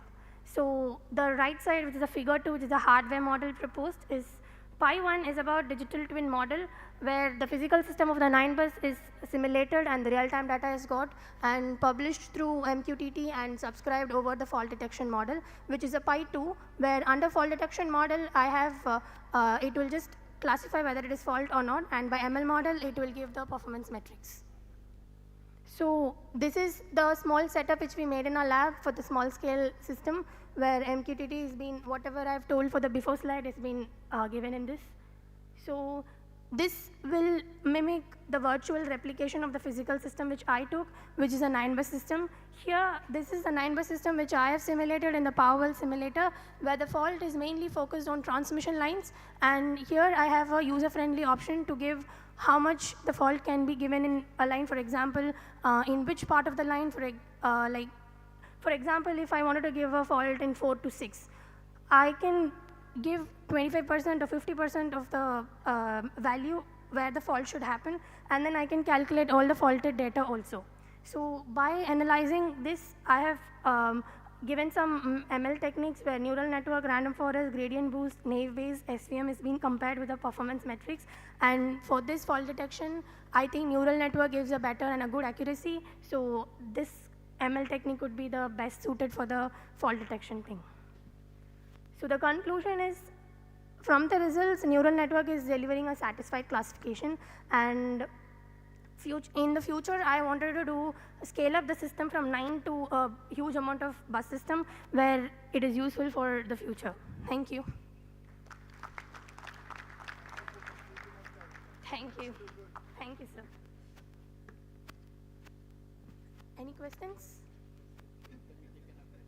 Yeah. Thank you. Thank you so much. Our next paper is Design-Specific Digital Twin of Oil Immense Transformators and its Impact on Asset Management by Mr. Akshat Goyal. Now I request Mr. Akshat to please come on stage and present your paper. Let's welcome Mr. Akshat with a huge round of applause, ladies and gentlemen.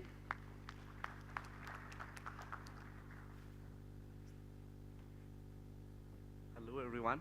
Thank you for the warm welcome. My name is Akshat.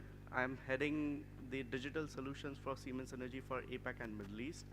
And it's a pity that my team members, Pema and Choiming, who are the major contributors, could not travel. They are all based in Germany. I myself also is based in Germany, but it was easy for me to travel to India. So I will represent the paper on my team's behalf, and then we would be happy to take any feedbacks from the audience, from the dignitaries, and also any discussion points. All right, that would be our focus. So we focus mainly on 3 critical elements. 1, digital twin for oil immersed transformers. Why oil immersed transformers and not oil immersed power transformers? Because the twin that we talk about in a while, it is applicable to a transformer from 1 MVA to 1000 MVA. It's agile, it's agnostic, and we get to it in a while. Second, we talk about the asset management. So typically, conventionally, asset management has been time-based, rule-based, but we propose with this paper, with this publication, that we transition towards condition-based asset management. Asset management here would mean maintenance of the transformers, and that is much more efficient, that is much more effective. And the third is the marriage of these two, the digital twin and how we can use the outputs from the twin to trigger these condition-based management activities. Typically, talking about digital twin, the key or the driving element, it is based on THNM, so thermo-hydraulic network modeling. But THNM itself is into 2 parts. So one is static, what we all know based on IC 60076, IEEE C5. But we are transitioning from that static THNM modeling to a dynamic one. What do I mean by that? So we model not just a specific transformer winding, but all the components throughout the transformer, starting from the core to the tertiary to LV, the oil ducts, the conductor elements, everything. We also model the heat sources. We also model the tank wall, which is heat sources because of eddies and strays, but which is also throwing out heat or helping in cooling, and then we model cooling elements like radiators, fans, pumps. All of this, but not just this. So if you just see the 4 pointers that I try to put together, we are also considering the influence of a tap changer. So if a tap changer goes in positive direction, adding turns, or into negative direction, removing turns, your current and voltage parameters change. So the twin is smart enough to consider and change the parameterization, change the benchmarking. The twin also is smart to consider the different cooling modes. So if a transformer is operating in ONAN or ONAF1, it recognizes and again changes the benchmarking. What this does, this brings us very close in simulating scenarios. It brings us very close to the real life operation of a transformer. And that's the whole idea.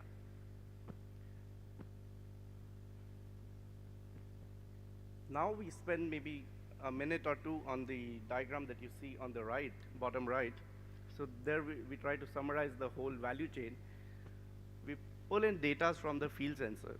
What are field sensors? Your PT100 sensors that you would put on a transformer, on radiator inlets, radiator outlets, strategically put, winding temperatures, ambient temperatures, the current of the winding, very basic ones. What is also possible is to integrate your 9-gas DGA sensors, then your bushing monitoring sensors, your partial discharge sensors, your moisture measurements. All of this is fed to the database, and then is pushed to digital twin. At the same time, the checklist, the maintenance activities that are happening around, that is documented and also pushed to digital twin. The digital twin, based on the design parameters that were considered while formulating it, and the real data that's coming from the field sensors in real time, and the maintenance that is happening around the asset, is then calculating the actual conditioning of your transformer. What is it calculating in principle? To give you some examples, it's calculating hotspot temperatures in real time. It's calculating the relative aging of your insulation in real time. It's calculating the top oil temperatures all by itself. So and also it's calculating the loading capacity of your transformer. How much can you overload it in next 3 hours, next 4 hours?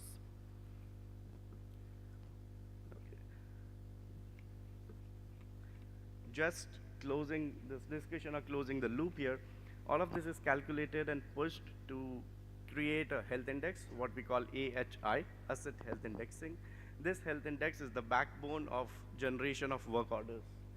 So just doing the time watching as well. So generating the work orders and then creating the assignments out of that.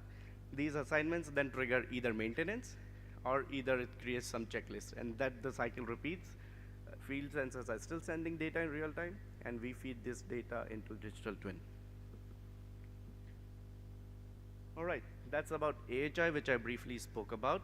So asset health indexing, this is based on the real data that's coming from the sensors and the calculated data from the digital twin. What is critical here is AHI is influenced by two things. I'll give you examples.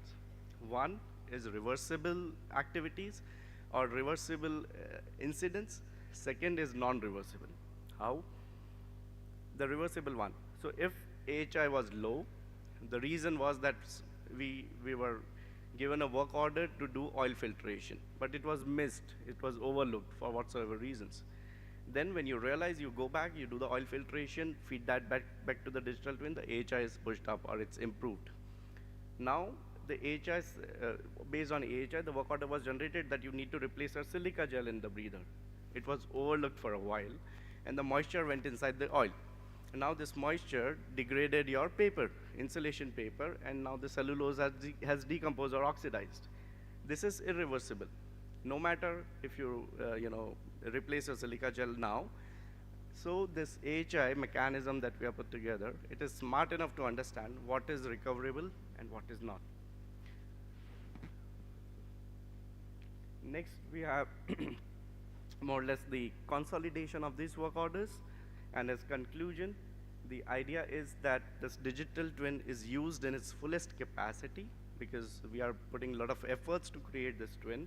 And it is not just held or stays at the monitoring level, but it goes all the way to condition-based asset monitoring, and eventually, or at the end, impacts the CAPEX by extending the usage of the transformer or by optimizing the operational activities and eventually impacting your OPEX.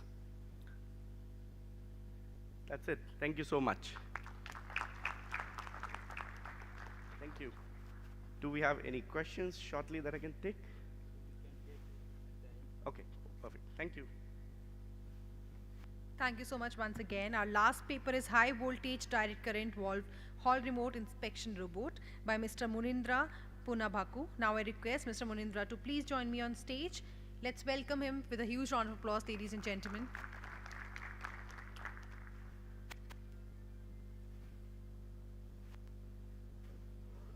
A very good afternoon to esteemed dignitaries, colleagues and guests.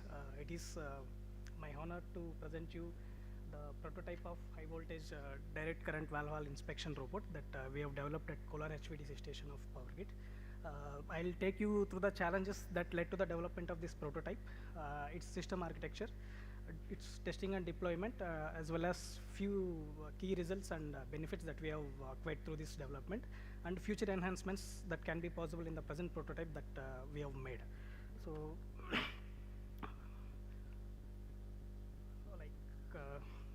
I'll quickly go through the challenges which led to the development of this. Basically, as you are all aware that HVDC valve hall consists of critical equipment with huge capital investments, with numerous electrical connections. For any electrical equipment, its thermal profile gives a lot of information about the life of that equipment. As of now, for switchyard outside switchyard equipment, we are currently doing thermovision scanning at a particular frequency, with which we would be able to know the current status of the equipment, and if there are any possible future failures also, we would get to know by its thermal picture. But inside valve hall, it is not possible because of high voltage environment, human access is not possible inside HVDC valve halls.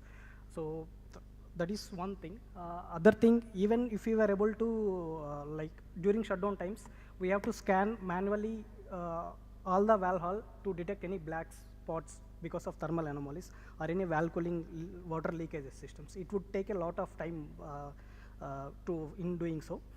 As a power sector utility, even anyone in the power sector, even being an engineer, whoever he is, top priority for us is to supply reliable power for us 24/7. So during shutdowns, restoration is a major priority for all of us. So in manually doing all these things, it will take a lot of time. Along with that, as of now in HVDC systems, like I've been telling, thermal profile of any equipment in the valve hall, we are not having much data regarding all the equipments like lightning arresters, bushings. So real-time data as of now we are not having. So all these things led us to develop something which would do real-time monitoring inside the valve hall when it is in charged condition, and get that data and act on that accordingly, which would help us in making very critical decisions regarding that. So let us, I'll simply show you our system architecture that we have developed. So basically it is a robotic chassis platform which is being controlled with high torque DC motors for accurate navigation as well as precise movement. It has been fitted with a thermal imaging camera, and these two things have to be integrated in between, and that data has to be fetched outside to the control room, which have to be monitored from the control room instead of being close to the valve or even in switch yard. We have achieved with the ESP8266 microcontroller, which is basically a node MCU controller. With the help of this, it has been this mobile chassis robotic platform as well as thermal camera has been seamlessly integrated wirelessly with the help of node MCU microcontroller, which in turn also transfer data from the thermal camera to the web page that we have developed to see the live inspection monitoring data. So if you just will have a look at the architecture, the picture is not scaled to its actual measurements. So if you just see there, whatever that inside that valve hall, it is being written there. So inside that we have placed a network router, which is basically 2.4 or 5 gigahertz router. The yellow box that you have been seeing, the inspection robot where it is mentioned. So inside ESP8266 microcontroller and servo motor, these are the hardware parts that we have used for development of this board. And these all parts have been wirelessly connected to the network router that we have placed inside the valve hall. From there, we have taken a cable, Cat6 basically, to the control room where it has been connected to laptop. Now the whole part connections have been done, but whether would it work or not is a question, because we all know valve halls are high EMI environments. So there might be the interference in while controlling the robot, or to get the data back to control room where we can monitor. To test that, initially what we have done is we have tested the robot that we have prototype we have developed in smoothing reactor area, which is high EMI environment area. And prior to that, just let me explain the flow that we achieved with which the control is possible. So basically motor is high torque DC motors that we have used for seamless control of the robotic chassis, and servo motor we have used for thermal camera pan and tilt movement. So basically the board that we have made is a very free moving robot which can turn in any directions in 360 degrees from top to bottom, and it can zoom to any point inside the valve hall and focus and get the data to the control room. Whenever we only think of valve hall, we might only think of critical equipment like thyristors and converter bushings. But in between connecting these all equipments, there were many electrical connections where numerous bolts and they were there. So during maintenance part, we'll remove these connections. We measure some to ensure the healthiness of the bushings. We'll do some tests and we'll connect them back.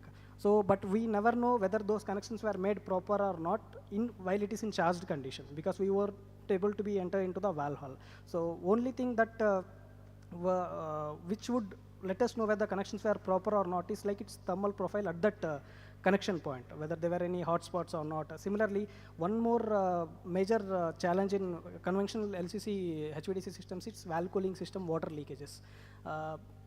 Leakages can be of two things. One, major leakage, which we can, if pole gets stripped, we can identify it directly. But many minor leakages will also lead to the same thing. Even during shutdowns, if we avail shutdown, to localize the leakage point, it would take a lot of time for us to identify the leak.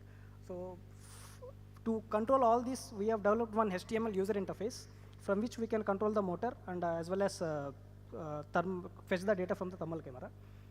So basically, we have tested this thing in near SMR area.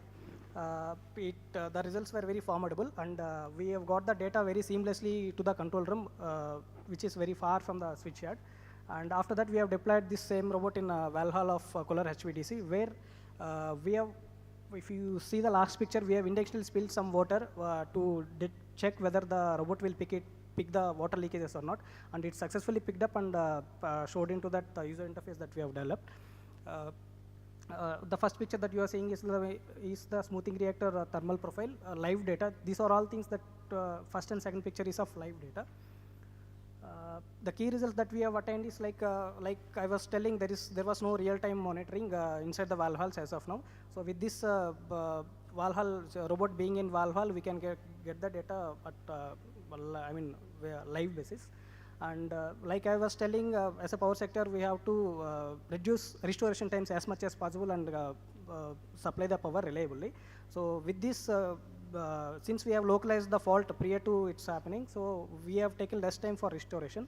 Similarly, high accuracy, so we can, with this, we have pinpointed the fault location, and we attended directly without taking time to scan all the Valhalla. For future enhancements, like I was telling, this is just an initial stage of the prototype that we have developed. But this future enhancements in this can be included like docking stations where dedicated board can be kept in each Valhalla with self-charging stations, and autonomous navigations using pathfinding as well as obstacle detection algorithms based on the Valhalla. And whatever the data that we are gathering, it has to be acted upon and take further action. So we can use starting prototype, and it has delivered the results that we thought as of an idea. This being scalable to all other stations and other HVDC systems based on the hall requirements are custom specific to each Valhalla. This would be of great addition to the next step in HVDC asset management. Thank you, everyone. Thank you very much. Thank you so much. And now I would like to call upon stage Mr. Nitesh Kumar Sinha, sir, to conduct the question-answer round.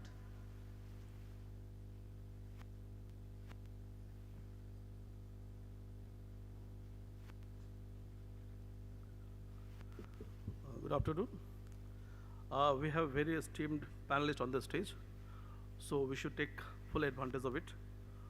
So, first of all, I would like to request Dr. Subin Sen sir. So, could you kindly inform the young audience about the current power scenario and the challenges ahead? I understand that this topic is very close to your heart, but I request you to kindly keep it brief due to time constraints. Given your vast experience, I am confident that you can navigate it easily. Thank you, Nitesh. Good afternoon to everyone. So if we paint the picture of the Indian power system, so today there are four components. One is the fuel and generation. The second is the infrastructure, that is transmission, sub-transmission. Then comes the distribution, followed by the consumption and utilization. So these are the four verticals which is completing the entire power system, whether it is in India or any other country. So as far as the capacity is concerned, that is the supply side, the present capacity is 466 gigawatt installed capacity, out of which roughly 47.3% is coming from the non-fossil fuel energy resources, mainly large hydro, solar, wind, biomass, etc. The meeting the peak demand of around 250 gigawatt, which is expected to rise in the next month around 270 gigawatt. The transmission infrastructure, because these energy resources are confined into the few pocketed locations where the good quality of resources are there, so it is being facilitated through the bulk power transmission infrastructure. The transmission length is around more than 4.9 lakh circuit kilometer traversing across the country, mainly 220 kV and above voltage level I am talking. There is a below, there is other circuit kilometer with a transformation capacity of 1250 gigavolt ampere. As far as the ISTS network is concerned, the availability is very high. It is more than 99.8% and reliability is also very high. So this figure, if you see, it will be around 3 to 4 times by the year 2047. So to give a picture about the 2030, the installed capacity will reach around 777 gigawatt. By the year 2030, it will be around 990 gigawatt, where the non-fossil fuel contribution will be more than 67%. We are envisaging meeting the demand of around 400 to 450 gigawatt. The 2047, this demand will be around 708 gigawatt plus. And the total contribution of the non-fossil fuel will be more than 90% by that time frame. And the energy sector, the electricity contribution is roughly 21% as of now. This we have to increase on a continuous basis. So a lot of challenges are there because we have to develop the infrastructure, transmission infrastructure. So how to ensure that the quick time frame this transmission infrastructure will be in place. So the mechanization in the execution, construction, also how to utilize the existing asset to the full extent. So we have to take the shelter of the technology, maybe the fax devices, AI driven technology, robotics, then the smart grid, then drone, etc. And also the grid forming in converter will be required because the inertia is also getting reduced. And most important is the energy storage system. The various forms of energy storage systems will be taken. So the trend is that to make the entire sector digitalized so that the sustainability can be ensured, promote the energy security, marching towards the net zero emission, how to reduce the consumption of the SF6 gas and the ester oil so that the sustainability part can also be ensured.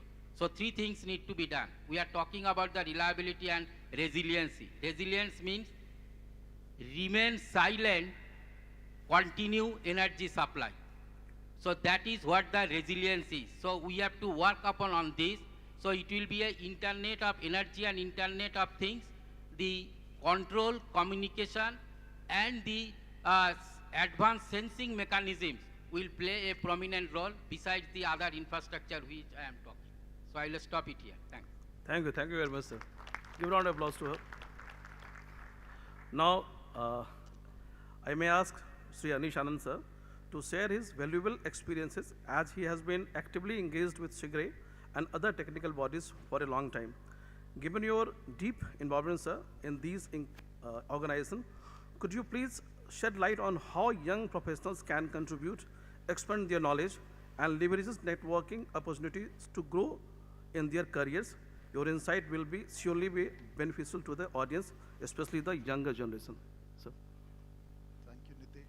Thank you, sir. Thank you. Thank you, Nitesh. Of course, I'm here to talk about that only. But before I do that, some excellent presentations by the young professionals we saw who presented about different concepts. And of course, I would have wanted to go into more details and technicalities, but due to paucity of time, I would not do it here.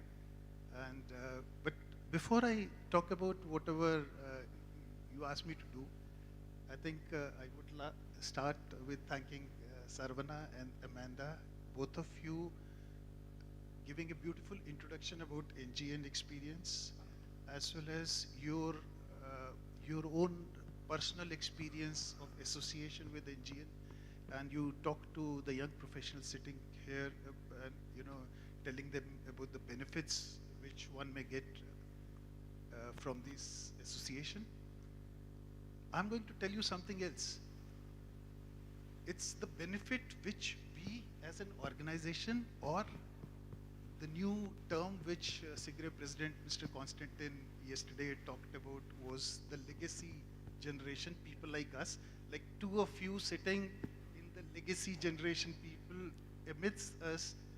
You are the way we are going to be benefit by your presence, you can't imagine that. You are the ones who are going to bring us the next generation skill sets, the next generation thoughts, which is going to lead to the kind of innovations which this sector truly needs. Some of the ideas which had been presented by the Indian experts in the presentation, you saw that robotic inspection techniques and other digital twins which they talked about. It's not people like us who are going to do about that. I can tell you about my experience, the way you talked about how you were initiated into NGN. I remember the first paper, international conference, I wrote in 1990 in Elekrama.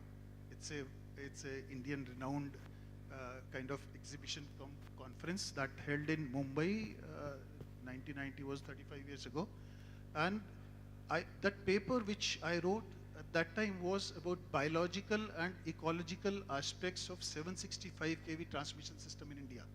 Mind you, the first transmission system of 765 kV we built in 2000, charged in 2007.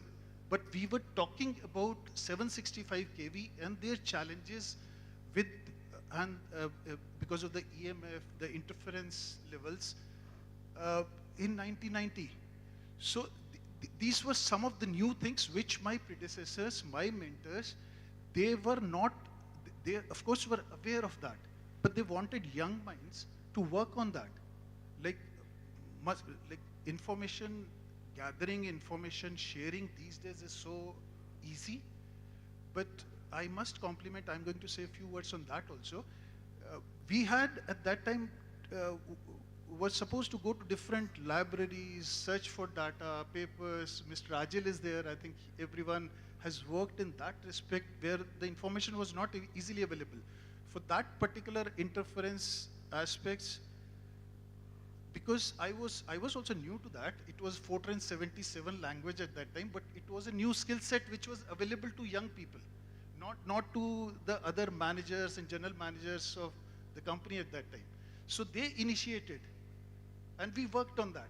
So we are right now in that stage where there are, machine learning, there is AI, which of course we can talk about that, but we don't know how to do anything with that. So we need people like you, we need people like young engineers, young professionals to work for us to benefit everyone in this industry. I was so happy to see in these 6 papers which were presented, most of the papers, the authors have referred to 8 or 10 references of different, and more also. So that's the interesting aspect. Still people, young generation is still interested in not only gathering information which is available in social media or from, whatever other, I don't want to name that, you can just ask a question and get everything, loaded on that. They are not working on that. They are not contributing on that basis. They are contributing based on their learning which they do, based on their efforts and times which they are going to spend. That is going to be lot of benefit to us in the organization. One more thing, before I close and pass on this mic to my other colleagues, is this industry as compared to the other industry which we are so much aware of and in wow of in relation to startups or in relation to kind of innovations. For example, in software or IT industries, you give birth to an idea, but then you don't have to take care of that. You sell it to somebody else. There is somebody else who is going to nurture that baby. It's your baby. You are happy with that. But in most of the cases, things happen in that sector in that way, most of the times. But that is not going to happen in the power sector, in the industry in which we are. It's most of the places which we see, like our colleague from HVDC Kolar, he explained beautifully about the pilot project of, but then for him, he should not remain happy at that stage, that he has developed a pilot, he has done some innovation. That's not going to serve the purpose. He would be happy, but that is not going to serve the purpose. See, giving a birth to a baby, whether, of course, it's a mother term, the parent, or whether it is father or a mother, it's a happy thing. But if you see it, see that young child grow, and you are part of that growth, so that he contributes to the society. So you have to take care of that. In this industry, you have to take care of that yourself. So that is one different scenario as compared to other sectors. In this industries, I would request all those young professionals who come up with good ideas, good thinkings, they should really also see it, and don't just restrain yourself to that first happiness. It's going to give you much more happiness. That's what I'm saying with my experience of writing a paper in 1990, biological and ecological aspects, and then continuing with different strategies, writing more softwares, writing more papers on that. I think it's going to give you at a later stage the immense pleasure once you see through the implementation, not only just idea generation and putting in as a proof of concept, but then seeing through implemented throughout the country, throughout the world. Thank you so much. Thank you so much for the time. Thank you, sir. Thank you very much, sir. Now, sir, may I ask Rajesh Rastoji, could you please share insight on how emerging technologies such as AI or machine learning and the IoT have helped PowerGrid effectively address challenges in the transmission sector? Hello. Good evening. Yes. Thank you, Nitesh. Actually, before dwelling on that, I would like to say something different. Yes, sir. Please, sir. We are talking about transition. This is a transition phase, and transition without transition is not possible. It is very true, but I would like to say also for our power system engineer also, this is a transition state for them also. Conventionally, our protection systems and other things works on certain other principle. Now with the integration of renewable energy and the issues related with renewable energy are going to change power system for a different aspect, which may not be thinking today, but definitely down the line, next 5 years, the power system handling is going to change a lot, particularly in respect of control and protections, and how we are going to handle the intermittency, other things as well. This is my take as of now, though our young power system engineers need to understand things in a different perspective. Those things may not be available in the literature, experience sharing may not be there. You need to experience the things, then make the pathway or roadmap for the next generation. This is my take on, as of now, what power system exists as presently. Now what Nitesh said regarding application of AI and other things, we have done a lot of things based on AI. We are using that in our asset management primarily as of now, and for fault detection, for predictive maintenance, for condition-based monitoring, we have applications of that. And I understand a lot of papers are there in that booster session which people have gone through. So I'm not going to take much time on that, as we understand time is also short. So I will pass it on to next speaker. Thank you. Thank you very much, sir. So now I may ask, Abhay sir, the energy sector is rapidly evolving and changing. So how do you see that NGN helping to drive innovation in this transition? Thank you, Nitesh, and good evening, everyone. Yes, the world is in transition, and the factor responsible for it is the climate change. So basically, because of climate change, we are going towards renewable, and renewable has its own challenges, and integrating renewable and the challenges posed by them for creating a stable power system is opening new eras, new chapters.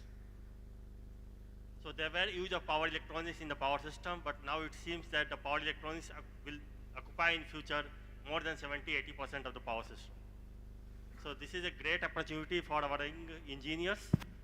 As sir was telling that in the older days, when he passed out from college, there was no internet as such. There was EarNet network for the IITs, which connected with the global university.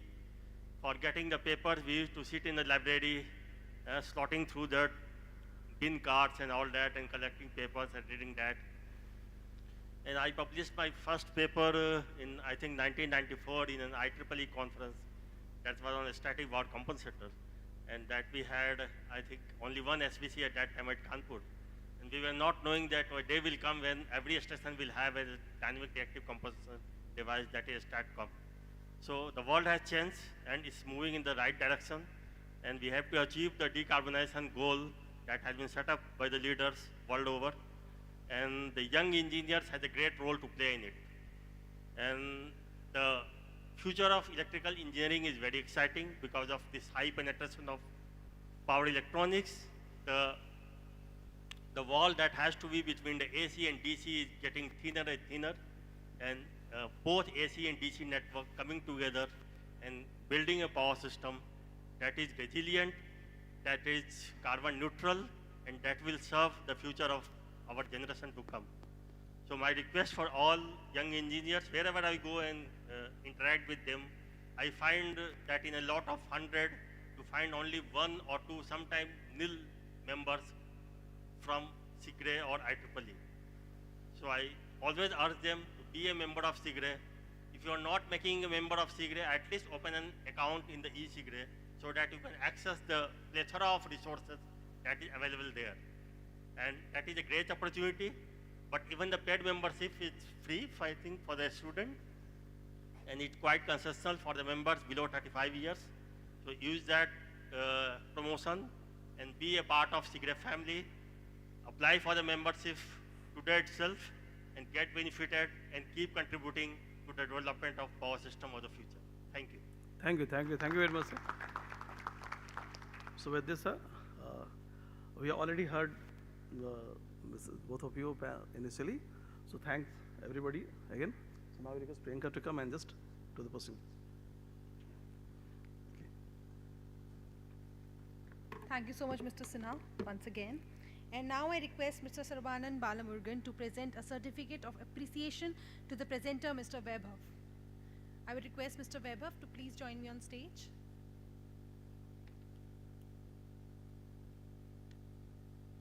Okay, now I request Mr. Gayatri to please join me on stage. I would request Mr. Amanda Olson to please present a certificate of appreciation to Ms. Gayatri.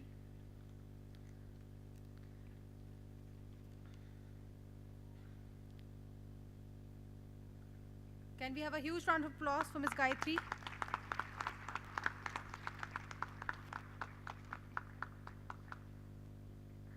Thank you so much. Next up, I would like to call upon stage Mr. Akshay. And I would request Mr. Anish Anand sir to present a certification of appreciation.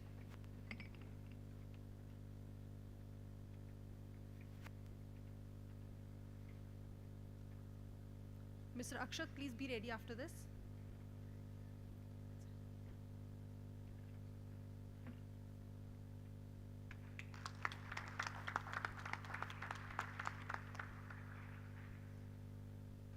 Thank you so much. Now I request Dr. Subir Sen to present a certificate of appreciation to our presenter, Mr. Akshat.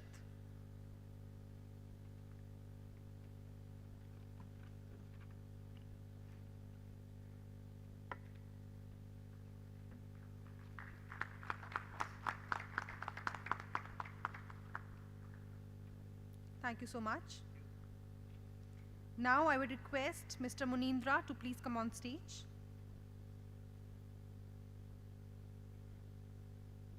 I would request Mr. Rajil Srivastav sir to please present the certification of appreciation.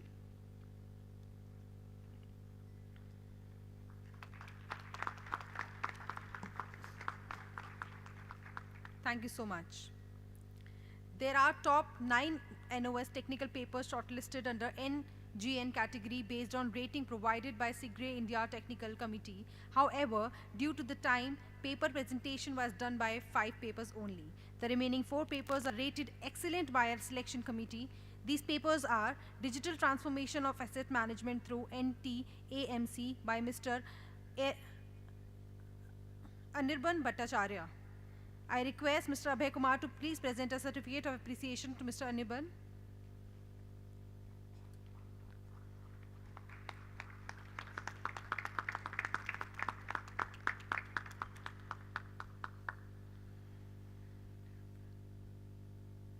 Thank you so much.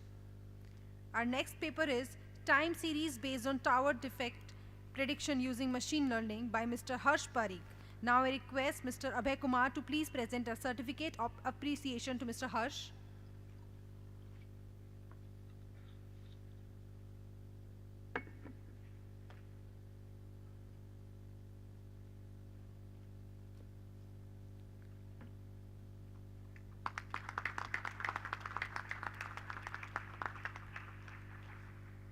Thank you so much.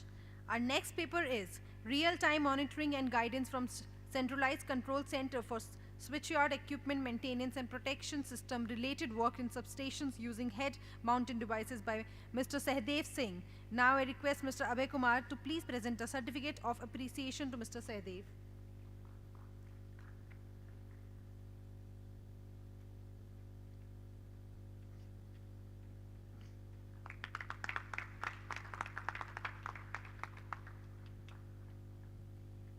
Thank you. Our next paper is Grid Flexibility Through Transmission Network Reconfiguration and Flexible Operation of Conventional Power Plant in India by Mr. Apurv Goyal. Now I request Mr. Abhay Kumar to please present a certificate of appreciation to Mr. Apurv.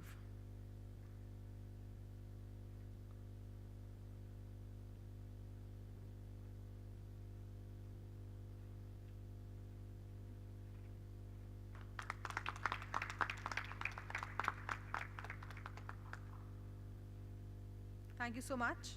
I'm really thankful to all the panelists for taking their time and gracing with us with the present. Now, I would request Mr. Rakesh Gupta, sir, Ontario Power Generations, to please come up on stage and present mementos to our panelists. Can we have a huge round of applause for Mr. Rakesh Gupta? We'll start with Mr. Anish Anand, sir. Can we have a huge round of applause for Mr. Anish Anand, sir?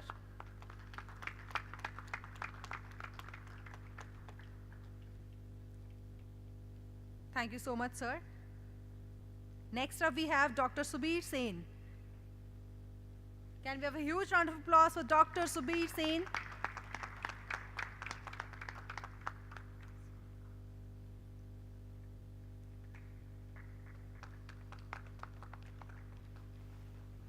Thank you once again.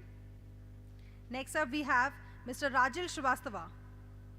Can we have a huge round of applause, everyone, for Mr. Rajiv Srivastava?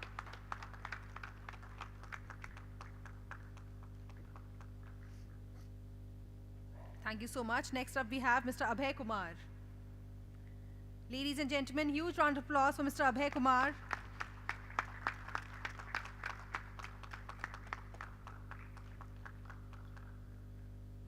I would request all the panelists to please come forward for the photograph. I would also request Rakesh sir to please remain on stage for the photo.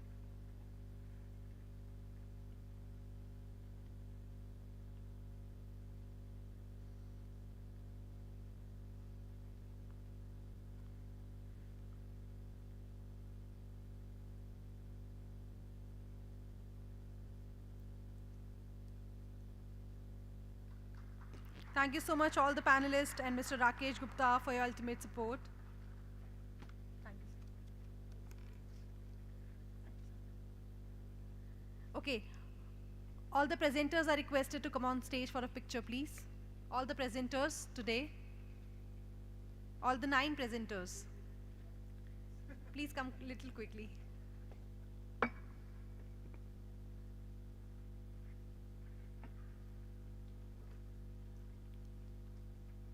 With that, I would like to say, SIGRE India NGN is the premier platform for young professionals and students in India power sector. As a part of the global SIGRE network, we are committed to nurturing talent, fostering innovation, and facilitating collaboration among the next generation of leaders in power system. Through networking events, knowledge sharing sessions, and mentorship programs, we aim to empower young minds to shape the future India's energy landscape. So all young professionals should join to connect, learn, and grow as we embark the journey on to create the sustainable and resilient power infrastructure for generations to come. We aim to bring a new generation of engineers into the world of NGN. a place where early career professionals can feel comfortable, share their ideas, and get an opportunity to transit into the power system engineering industry and get involved in SIGRE working groups and technical events.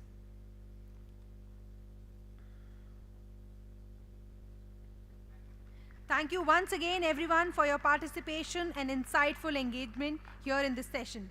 With this, we conclude this session. Once again, thank you all of you to being here today. It was great pleasure of having all of you here.